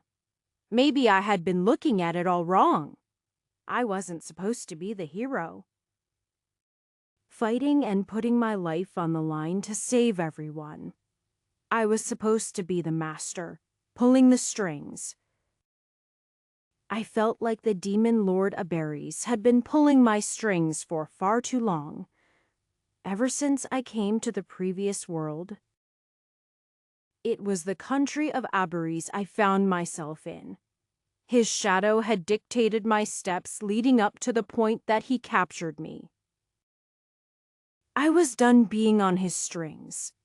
I started to move, rapidly approaching the bandits who were dragging their defeated hero behind. They must have truly loved him. After all, they were bandits. They weren't exactly the sentimental type. Remembering my previous encounters with bandits, they were often untrustworthy and would backstab each other in a heartbeat. Naturally, Cilicia came to mind. What do you want? One of the bandits demanded as I approached Roxford. The man's eyes were closed now, and if he wasn't dead, he appeared to be very near death. Without hesitating, I grabbed his body and began to pull the leaking black miasma out of him. The two that had been dragging him let out cries as they dropped him and pulled out their swords. They were too slow, though. I consumed all of the miasma and integrated his karma. A moment later, I began to use all of the mimic skills. I stood up. What do the two of you think you are doing? The two men looked at each other, then back at me. Boss, you are alive. We thought you were dead.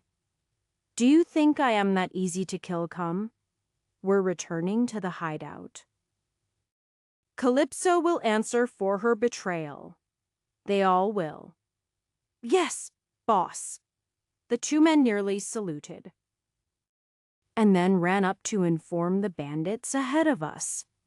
They completely ignored the body of the true Roxford. Or at least the Roxford who was true for this dungeon. His body turned to dust, and I was now the bandits' leader. Mimic has increased to level 15. You have unlocked the skill, Karmic Control. Chapter 799. The group of bandits ended up returning to the familiar-looking cave. I counted how many forces we had. In the end, it was only about 100, and that included those who weren't fighters. Although they were bandits, that didn't mean in large enough numbers they wouldn't need cooks, cleaners, and laborers. As a result, the fighting force of the bandits was only about 70. Most of them had come with Roxford, with only a few staying behind to guard the cave. I also checked on how much wealth Roxford had accumulated. It wasn't very much. I supposed that his focus was the war effort. He wasn't interested in just robbing people. He was interested in bringing down the demon lord. On the one hand, he was a bit admirable. The men with him? who were eating mostly slop and not being paid very much, must have had a lot of respect for him. It made it a little weird then to see them look at me with those same adoring eyes.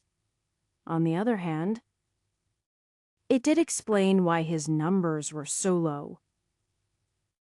Any bandit who was just there for the money and comfort definitely wouldn't remain with Roxford.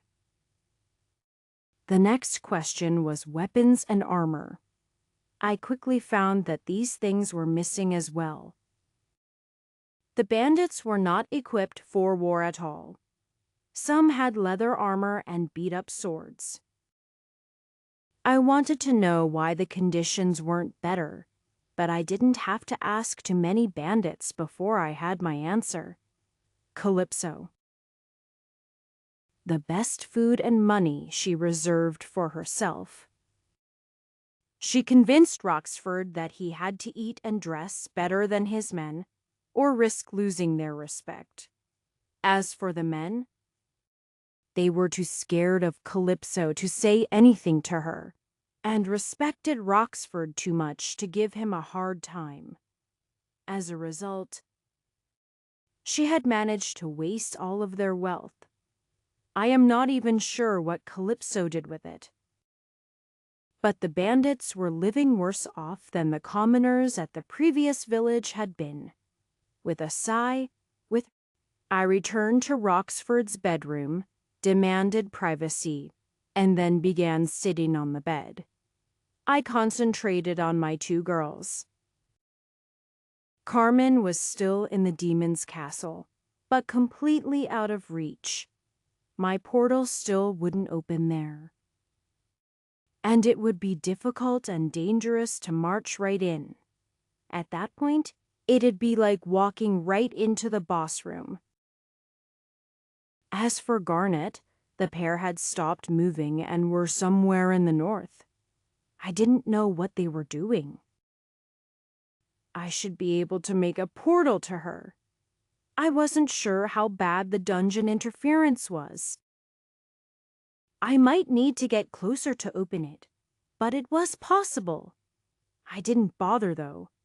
I didn't see a point to it. Shin was at a level that if I tried to snatch Garnet, she could take her right back. Instead, Garnet should focus on making that dagger. Hopefully, at this distance, she still had my bonuses. I made sure to leave Slave Master equipped just for her. I sat in the dark, considering my next plan. I wasn't impulsive as I had once been, although I suppose I had been impulsive the last few days since traveling with Garnet. Maybe my soul hadn't lost my impulsiveness, but it was something I did when I was around women.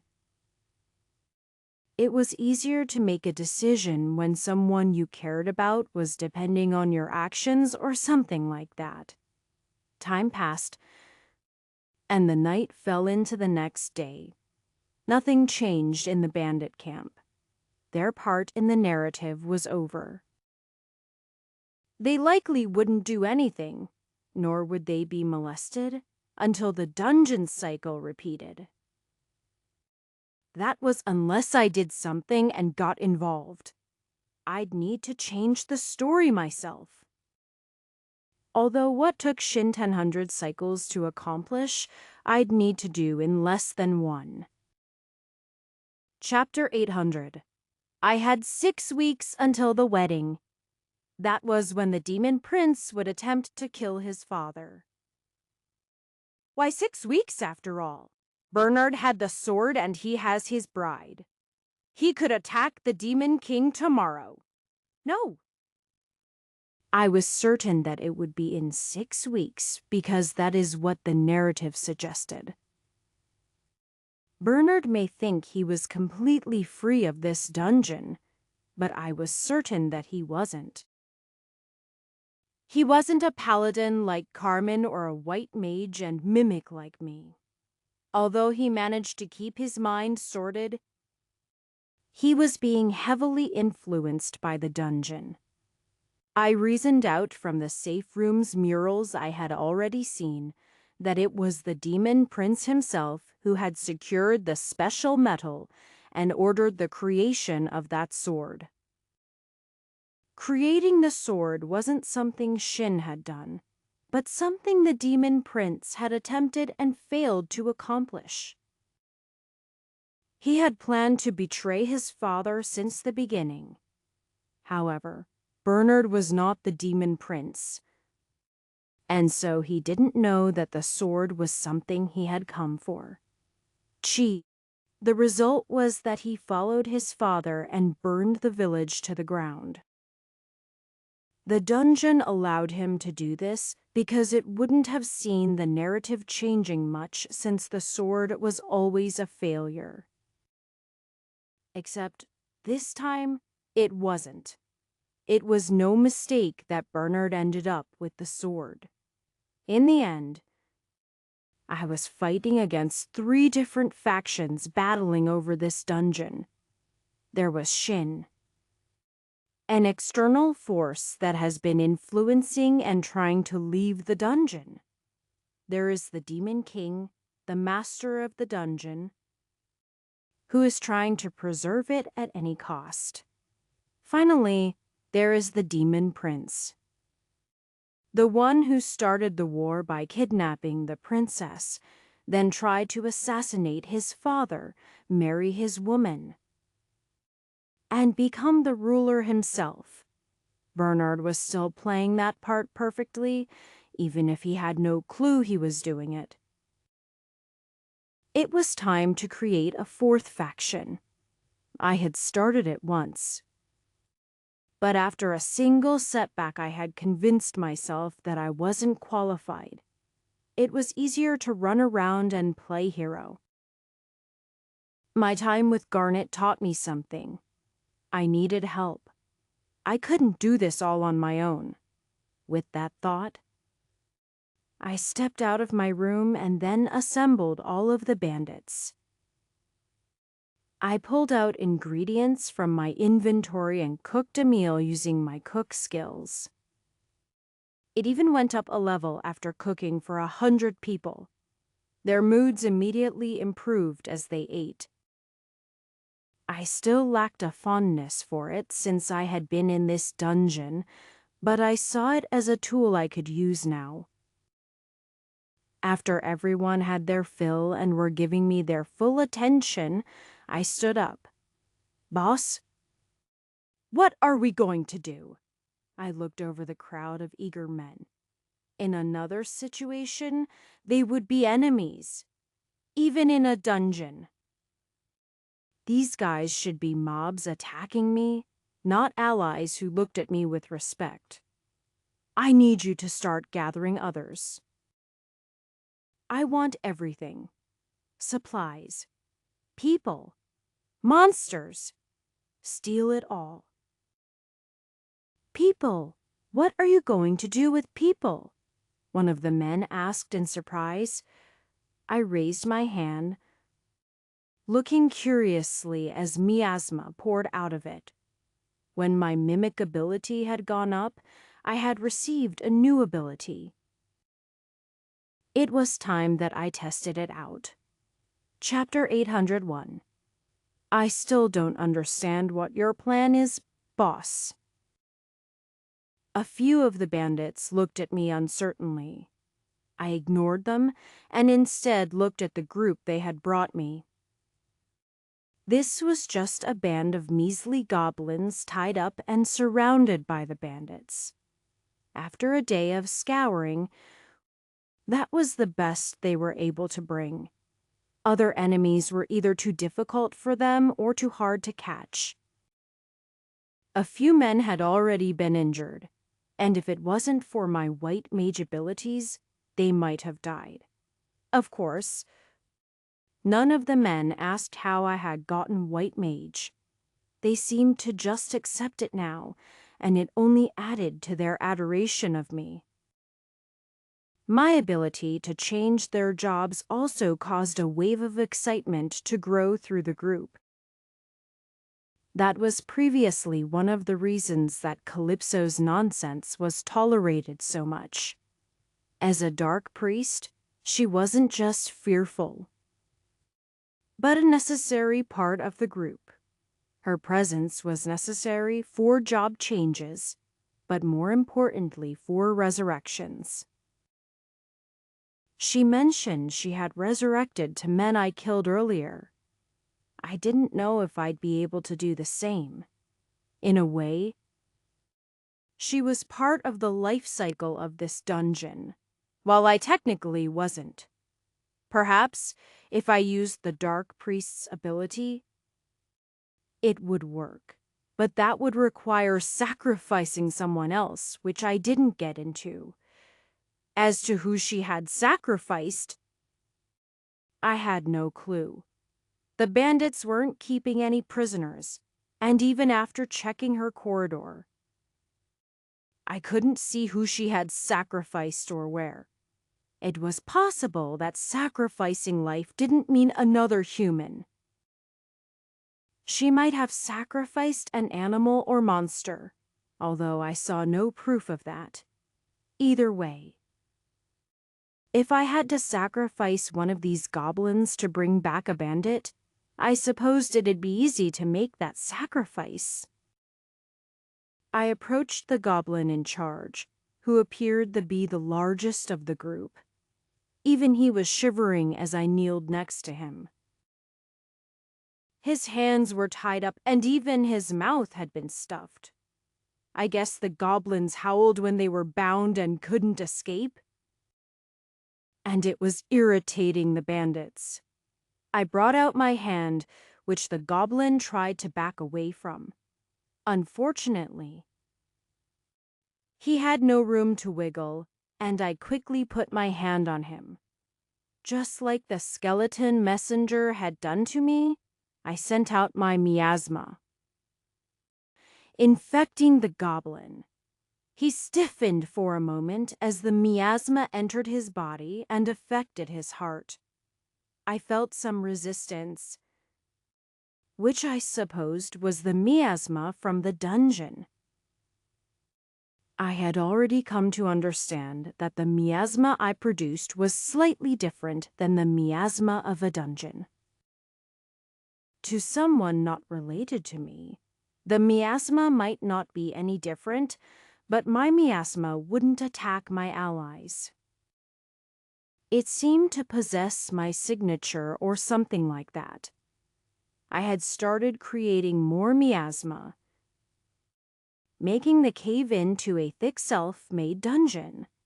Over the last 2 days, the bandits seemed to have grown infected just by prolonged exposure. At first, they had shown some signs of nervousness and withdrawal, but I was their boss, so they didn't leave the caves. After a while, they started to calm down, and I believed they were no longer under the control of the dungeon. The same might hold for the goblins, but I didn't want to wait days for it to take effect. After a few more moments of karmic control, and after the goblins stopped shaking, I removed the gag and then the restraints. The bandits tensed as the goblin leader stood up. However, he didn't run. Instead, he bent down and lowered his head to me. A moment later, a familiar message appeared. The goblin leader has been tamed as your monster. So, I could tame monsters that way now. I began to control more. Chapter 802. The difference between beating down and taming monsters and simply taking control of them with karmic control was night and day. The first took minutes to hours to accomplish, depending on the monster. Furthermore, the control was loose, and the monsters were still a bit wild.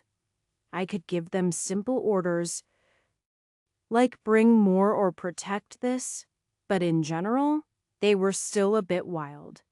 It was like with Elia.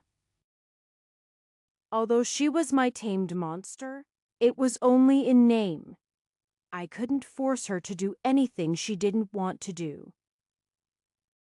When it came to infecting their karma, they became much more obedient. They were like the monsters I had created in my dungeon. I started to realize I couldn't see through their eyes or read their thoughts. But I did have a feeling of their intent and could influence that intent. As Monster Tamor increased, I had a distinct feeling that ability would increase too, after spending several days in the cave. Admittedly recovering a bit from my shock and feelings of helplessness, I was ready to assist the troop in recruiting. I had forgotten how much I had depended on my girls. They had always propped me up, and whenever I hit a setback, there were a half-dozen beautiful women to encourage me to try again. Under those circumstances, it was very easy to act strong. I hadn't even realized until now how much I had depended on them to support me emotionally. It was only now that they were all taken away that I realized how, as strong as I had become on the outside, I was still the same scared guy who got dumped. Well, it had only been half a year since I had ended up in that world, and only going on to months since I had been in this place. Anyone who expected someone to change into a completely different person in such a short period would be an idiot. Even cleaving my soul didn't change who I was. It just cut away some attributes to allow others to come to the surface. The main thing that I had that the bandits didn't was my map and sense life. It made it far easier to track down and find powerful enemies. Of course, the bandits weren't as strong as I was. Perhaps, if the bandit hero was still around, he'd be able to help. But most of the larger enemies, like the giants, were something I had to do mostly on my own. If 50 bandits worked together, they might be able to capture a giant, but they also might lose 4 or 5 in the process. Since I didn't even know if reincarnation was an option, and I didn't want to lose as many as I gained, I took a more active role in capturing them. As I tamed more monsters, despite it being a mimic ability, I found my monster tamer leveling up too. Everything was gaining experience. It appeared I didn't need to kill a monster to get the experience. I just needed to defeat it. Like that? I was able to steadily build an army. That's when something popped up in my vision I had never seen before. You have staked a sufficient claim of this dungeon. You are a rival dungeon master.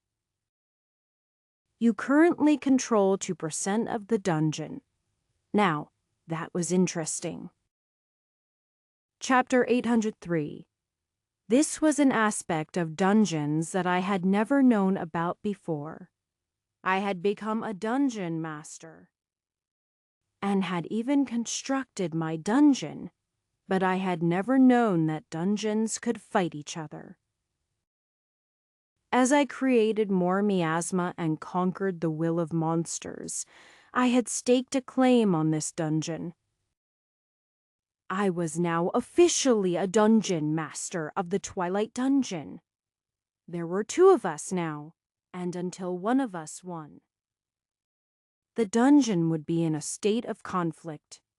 At that moment, I only owned a small slice of the dungeon, but that could change. Of course, I had some worries. The true dungeon master had to be aware that I was staking a claim on his dungeon. This would draw his eyes straight to me. That meant that I needed to move faster and couldn't afford to waste time. The dungeon would be reacting to my presence now, like I had once done when I took the fort at the mouth of the valley. I moved up from species after species. Once I had giants helping out with captures, I was able to capture more and more.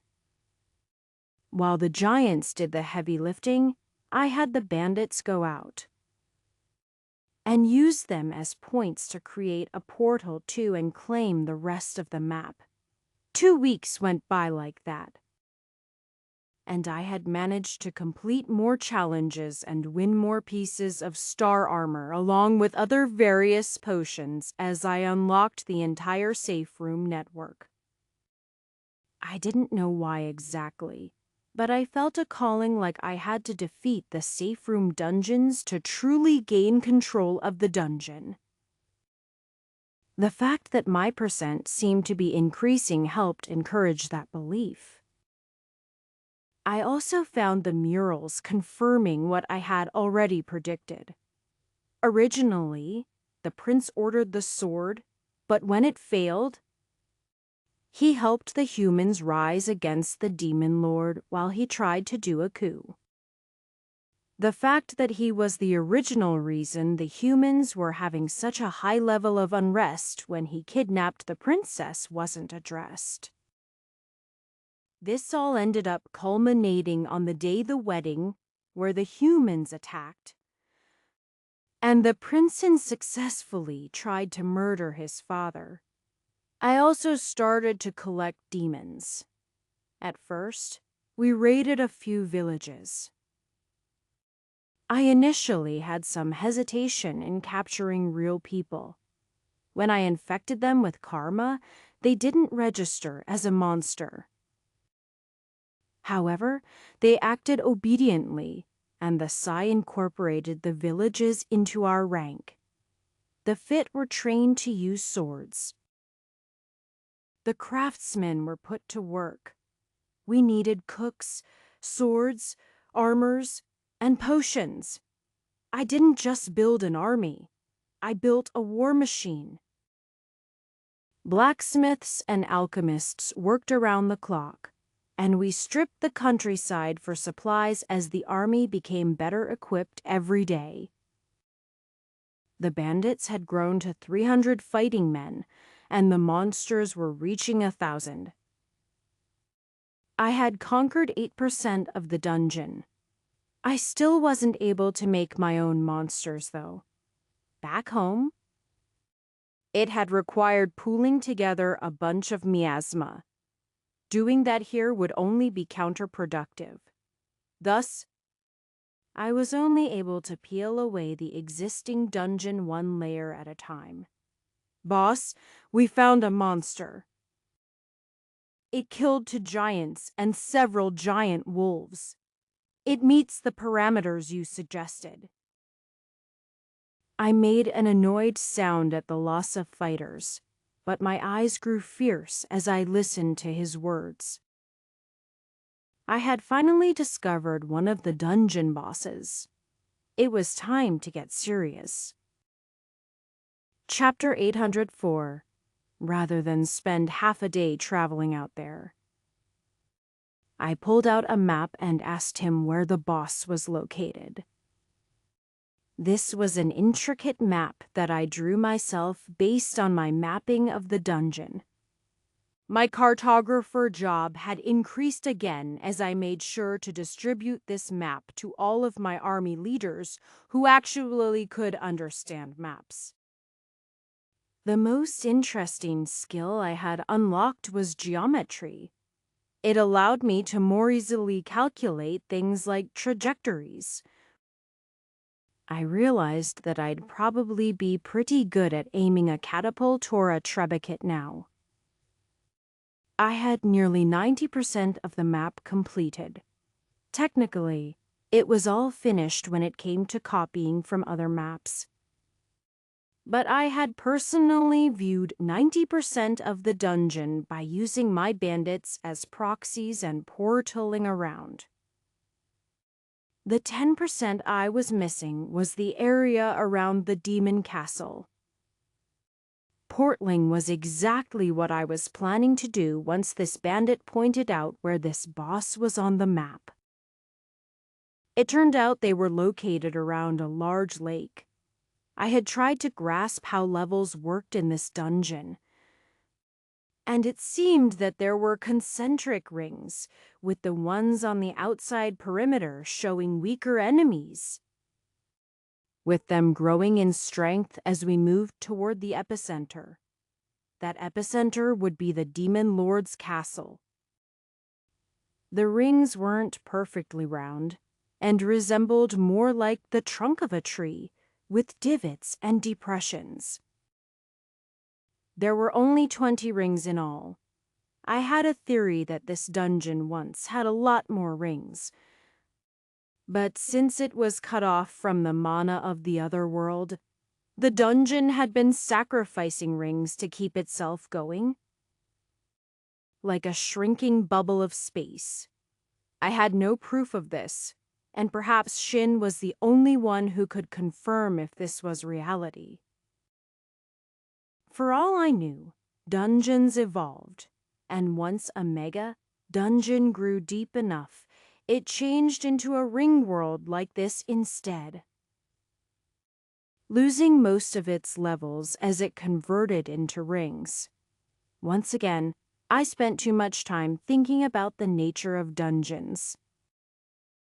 Since I was a dungeon master, it only made sense, though. The game had always been called my dungeon life. So I felt that unlocking the true nature of dungeons was likely the name of the game. At that moment, I needed to focus on the dungeon boss. The bandits were located around the 13th ring of the dungeon, banding together. And with a giant or two as help, they were about to make incursions as far as the 5th level. I called the 5th level the dead zone, as I had not managed to get anyone, even spies, closer to the demon castle than that. As for the monster they located, it was on the 10th ring. It looked like this world did hold by rules similar to the previous dungeons. That meant that there must be some kind of free, roaming mini-boss on the 5th ring that made getting closer impossible. The reason we hadn't encountered the 10th ring boss yet was that they were actually on the opposite side of the world from us. If I tried to ride there, it'd take at least a week. However, at this point, those loyal to me were all over the map. I hadn't just united all of the bandits and subdued them, but various pockets of monsters as well. My dots were spread across the map like a growing flood, slowly conquering the dungeon piece by piece. Once I had a dungeon boss at my command, that power would grow exponentially, or so I hoped. I selected a bandit who was near the area this man indicated, created a portal, and then headed toward my first dungeon boss. Chapter 805. Opening a portal to a target on my map didn't mean the portal literally formed where that person was and cut them in half. That would be an extremely foolish design. They formed about 2 or 3 feet in front of the target.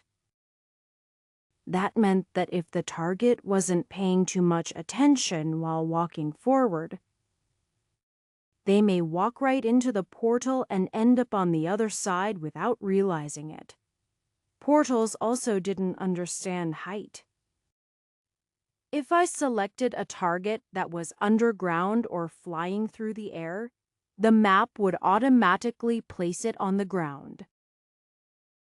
This was basically because the map I used was two-dimensional and only existed on a two-dimensional plane. If I picked anywhere, It was as close to the ground as possible at whatever elevation that might be. It could be used in some interesting ways, like teleporting to the top of a tower or mountain with ease, but it naturally had limitations. For example, stepping through the portal felt a bit like stepping through the water.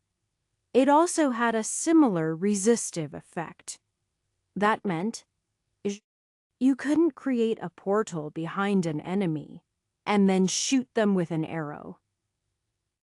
The arrow's momentum would be all but lost when it came out on the other side. We tried various degrees of strength, but no matter how powerful the blow, it didn't pass through the portal. This led me to another idea. Could you create a portal in extreme environments and use them as an attack? My first thought was to create a portal underwater. I could create a tsunami that could wipe out an entire army. If I got it deep enough, the high pressure would be like a water cannon with enough force that I wondered if it could hurt bosses. This naturally led me to other thoughts. I could see space.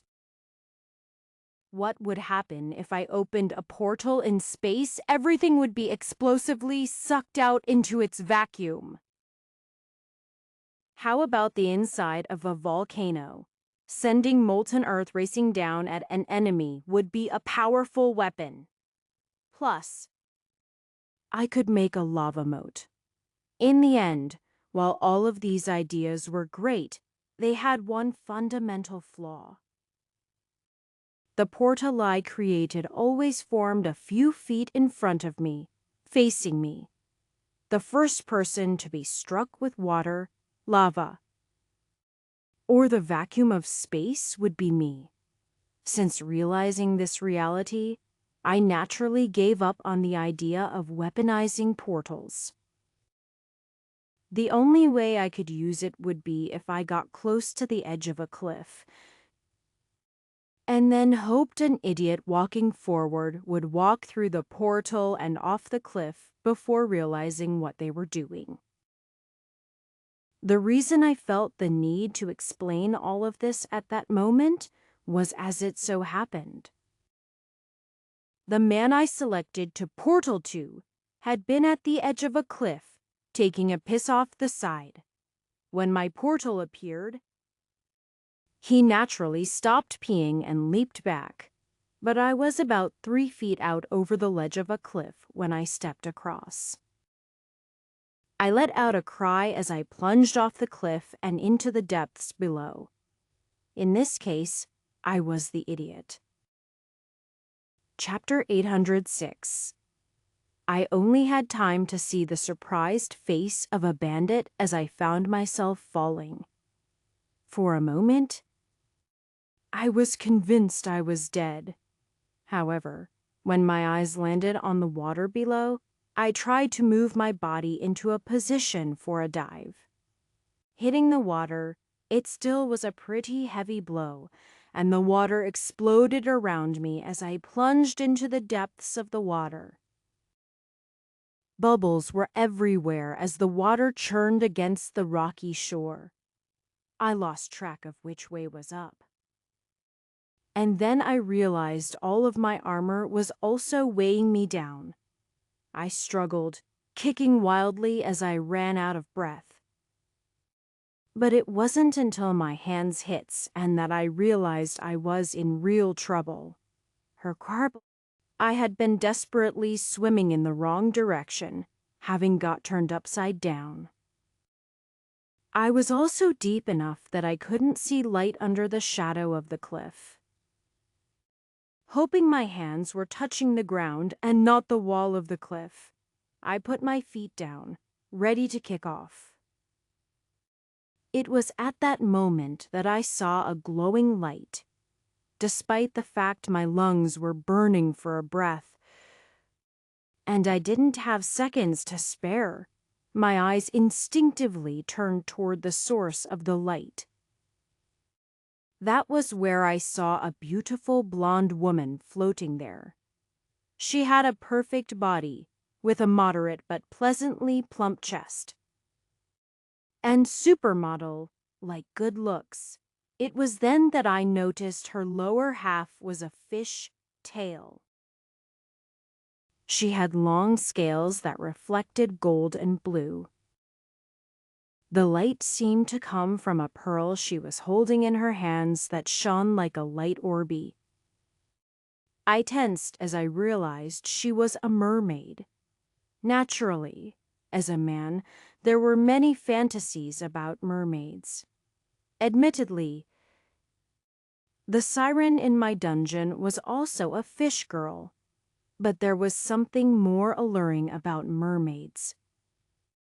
Even though they technically didn't have the lower parts necessary to fulfill any of that allure.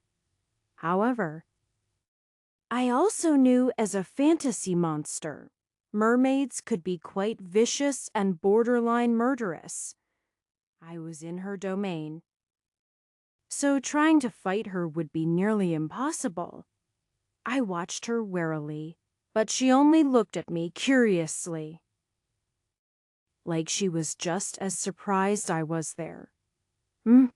I let out a noise, almost taking in a breath.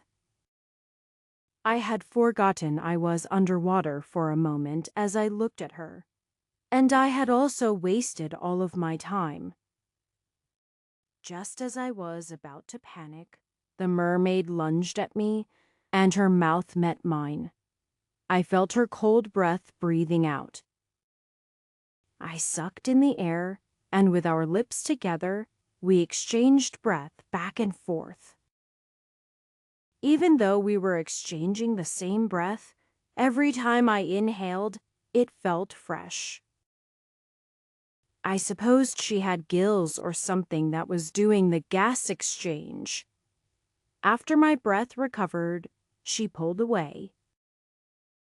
A sweet smile on her face.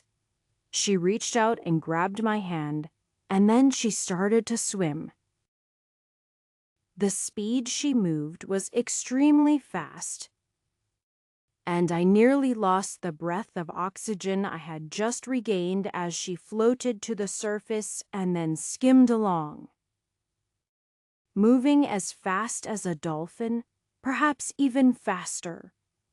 When she reached the edge of the lake, I could see some of my men running back and forth, shouting, "Where is boss? He fell in the lake. The monster is in there. It'll pull him to the bottom like the others. Ah, I see it. It's coming." One of the men pointed at us and shouted, "Stay fast, men. It's weak out of water. Just stay on the shore. What's in its hands, its boss?" One shouted. "Quick! The arrows? Stop!"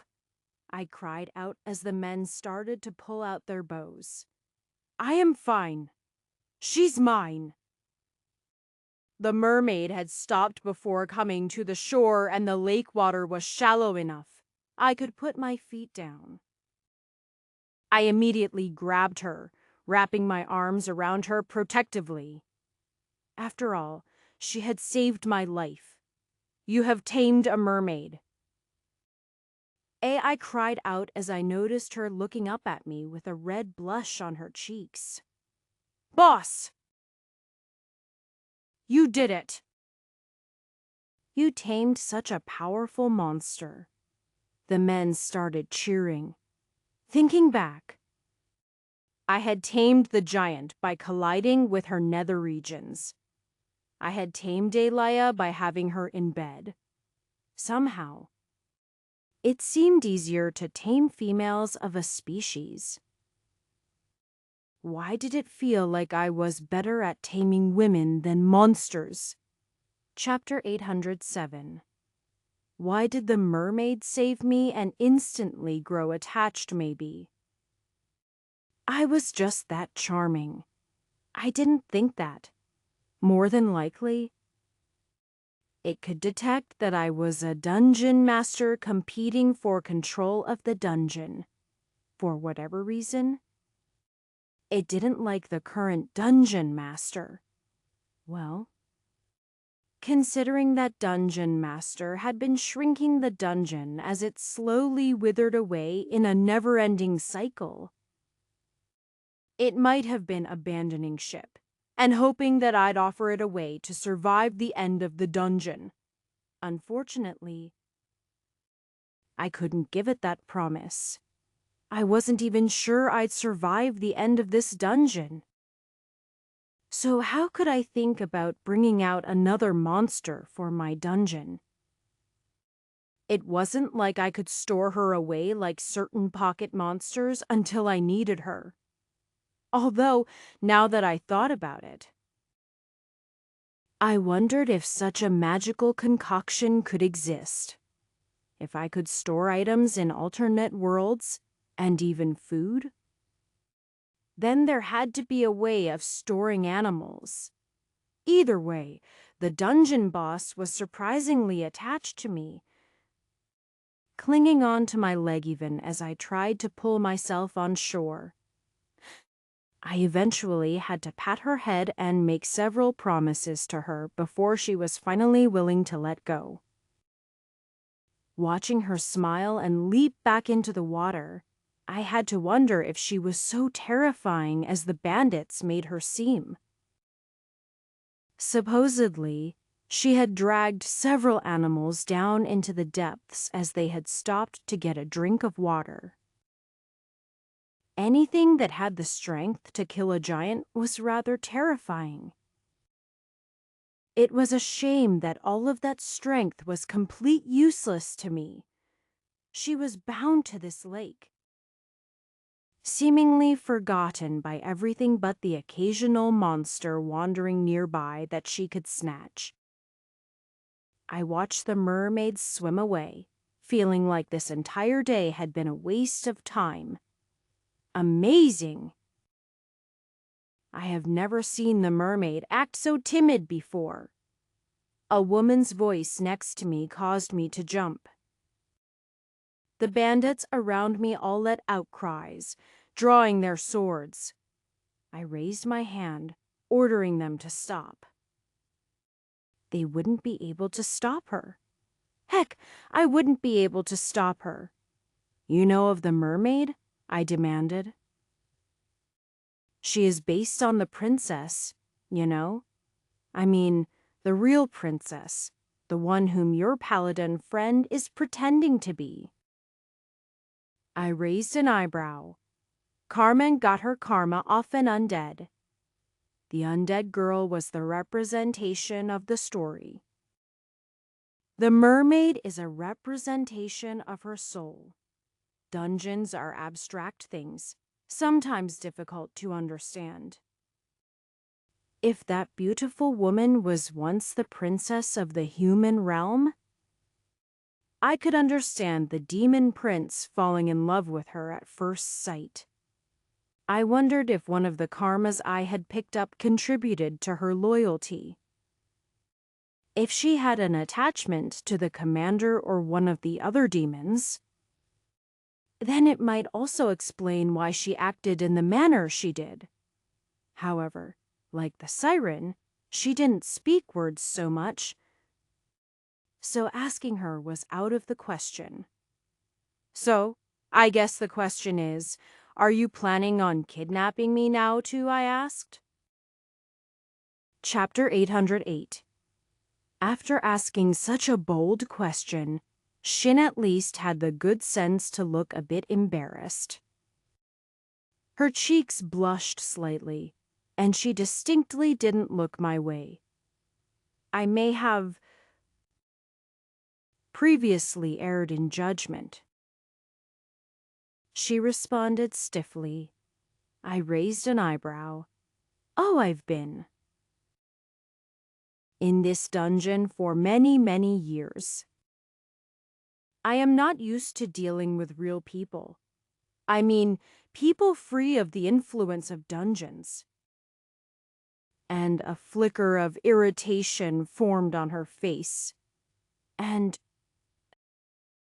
I may have acted a bit coldly and impolitely toward you. Garnet failed to make your dagger, she sighed. She had told me that a great deal of her success had been because you were helping her. She insisted that she couldn't do it without your direct support. I didn't listen and grabbed a random blacksmith assistant.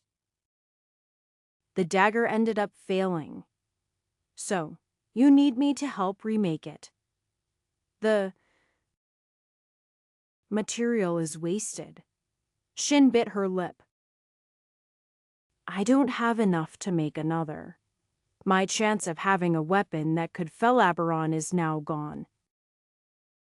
It was my turn to look irritated. Had I known that there would be no chance at a redo, I might have been a little more aggressive toward finding you. You would have failed. She shrugged. And even if you did, I would have refused your help, convinced I didn't need you. Then, if you don't need my help? Why are you here? What changed? I am here because of Garnet. She strongly urged me to work with you. She is quite fierce for such a small woman. True, I nodded, but then remembering how Shin was a lesbian, and Garnet was very sexually progressive, the words suddenly took on a new meaning. I felt if I said anything, though, I'd destroy our current fragile communication. It was obvious to me that she was putting herself out here and was already forcing herself to act against her nature. I wasn't sure if it was because she was a hero, strong, or a princess. But she was an extremely bull-headed woman. She reminded me a bit of Carmen. As for what changed, the dungeon changed, she responded. Huh, at first? The actions you took ultimately were absorbed by the dungeon. This was why I didn't take you seriously. You tried to rescue the princess, but she ended up in his clutches. You tried to initiate the war, but the humans were still scattered. That was until I started noticing changes a few weeks ago. The entire dungeon has started changing. I used to be able to map the paths of every demon down to a footstep. And now it's like a beehive has been stirred up. The bandits who always stayed out of the way became active. The commoners have all started to gather. The monsters are moving in extremely strange ways. This has spread to the Demon Lord's castle. They're rearranging troops as if preparing for war from an external source. I have now confirmed that source to be you. There is no point in denying it. You have caused more change in this dungeon in a single cycle than I could in 1,000. Of course, I knew exactly why that was the case. I was a dungeon master, and I was taking it from the true dungeon master. It seemed like my new status had even caught Shin's attention now. I just hope she didn't realize the truth. Or she may decide to kill me. Chapter 809. So, I'll ask again. Why are you here? I had all but given up on the creation of that sword. Forget the sword. Even the dagger would have changed the game. Shin sighed. Yet, the sword is made, so we need to get our hands on it. You are much stronger than Bernard, and he wouldn't let Daddy Dearest see the sword. I am surprised you don't march into the castle and take it for yourself. It's not so easy, she responded. We have to wait. Until the day of the wedding? I asked Riley. Yeah, I've heard. The dungeon seemed extremely caught up on that final date. That was also the date that the cycle reset and the portal closed. That meant we only had one chance to defeat this dungeon and get free. Perhaps the dungeon couldn't be completed unless we waited until that date. Then again, I didn't care about completing the dungeon. Defeating it would be enough. At first, I had to consider completing the story because I didn't see any way of defeating Aberon.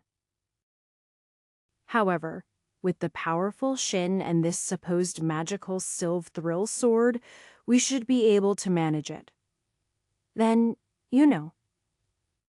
She nodded. I fear with everything that's changed, this dungeon won't last another cycle. The interference of you and the other world invaders has diminished this world's miasma reserves to the point where the integrity of the dungeon will start collapsing in the next cycle.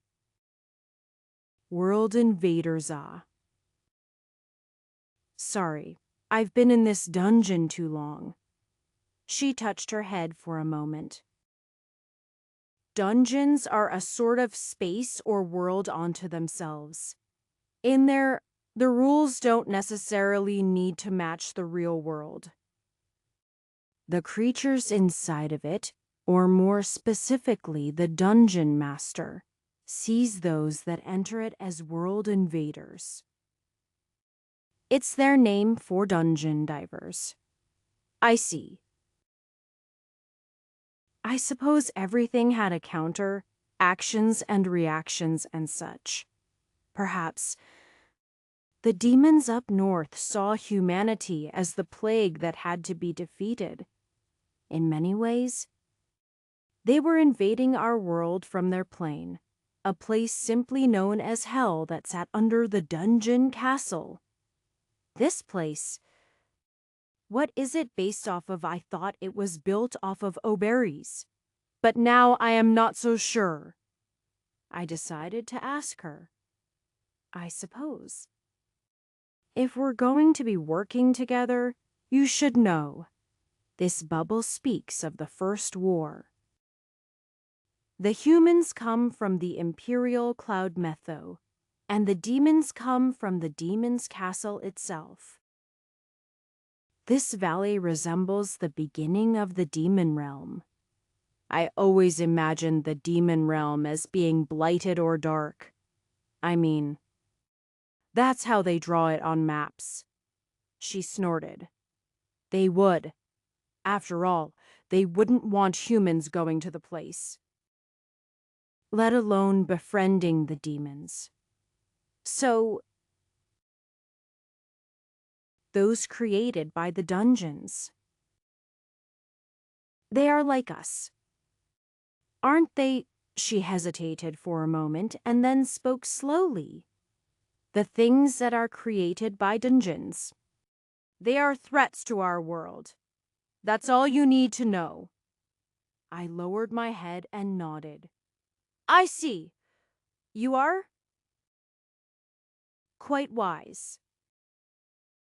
She spoke a second time. Few I have met have ever gotten far enough to ask these kinds of questions. For the vast majority, it is enough that dungeons are bad and must be destroyed. I feel like you and me. We might not be as different as I originally thought.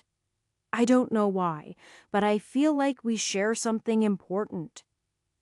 Ah, that. Nothing. I mean, maybe it's time we finish this threat, right? She didn't seem to notice my flustered appearance. She hadn't spent a lot of time with other people in ages. When she said that we shared something, my mind immediately came to a thing we both had shared. Alia, if she knew about my relationship with her former lover, that was another reason she'd kill me. I came to realize just how fragile this alliance between us was. Very well, she nodded, accepting my words without question. In that case, you'll need her. She turned back, and my eyes followed until they landed on a woman walking out of the forest. Garnet stopped and slammed her hammer down on the ground. "You miss me," she smirked. "Garnet!" I cried out, having not even realized she had approached me despite the bond. "What are you doing here?" "Well, you are building an army, aren't you?" she asked. "In that case, they'll need some good armaments." Chapter 810. You leveled in Armor Smith again. I mentioned to Garnet as she handed me the newest plate mail she had just forged. "I feel it. The power inside. I'll make a better plate mail in the next run," Garnet declared while her hands tightened on the hammer. "I am pretty sure that's not how leveling works. Gaining a level didn't suddenly make you better at everything. I mean, I guess it did raise status. But it wasn't like you'd suddenly make a better piece of armor just because you had more strength or agility. That required experience, which I suppose is exactly what she was gaining that helped her level. Now that she was my slave, and I had my slave master job equipped, she was gaining experience far quicker than she normally did. I usually didn't pay too close attention to every level. I had read in some adventuring guides that focusing too much on levels would lead to failure. The reason was pretty simple. An adventurer focused on levels might end up biting off more than they could chew. For example, they might reach level 20 and read that this floor was good for level 20s, and then push themselves to that level. In reality, that floor might have been good for level 20s with fire control, but nearly suicidal for other adventurers. There are many other examples that are given as well. When people focused on levels as an indicator of strength, they constantly misunderstood their abilities and were more likely to put themselves in dangerous situations. It also ran the risk of some becoming snobby or trying to rank themselves based on levels. This sort of classism was frowned upon everywhere in this world. Supposedly, there was even a play called Jugger the Fool, which depicted a man going around flexing his levels only to fail embarrassingly every time. Thus, when it came to my party, the girls rarely wondered what their levels were, and instead asked the question, how strong were they saying that, as someone who had easy access to my levels without the need for a magical item or a priest? I couldn't help but look and try to keep track of my abilities. Well, when it came to myself, the flashing text in my vision wasn't exactly something that I could ignore. As for the others in my formation, they just didn't ever ask. Garnet seemed to be a notable exception. She seemed to relish in her levels and greatly enjoy every level up. Thus, I had gotten used to announcing her leveling, which over the last 2 weeks of non-stop blacksmithing had grown quite well. I placed the plate mail to the side, and a former bandit, who was now conscripted into my army, grabbed it and took it to find a soldier who needed it. Compared to the cheap pieces of scrap metal he once wore before, he was now in a full chain mail outfit with a particularly fine bow on his back, besides what Garnet made. Shin had also relinquished all of her weapons and was still scouring the dungeon to find whatever magic items and weapons we could use to better equip our army. "It's good that you leveled." I turned back to Garnet as she pulled out some metal to start her next piece. "I will be going soon." What Garnet let out a cry, panic in her eyes. "And no! I need my assistant. I am your master, though." I laughed awkwardly, scratching the back of my head. The quality of my work goes down whenever you leave. Just work on the less important things, like horse armor or something. "I need you?" she cried, grabbing my arm and trying to look up at me with begging eyes. "You'll be fine. Besides, getting practice on your own will only make the pieces when you have my assistance even better." This brightened her mood slightly, as it seemed she had a desire to one day make the perfect piece of armor. "Where will you be going, anyway?" she then asked, still just a bit pouty. "I'll be doubling our army today." It's time the skeletons join the fray. Chapter 8:11. While I had been running around leveling and creating the Sylve Thrill Blade, the story in this dungeon had continued to move on. That story didn't involve individual people so much as it involved armies. It spoke of skirmishes and battles, most of which I had kept away from. As a single person, it would be really easy to die in a large-scale battle. I wasn't so foolish to get involved in one of those, especially before I had an army at my back. The safe rooms had told the story of these battles, which chronicled a human uprising that ultimately ended up squashed by the Demon King. When was the final battle? It happened a few days before the wedding. This was when the humans surrendered and the nation fell. This date was important in the history of the continent because that country that fell would end up laying the groundwork for the demon realm. The demon lands of the north weren't always demon lands. A long time ago, there were countries whose names were long forgotten. Even this dungeon didn't remember what the name of the country they were fighting for was. That country had been the one who had allowed the Demon Lord's castle to rise. Some say that when the demons emerged from the dungeon and seemed so much like humans, the humans had tried to welcome them. They had met them with peace at first, trying to welcome them as a new species to their world. That new species turned invasive, set up, tensions grew. And it was ultimately the Demon Lord's son who kidnapped the princess and caused the country to revolt and try to destroy the demon's castle. Unfortunately, the country lost and the demon realm was formed.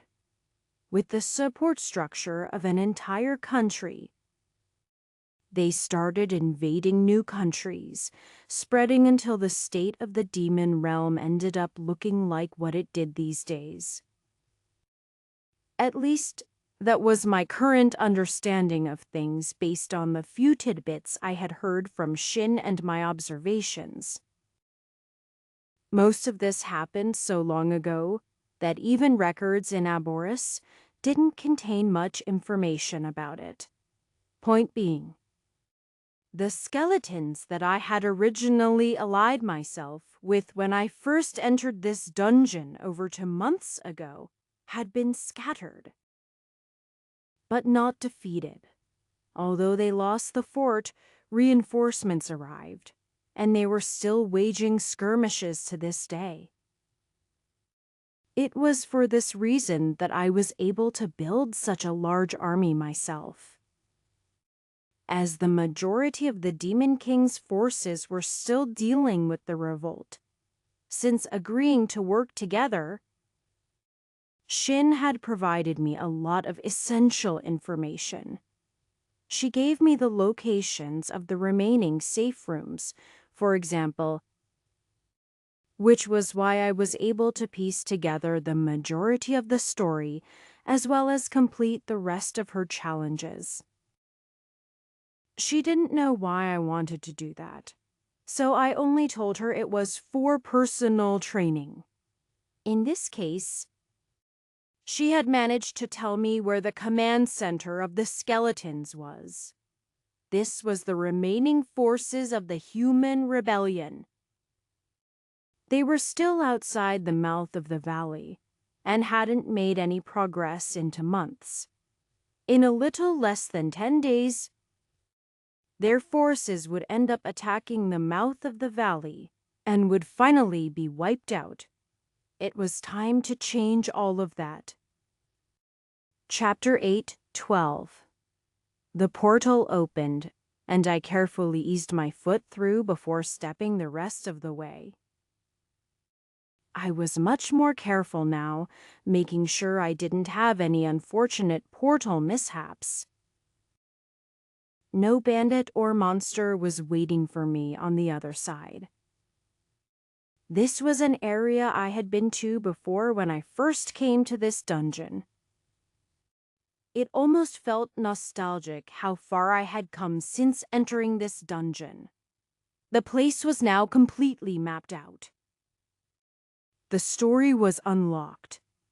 Now, I was raising an army to make the final push and defeat the Demon King.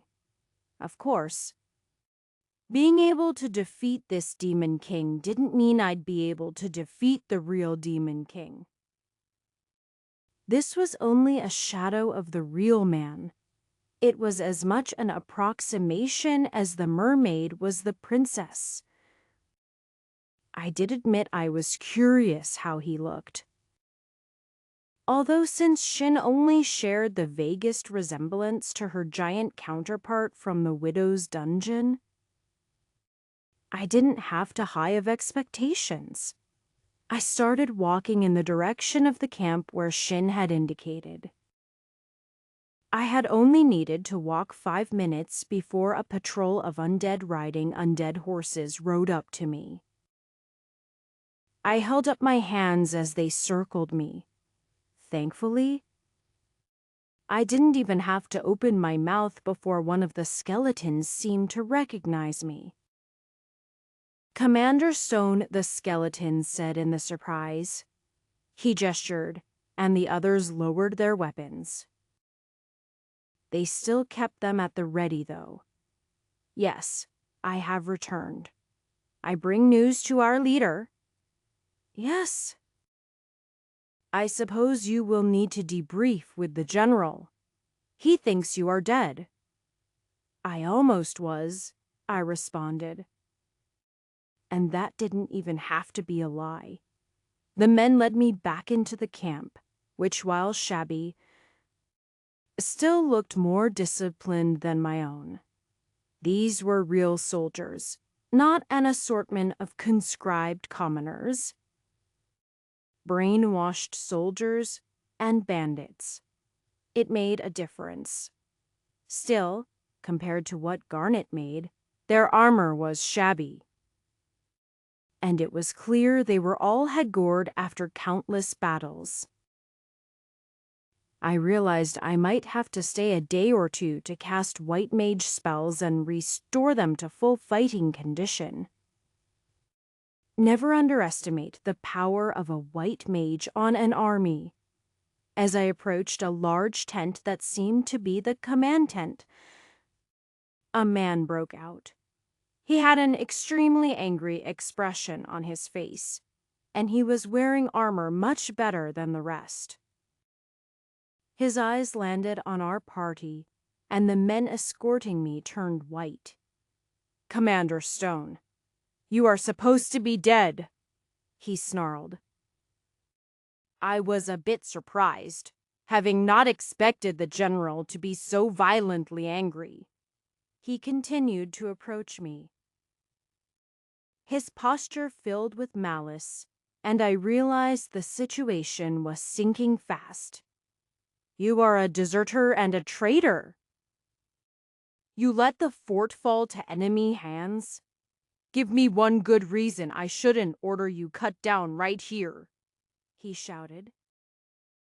Now right in my face. I shrugged, a causal expression on my face that caused him to grow even more enraged. "Because you won't be alive in a second to make that order." Without hesitation, I used pace and quick attack, and my blade struck right through his armor into his heart. Although the Star Sword was only a dungeon's approximation of the Sylve Thrill Sword, and not made from it, it still could cut through anything else this dungeon made. I wasn't sure if it'd have that trait outside of this dungeon. It might be something it could only do in here, but that was enough for now. Assassin.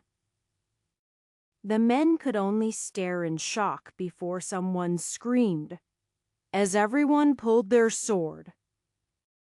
I put my hand on the man's chest and a black substance flowed from him to me.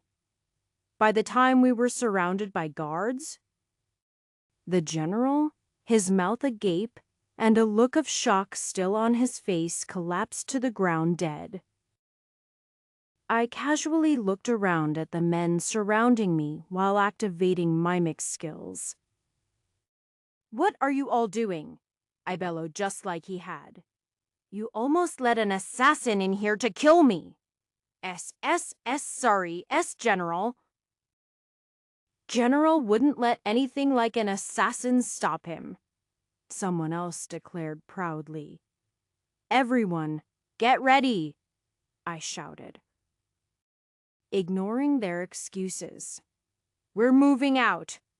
Like that, I was now the general of the undead army. Chapter 8:13. After taking control of the army, I started to rejuvenate the men. Ah, it burns," screamed an undead soldier. I snapped my fingers. "That's right, healing undead kills you." I had already cast Refresh and a few other spells on some of the soldiers. But this was the first guy who approached me with some genuine damage. I immediately leaned on a healing spell, which only further exacerbated the situation. I stopped it in time that he didn't die, but he was looking in worse shape. I was glad I decided to stick to triage, rather than using a blanket group heal on the entire army.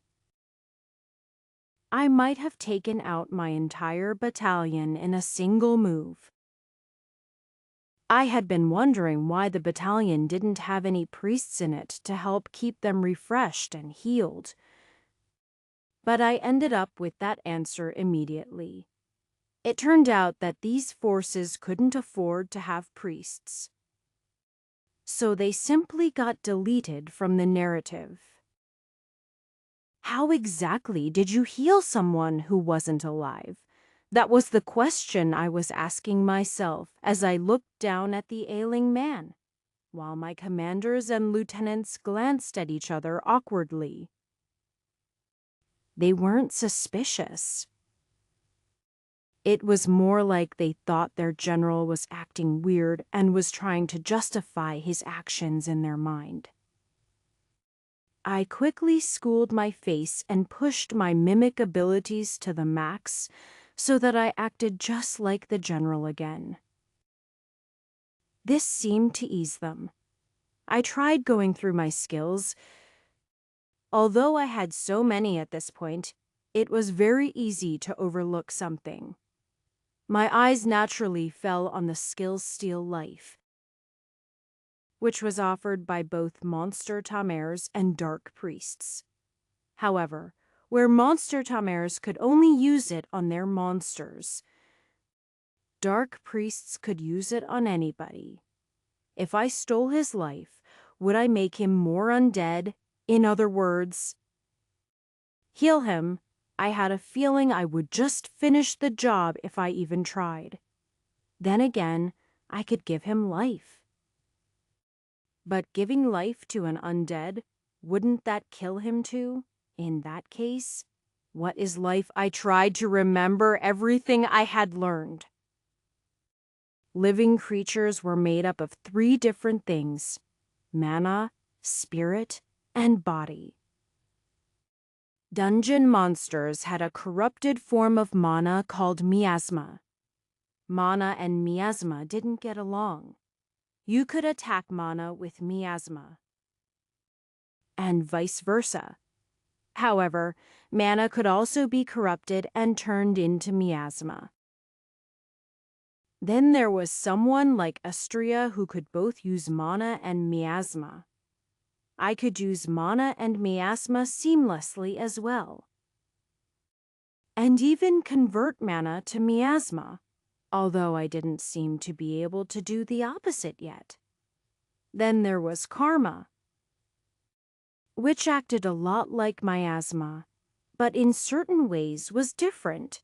It reminded me of light, which functioned as a wave or a particle depending on what you needed it for. Karma and miasma felt similar in composition, but different in implementation. Was karma just the miasmic version of spirit? As a spiritualist, Miki could do all kinds of crazy things with the souls of the living, from talking to undead, keeping the spirit alive, blocking a person's mana flow, and trapping their soul from resurrection. Karma seemed to function the same way in dungeons.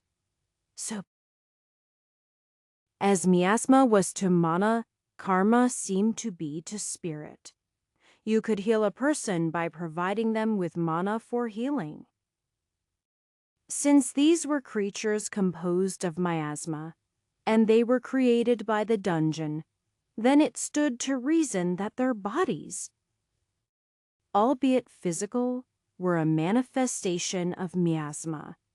So, if I created miasma and then infused it in his body, I lifted my hand and black tendrils came out and started to touch him. It turned out to cost me a lot more mana than just tossing a white mage spell, but I managed to heal the undead soldier. Everyone relaxed as he started to return to a healthy shade of white, taking out some water of life for myself, which was probably holy water to the undead. I started to patch up the army. By then, they were ready to move. I began the march. Chapter 8:14. We were still a little more than a week away from the beginning of the final battle between the humans and the demons historically, and a little less than 2 weeks away from the wedding, although I had felt like I had been in this dungeon forever. It had supposedly only been a bit less than 3 days on the outside. Yet, I had changed so much since I had been in here. I wondered if my girls would even recognize me when they saw me next. While I wasn't so much worried about their current conditions, I realized that I was starting to miss them. The army began heading toward the mouth of the valley. In the real world, or maybe just the past cycles, the undead would march on the fort in the mouth of the valley and capture it. They then began a blockade, demanding the return of the princess. They wanted to block all trade into the valley and eventually leave the Demon King desperate. Instead, he built an army and attacked the fort, using similar methods to defeat them as Bernard had used on me. That was to say, they had a secret area where a small contingent of warriors remained magically hidden until they snuck out at night and let the army in. Of course, the human forces were more than just the fort, but after a brutal 3-day battle around the mouth of the valley, they were finally forced to surrender. The surviving general was dragged before Lord Aberon. Part of their surrender was that they must bear witness to the wedding between the princess and the demon prince, and let the people know who their new leaders were. They were patsies used to break the morale of the human resistance. So, one can imagine why I didn't hold too much respect for the man I just replaced, who ended up betraying his people and was probably responsible for the wars going on until this day. Despite that, I saw no reason to change history. The one nice thing about karma is that while I was wearing it, the dungeon couldn't tell the difference between me and the dungeon monster I stole the karma from, especially if I acted like I was supposed to. In this case, I was moving a day early. But that probably wasn't enough to cause the dungeon to worry. I marched the army up to the mouth of the valley and, like my predecessor before me, began to lay siege on the fort. I had already taken the fort once before, but I had depended on portals and underhanded tricks. If I did that this time, the dungeon might be able to tell, and thus the dungeon master would know where I was and retaliate. Thus, I was taking it old school. It was a bloody, difficult battle, and I did my best to mitigate the damage, but I kept to my role as general. Master, the battle has begun. Those words came from Garnet through slave communication. Unlike Carmen, whose communication with me was somehow silenced while she was in the Demon King's castle, I could hear her clearly. She wasn't talking about my battle, where we had been fighting for a few hours now. Rather, she was talking about my army of monsters and bandits. Monster Tamer skill, level 40. Monster sight was engaged.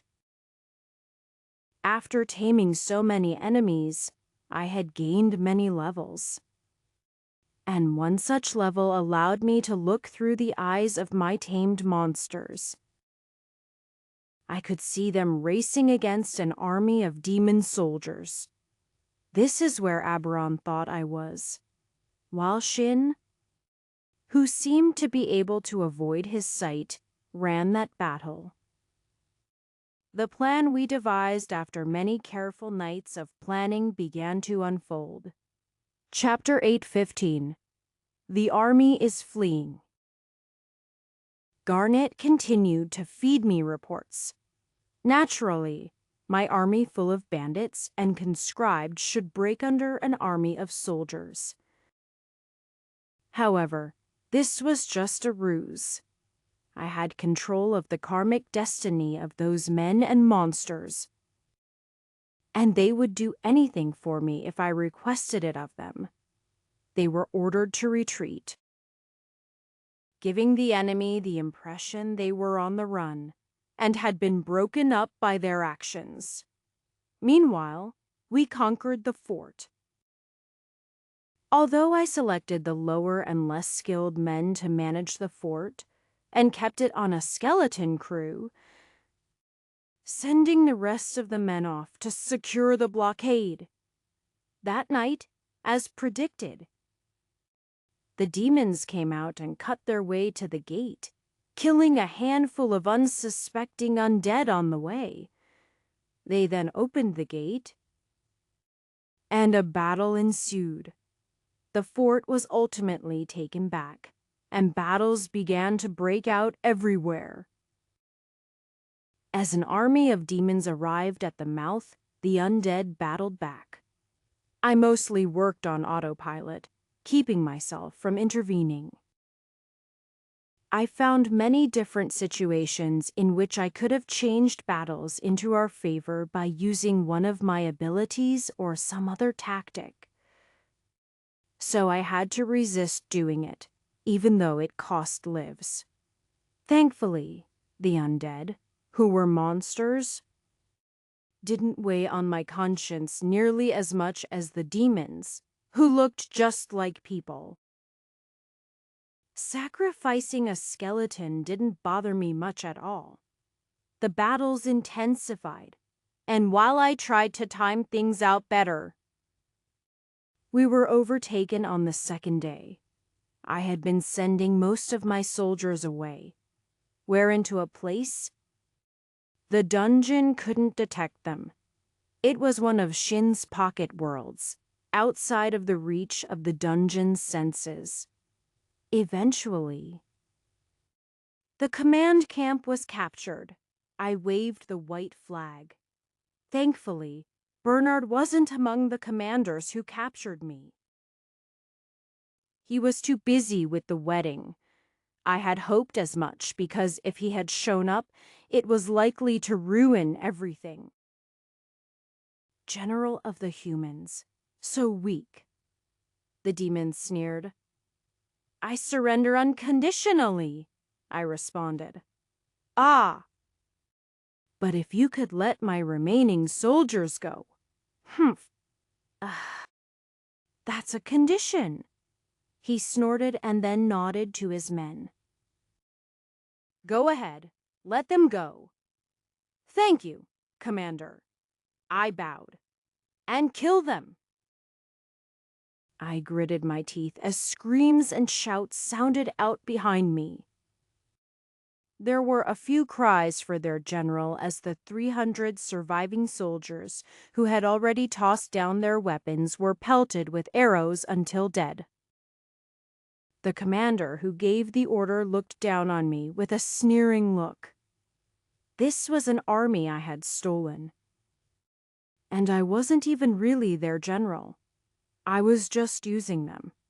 However, Mimic gave me the ability to fake distress on my face. As for my actual feelings, they were still filled with anger. It wasn't because I had a personal attachment to anyone involved, but because of the principle of the thing. We had surrendered, and this commander had massacred those men. It was disgusting behavior for a leader. He showed no mercy. Good. I didn't have any hang-ups about killing the demons now either.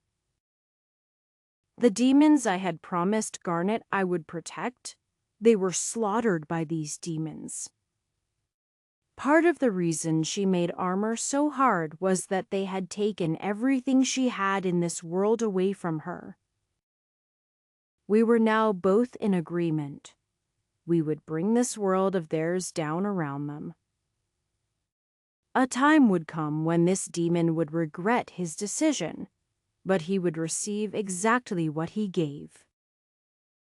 Chapter 8:16. Demons didn't move at the same speed since I could use safe rooms and portals. Although, after making my army surrender, the army started heading back to the capital. It was still a week before I could see the demon castle in the distance. I had seen it before, but never this close. This could be said to be the closest I had ever gotten.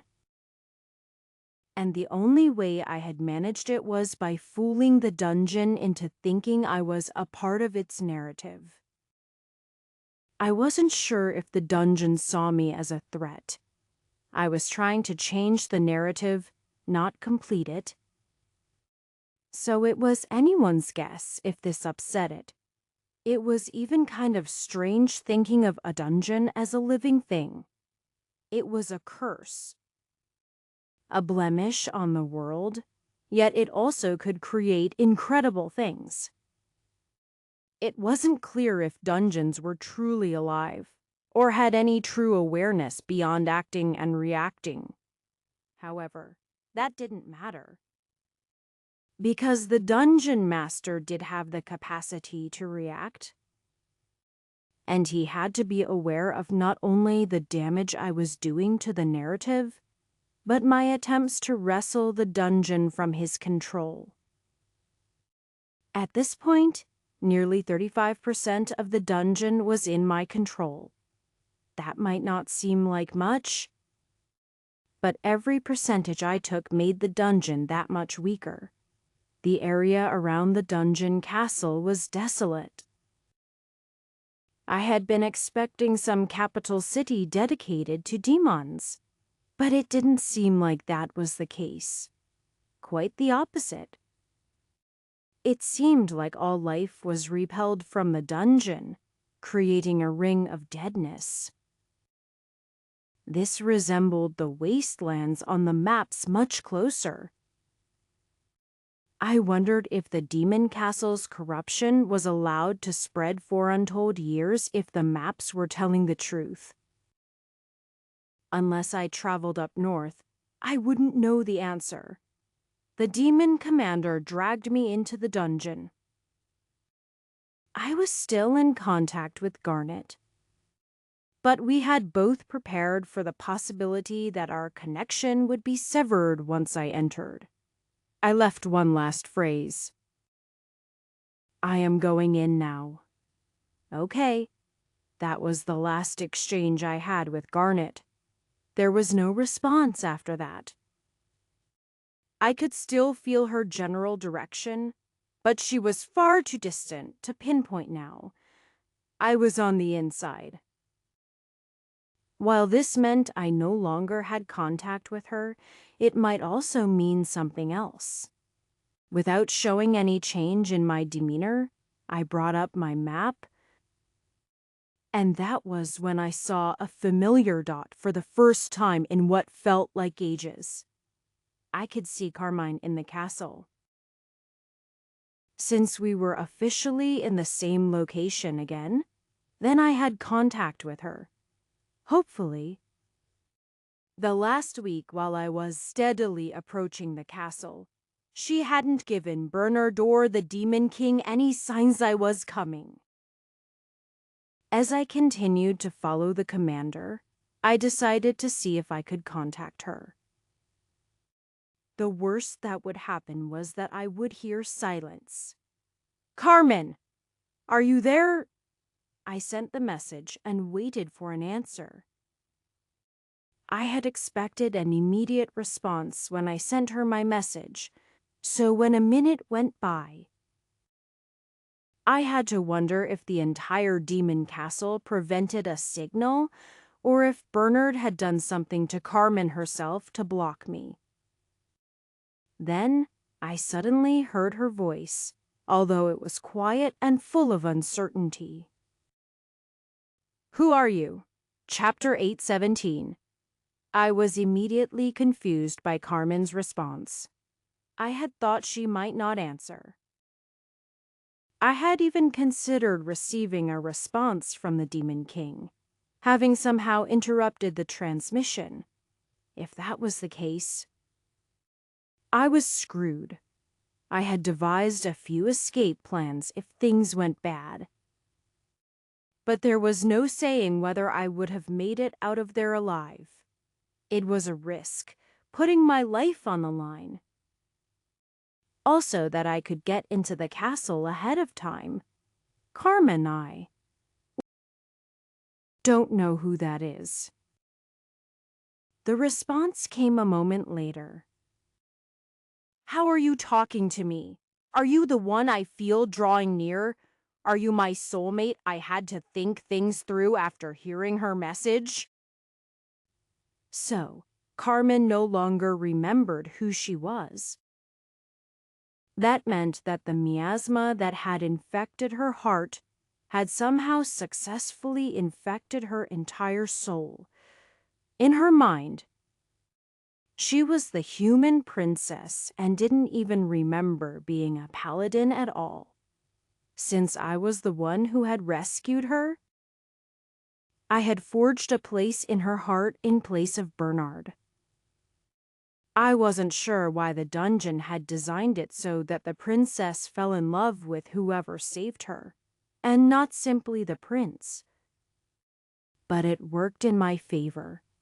Had her heart belonged to him, I wasn't sure I could have accepted it. It would have been extremely infuriating. However, it almost seemed like she couldn't remember me anymore, but rather the idea of me. The slave bond had turned into her soulmate who she could feel at a distance. She had been sitting in the castle, waiting for me to rescue her. Rather than trying to snap her out of it, I decided to play into the fantasy for the moment. I didn't have the time to explain everything, and I couldn't afford her accidentally notifying the others in her distress. Yes, I am the knight who saved you. I've come to rescue you. That's why you can hear me, because our hearts are bound as one. I decided to throw out a bunch of lines that made me blush. My hero has come. Oh, wonderful. Please, save me. First, are you doing okay, has Bern? I mean, the demon prince done anything to you? This was the thing I had been worried about the most.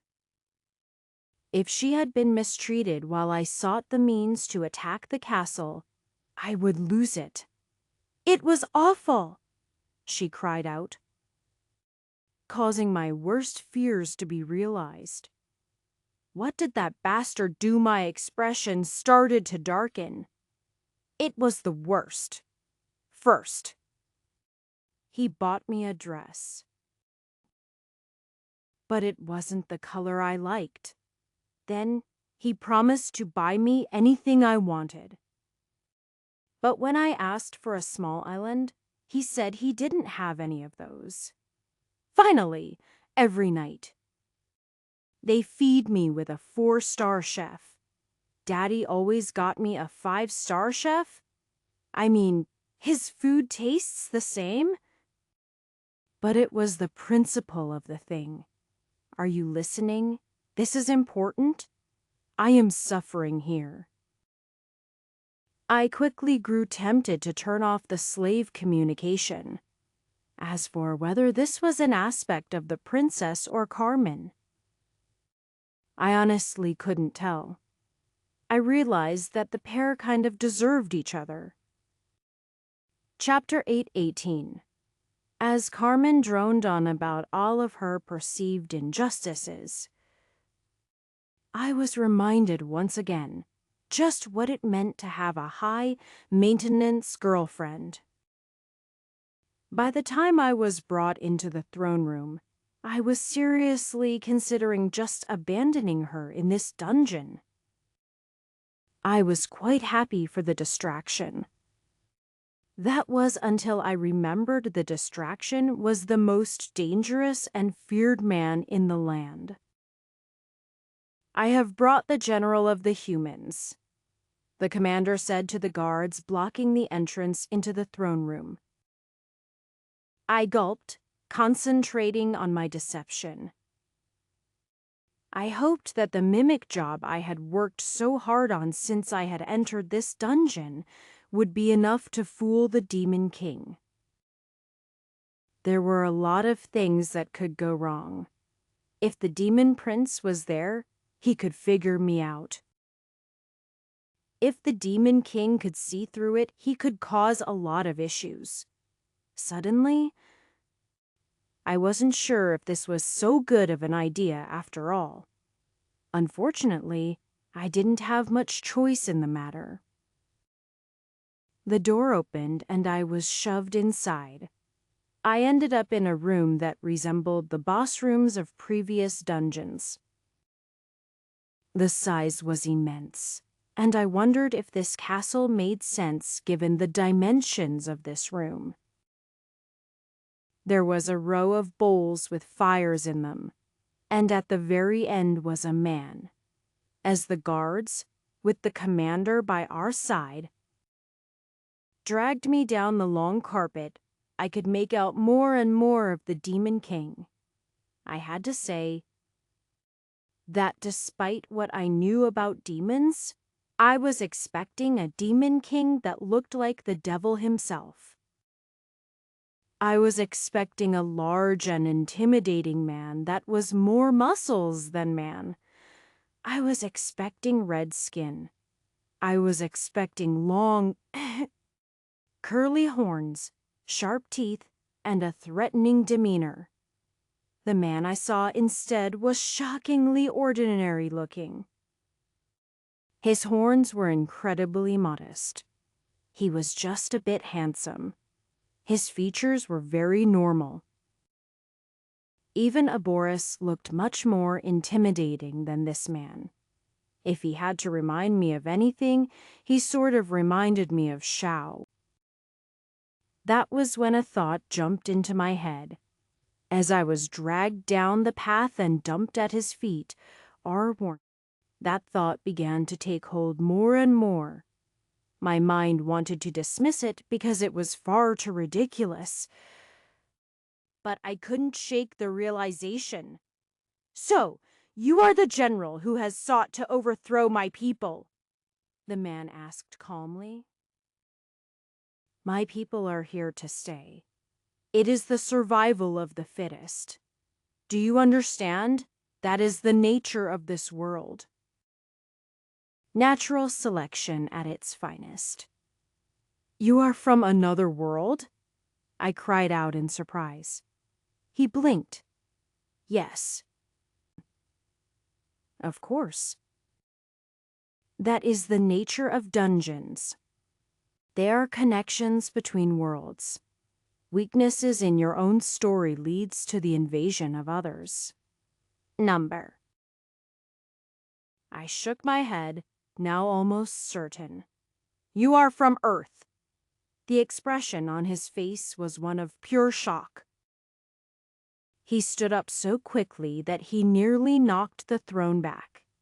His eyes were locked on me, and all of his previous regal demeanor was gone. How could you know that as he incidentally confirmed it? The expression on my face started to whiten, like Shao.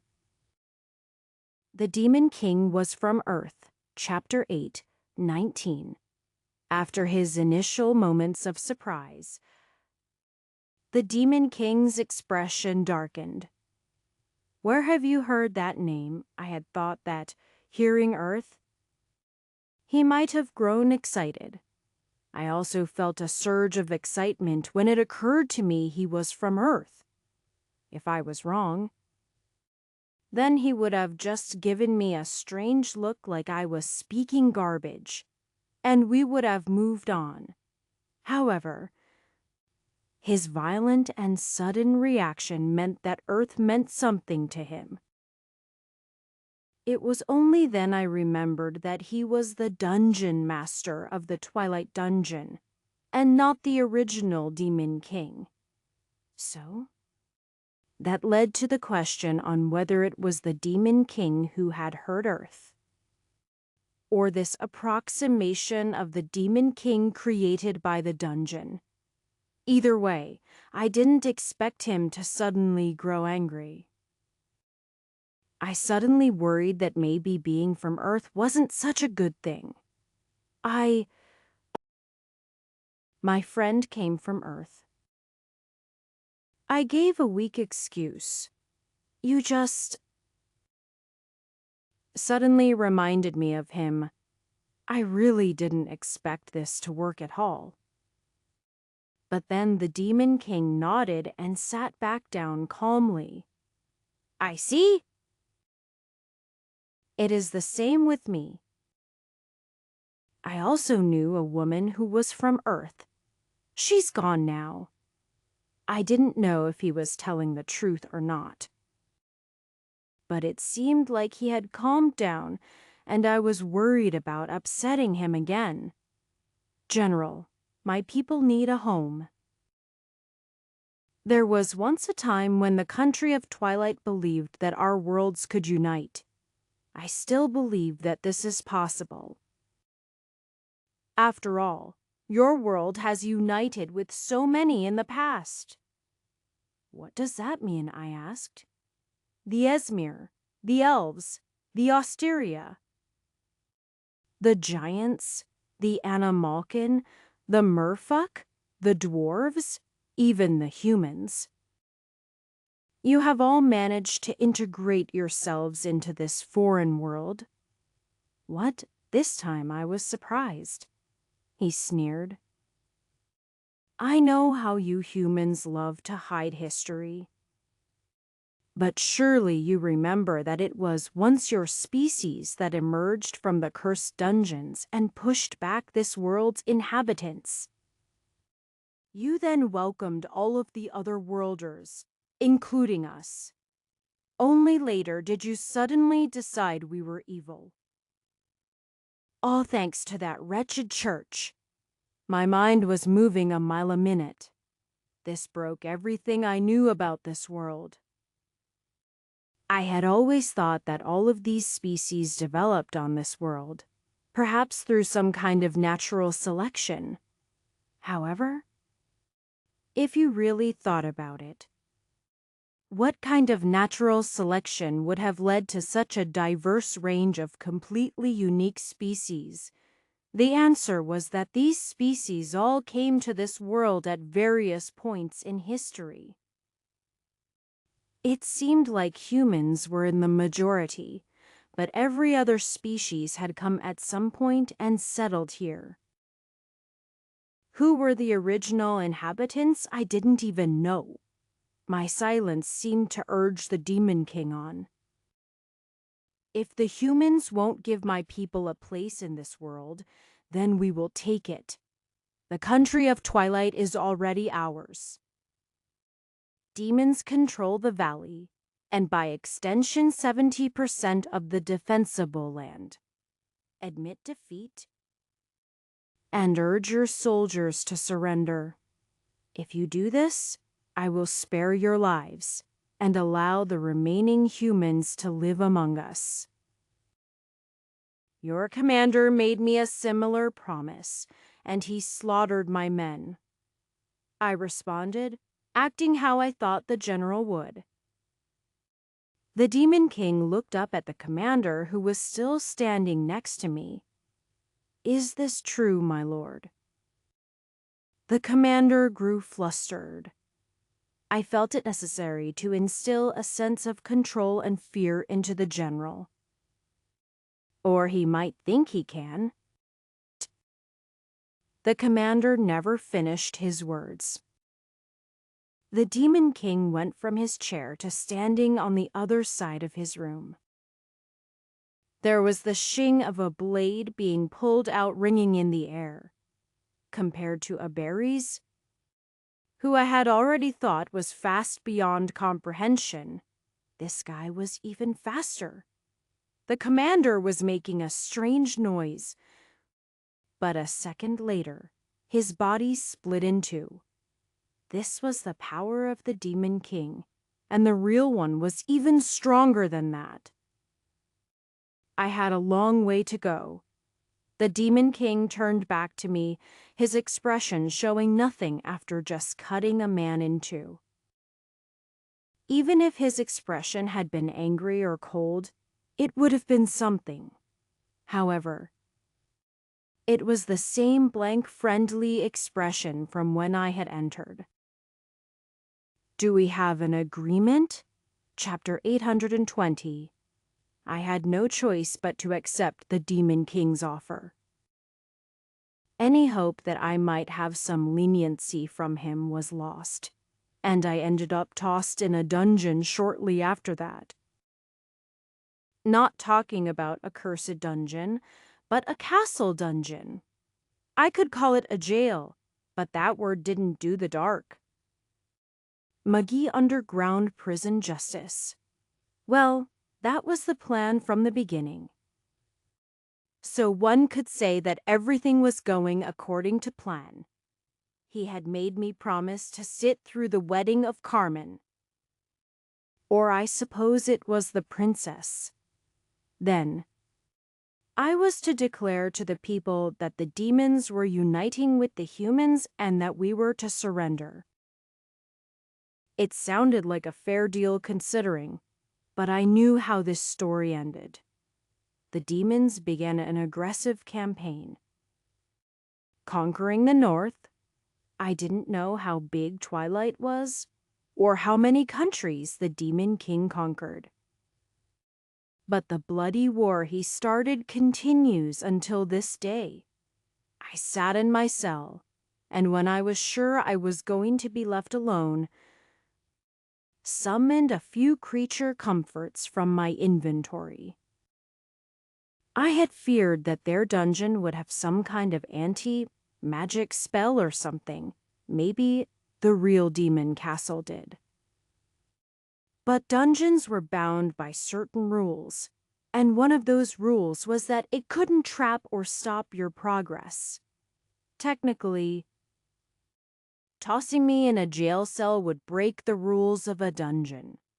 They could trick you, get you lost, throw enemies at you, make environments impassable, but they couldn't just lock you up and keep you there. When the first dungeon I ever entered, Mina's dungeon, collapsed all those months ago, there must have been a means of returning to the surface. Since Mina's dungeon had a lot of portal traps, one of them must have led up past the blockade. It was just anyone's guess how. Thus, although I was shoved in this jail, there had to be some way out. I spent the better part of an hour looking, only to try the front door to find it unlocked. This dungeon was getting lazy if its big workaround was to just make the cell door lock break. With my way out secure, I settled down. Now, it was just time to wait. During the wedding, when everyone was distracted, we'd make our move. If Bernard acted like his demon prince counterpart, he should use the opportunity to attack his father. The army would move in. I'd free Carmen in the chaos and bring her into the safe room to recover. Once the Demon King finished off the prince, Shin, Carmen, Garnat, and I would work together to take him out. Well, I had a feeling it'd be mostly Shin. Comparatively, the rest of us weren't as strong. Unfortunately, I couldn't get any news from the outside. I just had to wait and hope the girls were doing their job. I did occasionally communicate with the princess, but I gained little more than, wishes and more complaining about how the life of a princess was hard. I found I preferred the solemn silence of a jail cell during those times. Chapter 8:21. It is time. A group of ominous-sounding men came and pulled me out of my cell. I walked down the long hallway in chains with 4 men surrounding me. I was made to kneel down. A man started taking measurements, taking particular notice of my neck size. A third man came out with a bowl of scalding liquid. The first man pulled out a long blade. He then proceeded to cut my hair. The second man started sewing, while the third started to bathe me. As it were, they wanted to prepare me for the wedding. I was the general representing the nation at the point of surrender. If I looked like I had been held in a dungeon and tortured, my words wouldn't have nearly as much sway on the people. Of course, my statement would be recorded magically and then replayed in every village and town. For that, I had to look my finest. Although I had some comforts from my inventory, it had been weeks since I had a good bath. I was cleaned up, put in a nice suit, and then escorted upstairs. I was even provided 2 elite guards by my side, who would graciously protect me and cut off my head if I made any attempt to flee. Well, the hospitality of a demon king only went so far. As I walked down the hallways, every so often I dropped something from my inventory onto the ground. I usually picked areas where there was a carpet so nothing could be heard. I faked so many coughs I suspected they might think I was dying of the flu. I feared they'd be suspicious. But I guess they expected a man being held in the dungeon for several days would contract something and be weak. I was seated in the back of the wedding. I had anticipated this. Even though I was disguising my face and wearing the karma of the general, I feared that Bernard still might be able to recognize me. The same could be said about Calypso. Thankfully, the pair of them were in the front of the wedding. Just as I moved to sit down, one of the elite guards grabbed me. "You will be giving the bride away," he said. "Ah. What, Demon King's orders? You will walk her down the aisle. That was not part of the plan?" I gulped, but nodded and was led back to a room. I could hear the prattling on of a haughty woman. It took a moment to realize it was Carmen. "And another thing. This dress looks a bit frumpy on the side and—" "My lady!" "It is time," a man explained to the princess. "My hero will come for me." "He will," she protested. "Yes. You've been saying that." I sweated slightly, listening to this from the hallway. If she made a scene here, things might get a bit messy. Of course, she'd be able to recognize me through the bond. Although my face was different, the current dungeon-infected Carmen cared more about karma than physical appearance. It turned out, my worries weren't warranted. The woman walked out without glancing at me. She grabbed my arm without looking my way. She seemed to be in a huff. We started to move toward the wedding room with the entire entourage. This included a half-dozen guards, the steward, and a few ladies who were holding up the back of her dress. I was sweating, though. I would be right in front of all the major players in this dungeon, and if even one saw through my mimicry, I'd be screwed. As I was thinking of such things, I realized Carmen had stopped. She was looking at me now.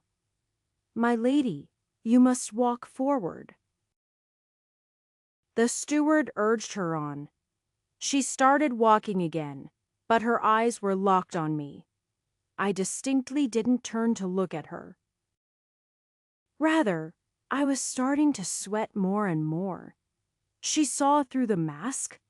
"Just don't say anything. We have to make it." The music started as we reached the wedding hall. We started to walk forward. Everyone had their eyes on us. It was Carmen, and me right next to her. We were halfway down the hall. Bernard had his eyes on Carmen, and Calypso wasn't even sparing us a glance. This could work.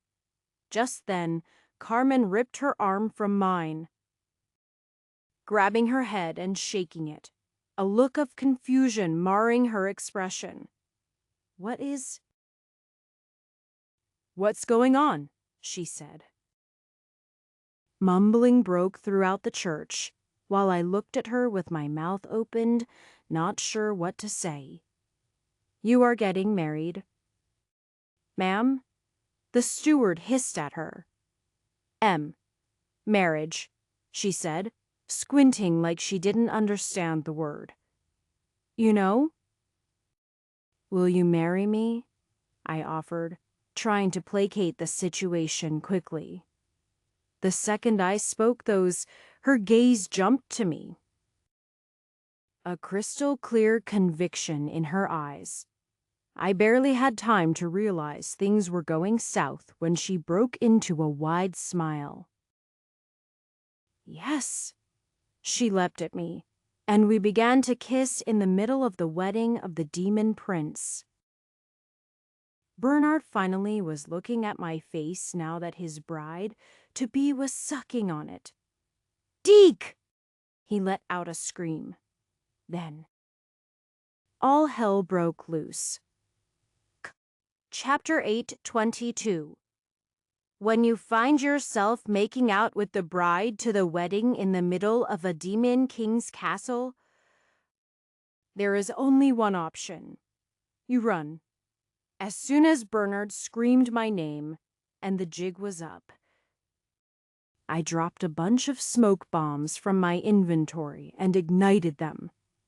I grabbed Carmen, picked her up in my arms, and started running for the door. Although I was much stronger than I used to be and could pick up a normal girl in my arms easily, Carmen was a large, muscular woman. Her large chest alone added many pounds, and so I found myself panting after carrying her only a few meters. I, still high, tailed it to the door, while the grounds exploded in confusion and surprise. I only just made it to the door when the smoke screen I had created disappeared as quickly as it had arrived.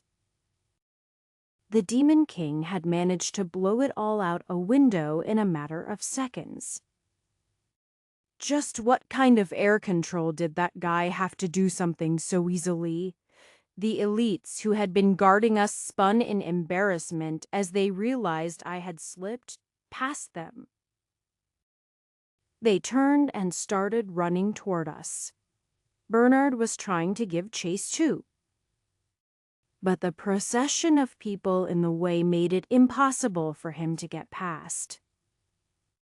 Just as the guards finally got turned around and started sprinting toward me, there was an explosion shaking the entire room and creating even more panic. Alarms started to sound outside as an invasion of the capital began. They had arrived, and not a moment too soon. We're ready? I heard a voice suddenly break in through slave communication. About time? I shouted out loud to no one in particular. And then I activated the device in my hand. Since I had entered the castle, I had been dropping crystals all over the place at the orders of Shin. Once Shin got into the castle, she could activate them. And they'd each open a portal. They functioned much like the transportation kiosk in the dungeon, and like that. Hundreds of human soldiers were teleported all over the castle. The elites gave chase, but as I passed an intersection, a dozen human soldiers pounced on them, forcing the elites to stop and engage in combat. I could still hear Bernard screaming from behind, but I had my mind locked on a specific location. My hero? She gasped, looking at me with loving eyes. I love you. Ha! You are going to be super embarrassed once you come back to your senses, I responded, which will be happening in just a second. I stopped and then shoved through a door. We burst into safe room number 50. It was the last one. I hadn't completed it yet. Carmen in my arms suddenly went limp, causing me to kneel and put her down. When I checked her, her eyes were closed. The shock of having the miasma cleansed knocked her unconscious. This was something I hadn't expected. Chapter 8, 23. As the battle raged outside, I cast various spells on Carmen, but she didn't wake up again. My brow furrowed. It looked like I would have to do this without her help. That was fine. It was always going to be Shin finishing this battle, anyway. Since the moment I saw the Demon King move a few days ago, I knew there was little I could do in a fight of that level. Thankfully, we were safe in this room. Even Bernard probably couldn't find this room, given how much he was under the dungeon's control. As for Carmen, she never would have entered this room if I didn't carry her directly into it. The result was that she had been rendered unconscious. Unfortunately, I couldn't wait and see if she got back up. I glanced around the room, looking at the final kiosk. According to Shin, there was no last trial in the 50th room. Once you had made it into the Demon King Castle, you had already progressed far enough into the dungeon that it didn't really make sense to delay you longer. I also took a look at the mural. It was as expected, depicting the prince battling his father. However, he did not have the Silvthrill sword, since it had failed in the original story. This time would be different, though. I started to put on the armor, one piece at a time. It was a very strong armor, plus there was a synergy by having all the pieces. I also had a feeling that I would need it to survive. I guess I would end up being the knight in shining armor that Carmen had wanted all along. Looking down at her, I could only give a wry smile. There was another boom, and the castle shook again. This time, the castle continued to shake long after. I could hear battle occurring outside my door. Garnet Master. The Demon King has retreated to his sanctum in the throne room. He's protected by 100 knights. What about Bernard, the Demon Prince? He's a no-show. He took off. He seems to be looking for something. I couldn't help but make an irritated noise. I had thought the dungeon would end up forcing Bernard to do what he did historically.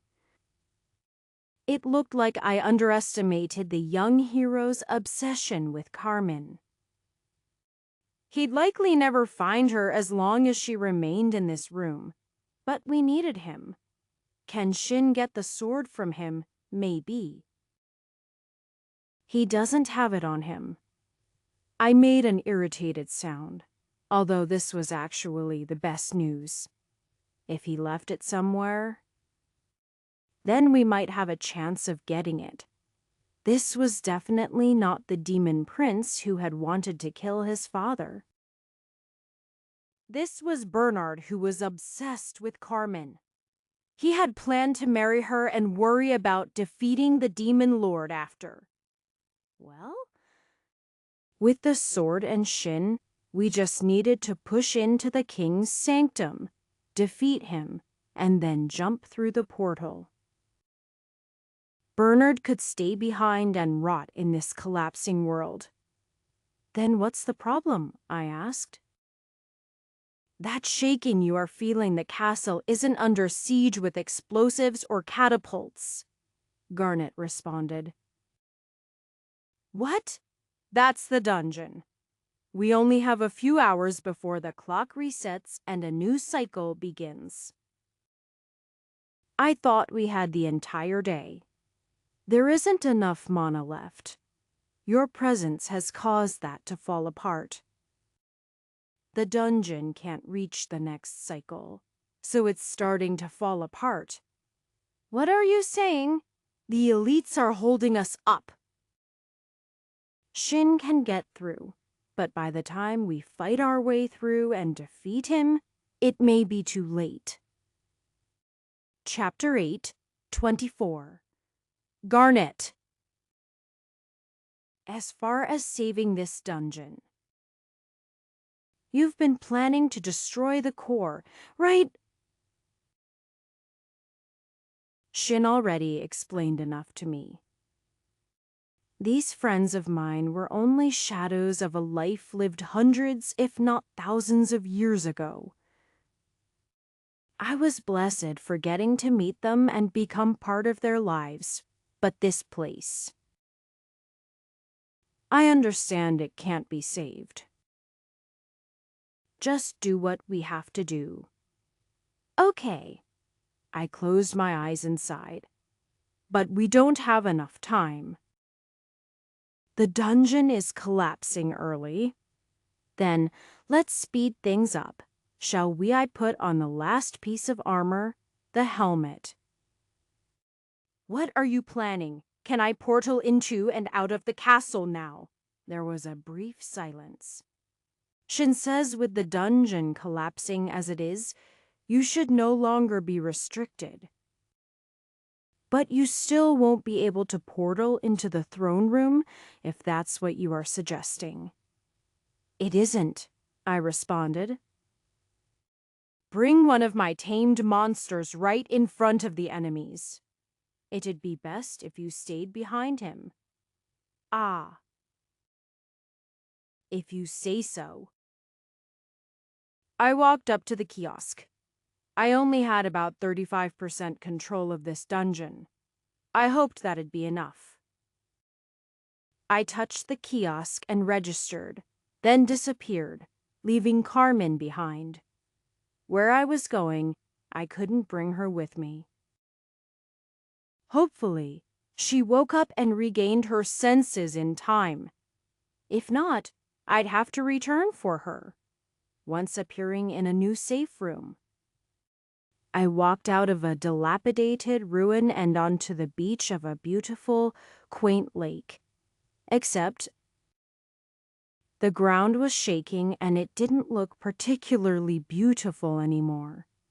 The sky had turned dark, and there looked to be strange tears across it. The ground was cracked in various places, and the lake was sloshing back and forth. This world really was falling apart. I opened up a portal and then jumped through. I ended up in the middle of the lake. I hit the water with a splash and then immediately began sinking. With the weight of so much armor, I had no choice but to sink straight to the bottom. My ears popped as I went, but I concentrated on holding my breath.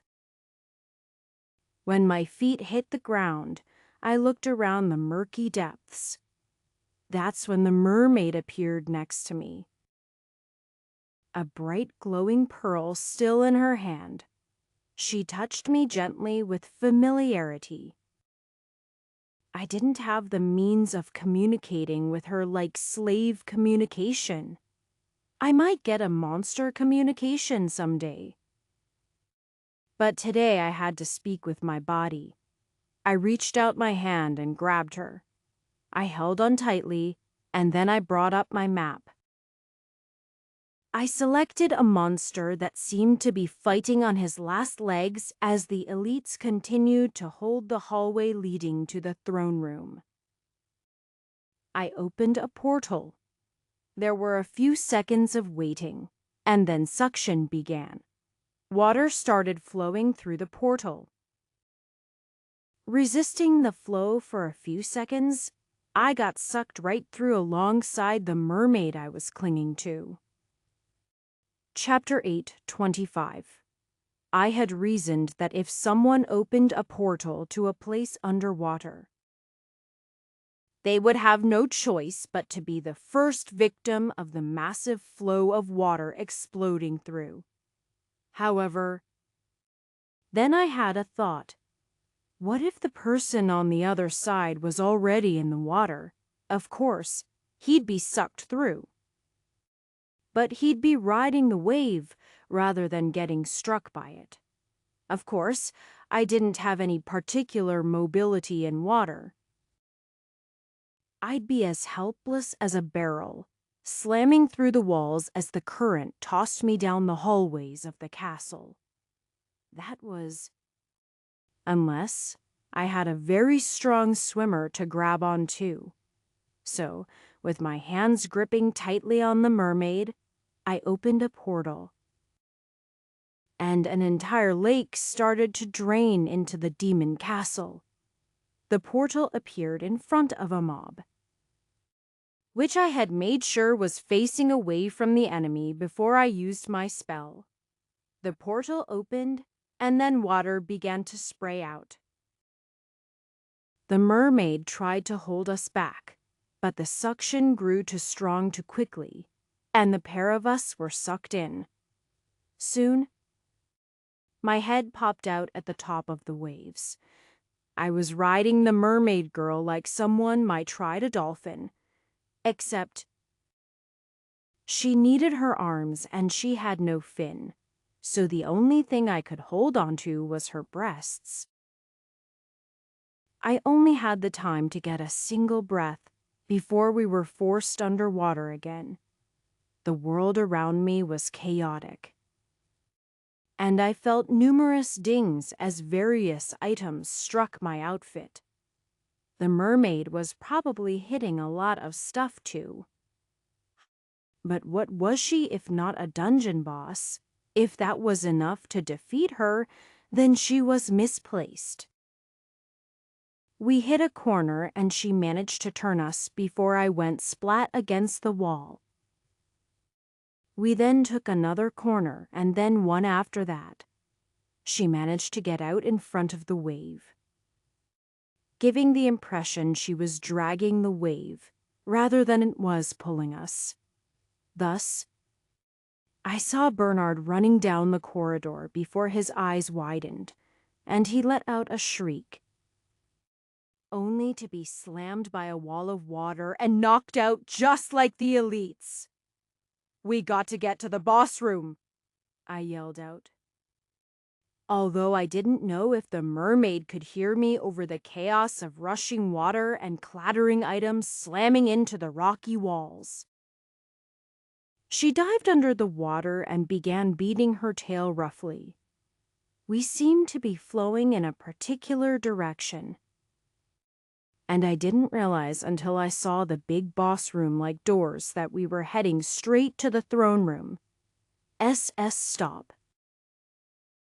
I had wanted to get to the room, not enter the room, but there was little choice. The mermaid was helpless as the waves slammed into the doors, causing them to burst open. I didn't know if the portal closed, the lake emptied, or the demon lord had some special property in his room. But the second we entered the water started to slow, and the pair of us slowed to a stop as the water dropped to only a few inches high. We came to a stop, me on the mermaid, about 20 feet from the throne. The Demon King was looking down at us with a severe expression on his face. Perhaps my plan to reach the Demon King worked surprisingly too well. Chapter 8:26. "Deke!" Bernard screamed. Standing up, he was drenched from head to toe. His hair that was usually done up in a bun was now hanging loosely past his shoulders. I hadn't been the only one carried into the boss room.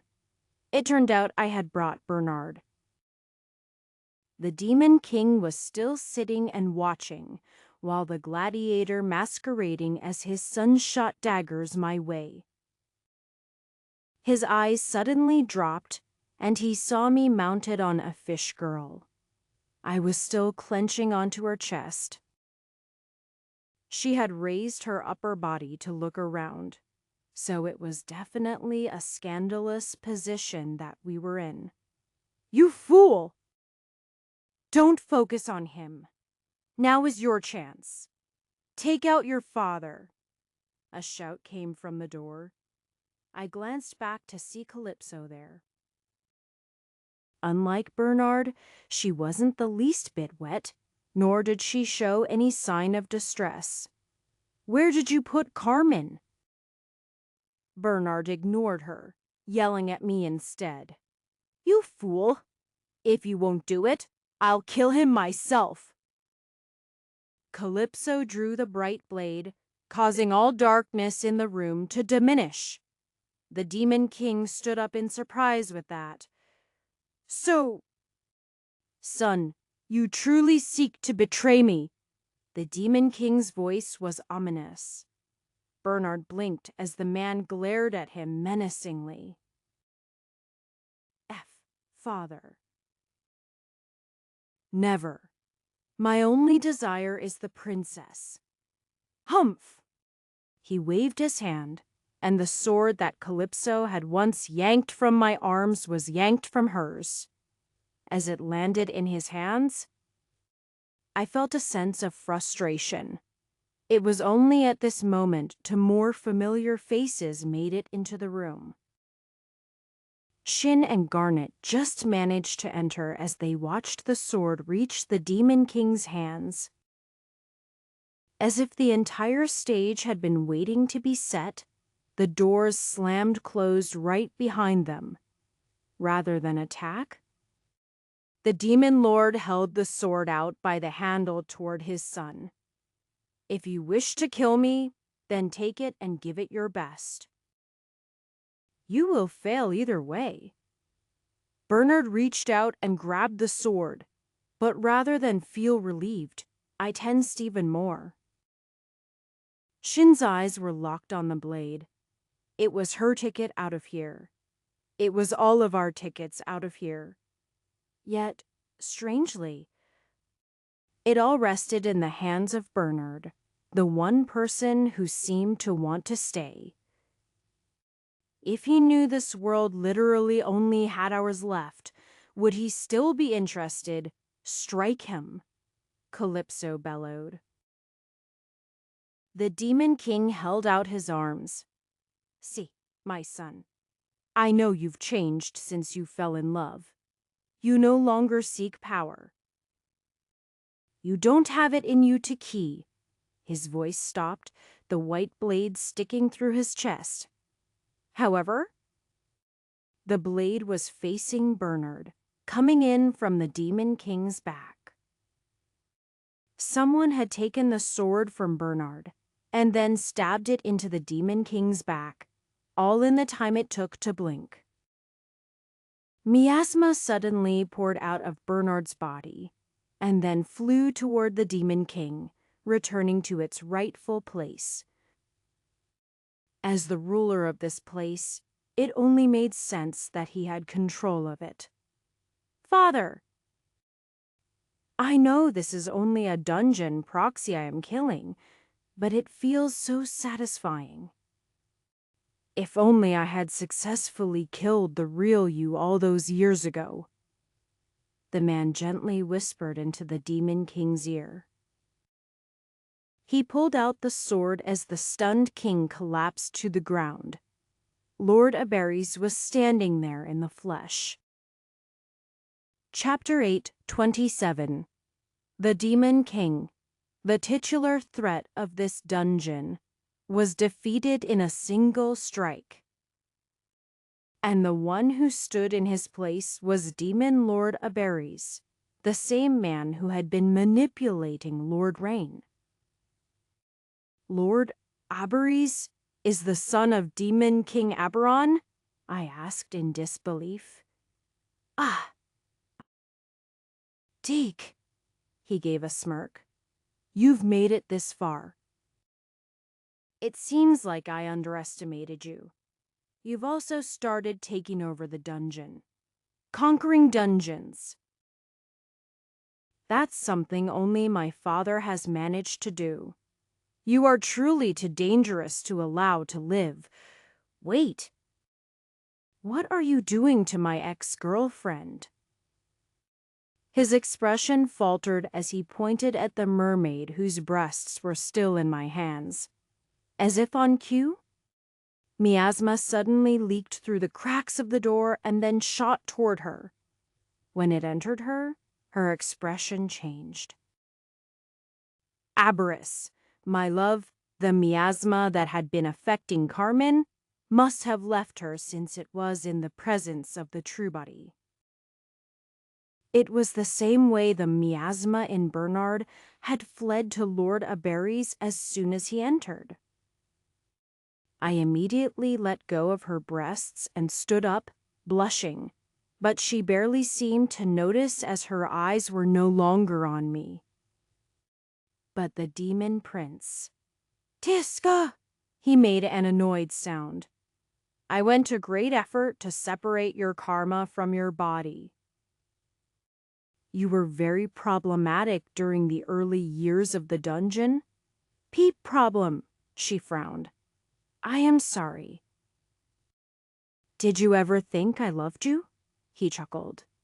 I was just using you from the beginning. I instigated the war because father was too caught upon peace. It was only when the humans started slaughtering his people that he became more aggressive. I then proposed the marriage, the last chance to end the war amiably. Of course, father jumped on it. He wanted peace. Of course! Father had said when I got married, he'd fulfill any one request I made. So, when I got the gift, what I asked for was one strike. He would have outright refused something like demanding the country, but he was a prideful man convinced of his own strength. So, I took the opportunity to kill him. He was shocked, but he was also a man of his word. Regrettably, without the sword. I didn't have the strength to defeat him in that strike. He tried to destroy me. That's what happened. The mermaid's expression went wide. I heard that the Demon King killed you. I thought him an evil man. That's why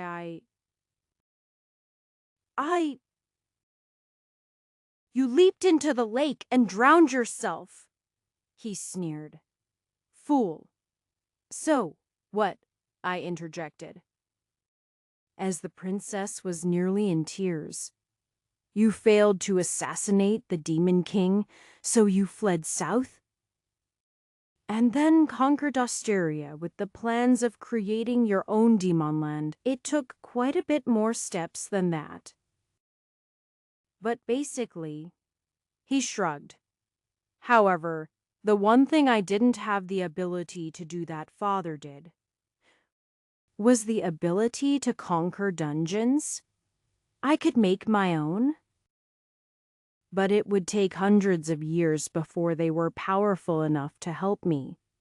I couldn't risk losing this dungeon, naturally. So I tried to create a new one. I even tried feeding my dungeon a king. But in the end, you interrupted those plans. Didn't you? No matter. I had other plans. And for those, you've been a splendid help. He held up the sword in his hands, inspecting the craftswork with a smile. He had finally gotten his hands on the Silvthrill blade. Just as he had planned from the beginning, I had walked right into his plans. Chapter 8. 28. A sound of clapping resounded throughout the room. Calypso calmly walked up to the demon lord. She had no sense of fright or worry on her face. She immediately fell to one knee, bowing toward him. "My lord, you have done splendidly. Your predecessor offered to help me leave this dungeon." Her eyes went to Bernard, who had only just recovered from the miasma suddenly leaving him. Surprisingly, he managed to regain consciousness quickly. "I thought he would have been out cold like Carmen."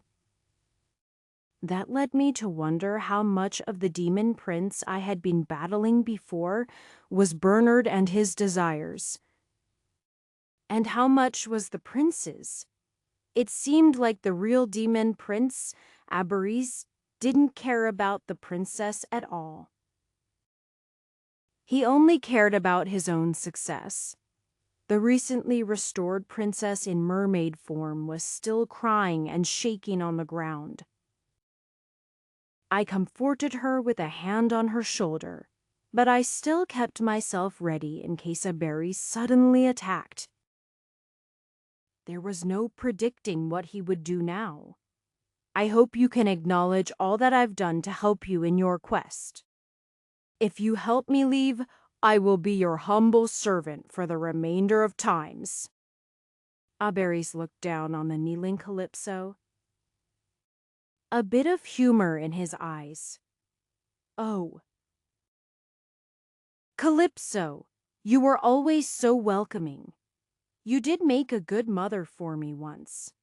Sadly, you are still alive out there, so I am not inclined to bring you with me." What? Her eyes widened, standing up. Before she could back away, he moved toward her. His blade stabbed right through her in the same way that he had killed the Demon King. The Demon King's body was lying on the ground nearby. Calypso stared, wide-eyed, in complete confusion over his words. "Did you never wonder why you and that bandit hero were here? What place you played in my story?" Abaris chuckled. "When I was destroyed, I saved myself using your body, the same way I had with Shin countless years later. You offered your body for me, and we traveled for many years together, manipulating the bandit hero, before we finally found how I could be reborn in this world. Just as Shin and the Hero King were my parents last time. You and the Hero Bandit were my parents back then.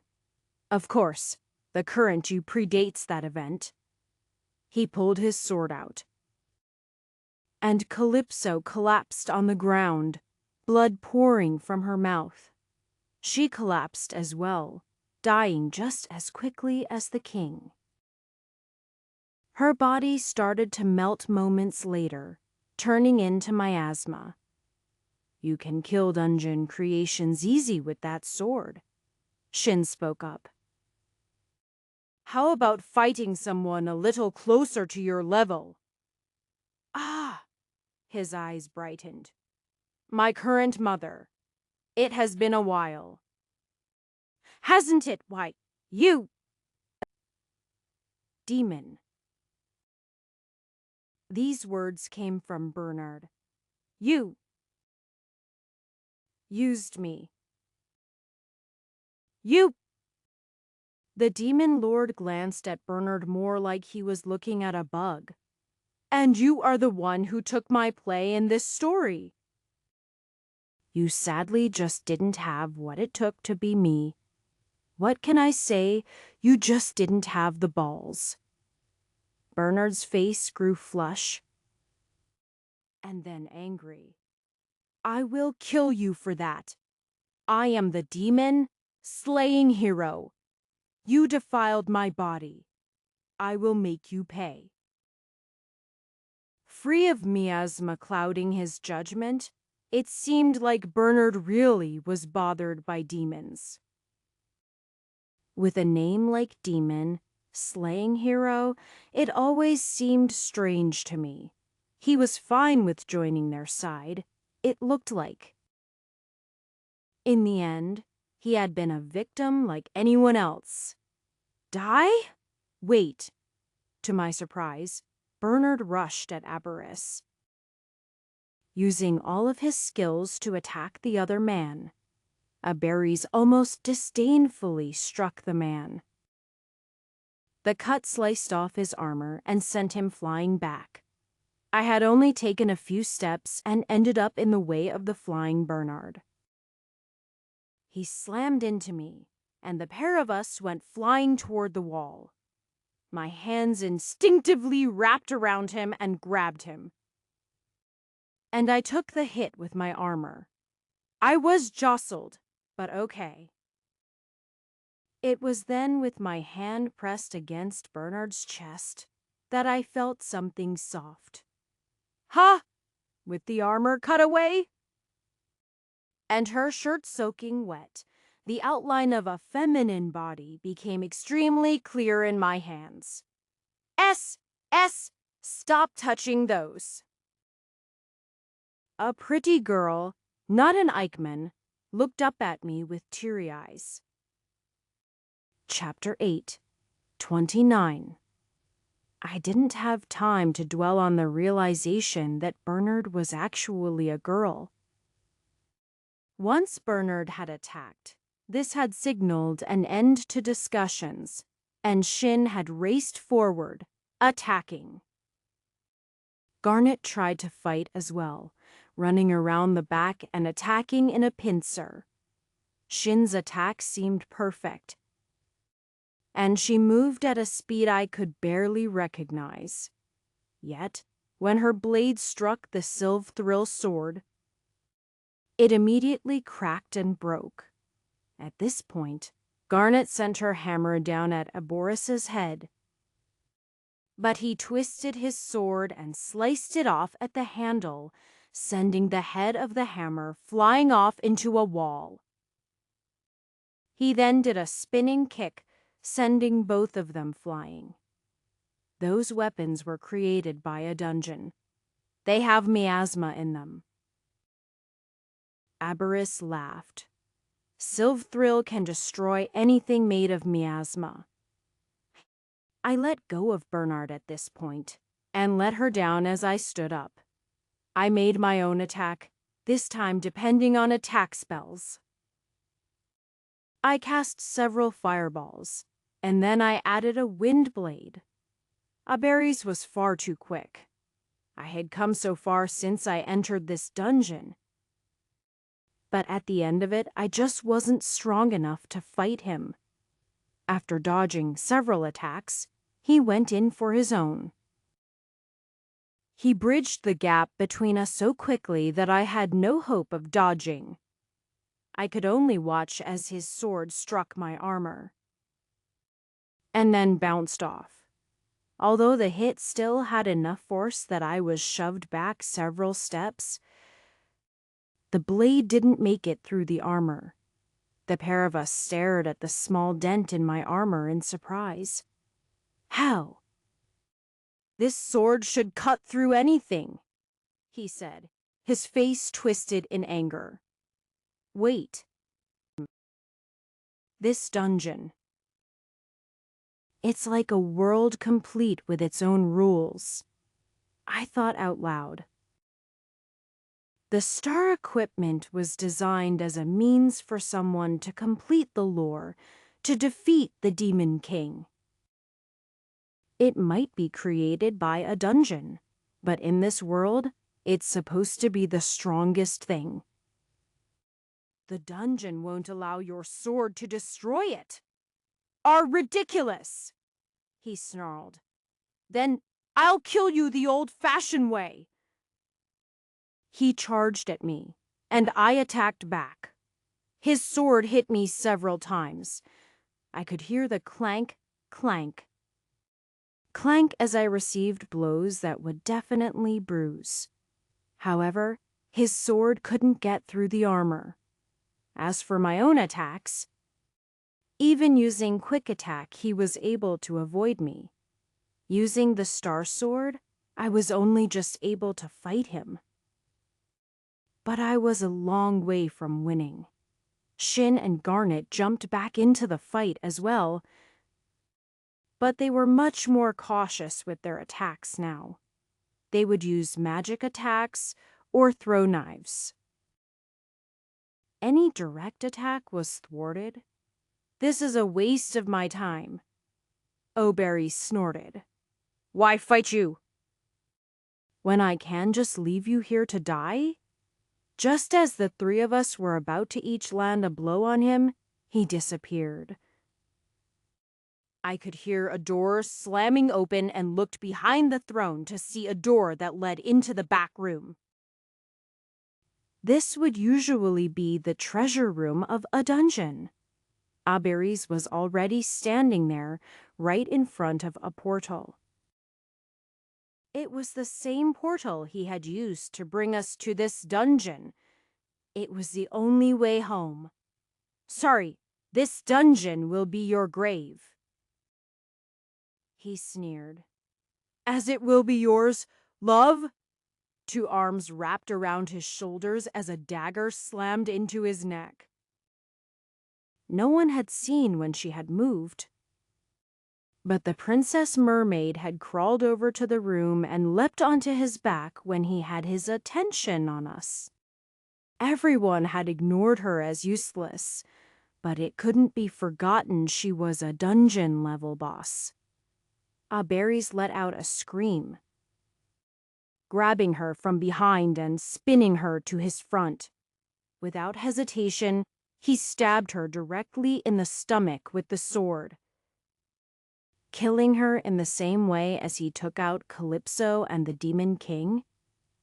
I never loved you, he whispered cruelly. A sneer on his face. The princess's expression grew just as cruel. I know. His eyes widened as the princess grabbed the blade, slamming it as deep into herself as possible, and then cast a water jet right in his face. Compared to my water control, a mermaid like her was able to create a great deal of force. He flew back, right through the portal, and she flew the other direction, taking the sword stuck inside with her. The force was enough that she slammed into the wall, being impaled by the sword. I ran up and grabbed her. And no, I cried. I got the sword back. She said her last words before she started to melt away into the miasma. No, no. It was too late, though. The princess was dead. I was snapped out of my daze when the portal closed, the incandescent blue light disappearing in an instant. We were trapped in the collapsing dungeon. Chapter 830. What do we do now? The girl who called herself Bernard asked, having finally gotten back to her feet. The dungeon is failing, Shin sighed. I never thought Abaris would enter the dungeon of his own accord, but now there isn't enough miasma. When the next cycle begins, the dungeon will just disintegrate and we'll all fall in the void. I shook my head. I don't get it. I am still missing something. Deke, there is nothing to get. I mean, where's the dungeon core? We defeated the dungeon. Didn't we? With the dungeon master destroyed, the dungeon should present the core. We can then destroy it. What's the point? Shin responded bitterly. Destroy the core. The dungeon is going to destroy itself in less than an hour. No, I mean, if the dungeon core is still around, then that means My eyes widened, and I looked at the spot where Aberon had been lying. Good deduction. A whisper came from behind my ear. I was struck like a hammer and went flying across the room, slamming into a wall. Deke! Garnet ran to my side. You are still alive? Shin asked incredulously. The once normal-looking Demon King was still standing.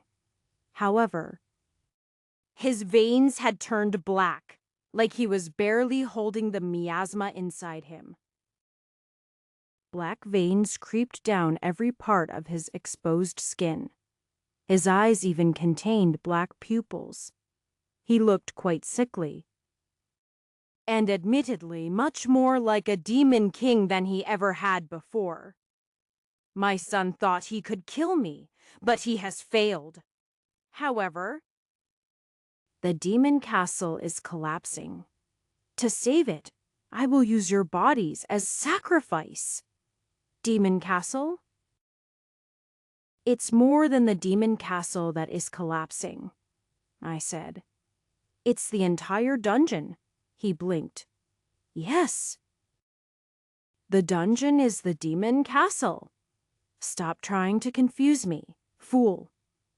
He isn't aware he's a copy, Shin explained.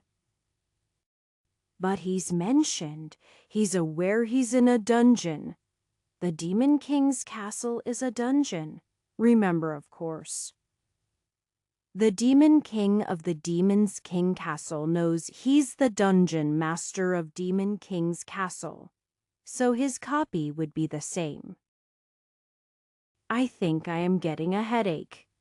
We were in the copy of a dungeon inside a bigger dungeon.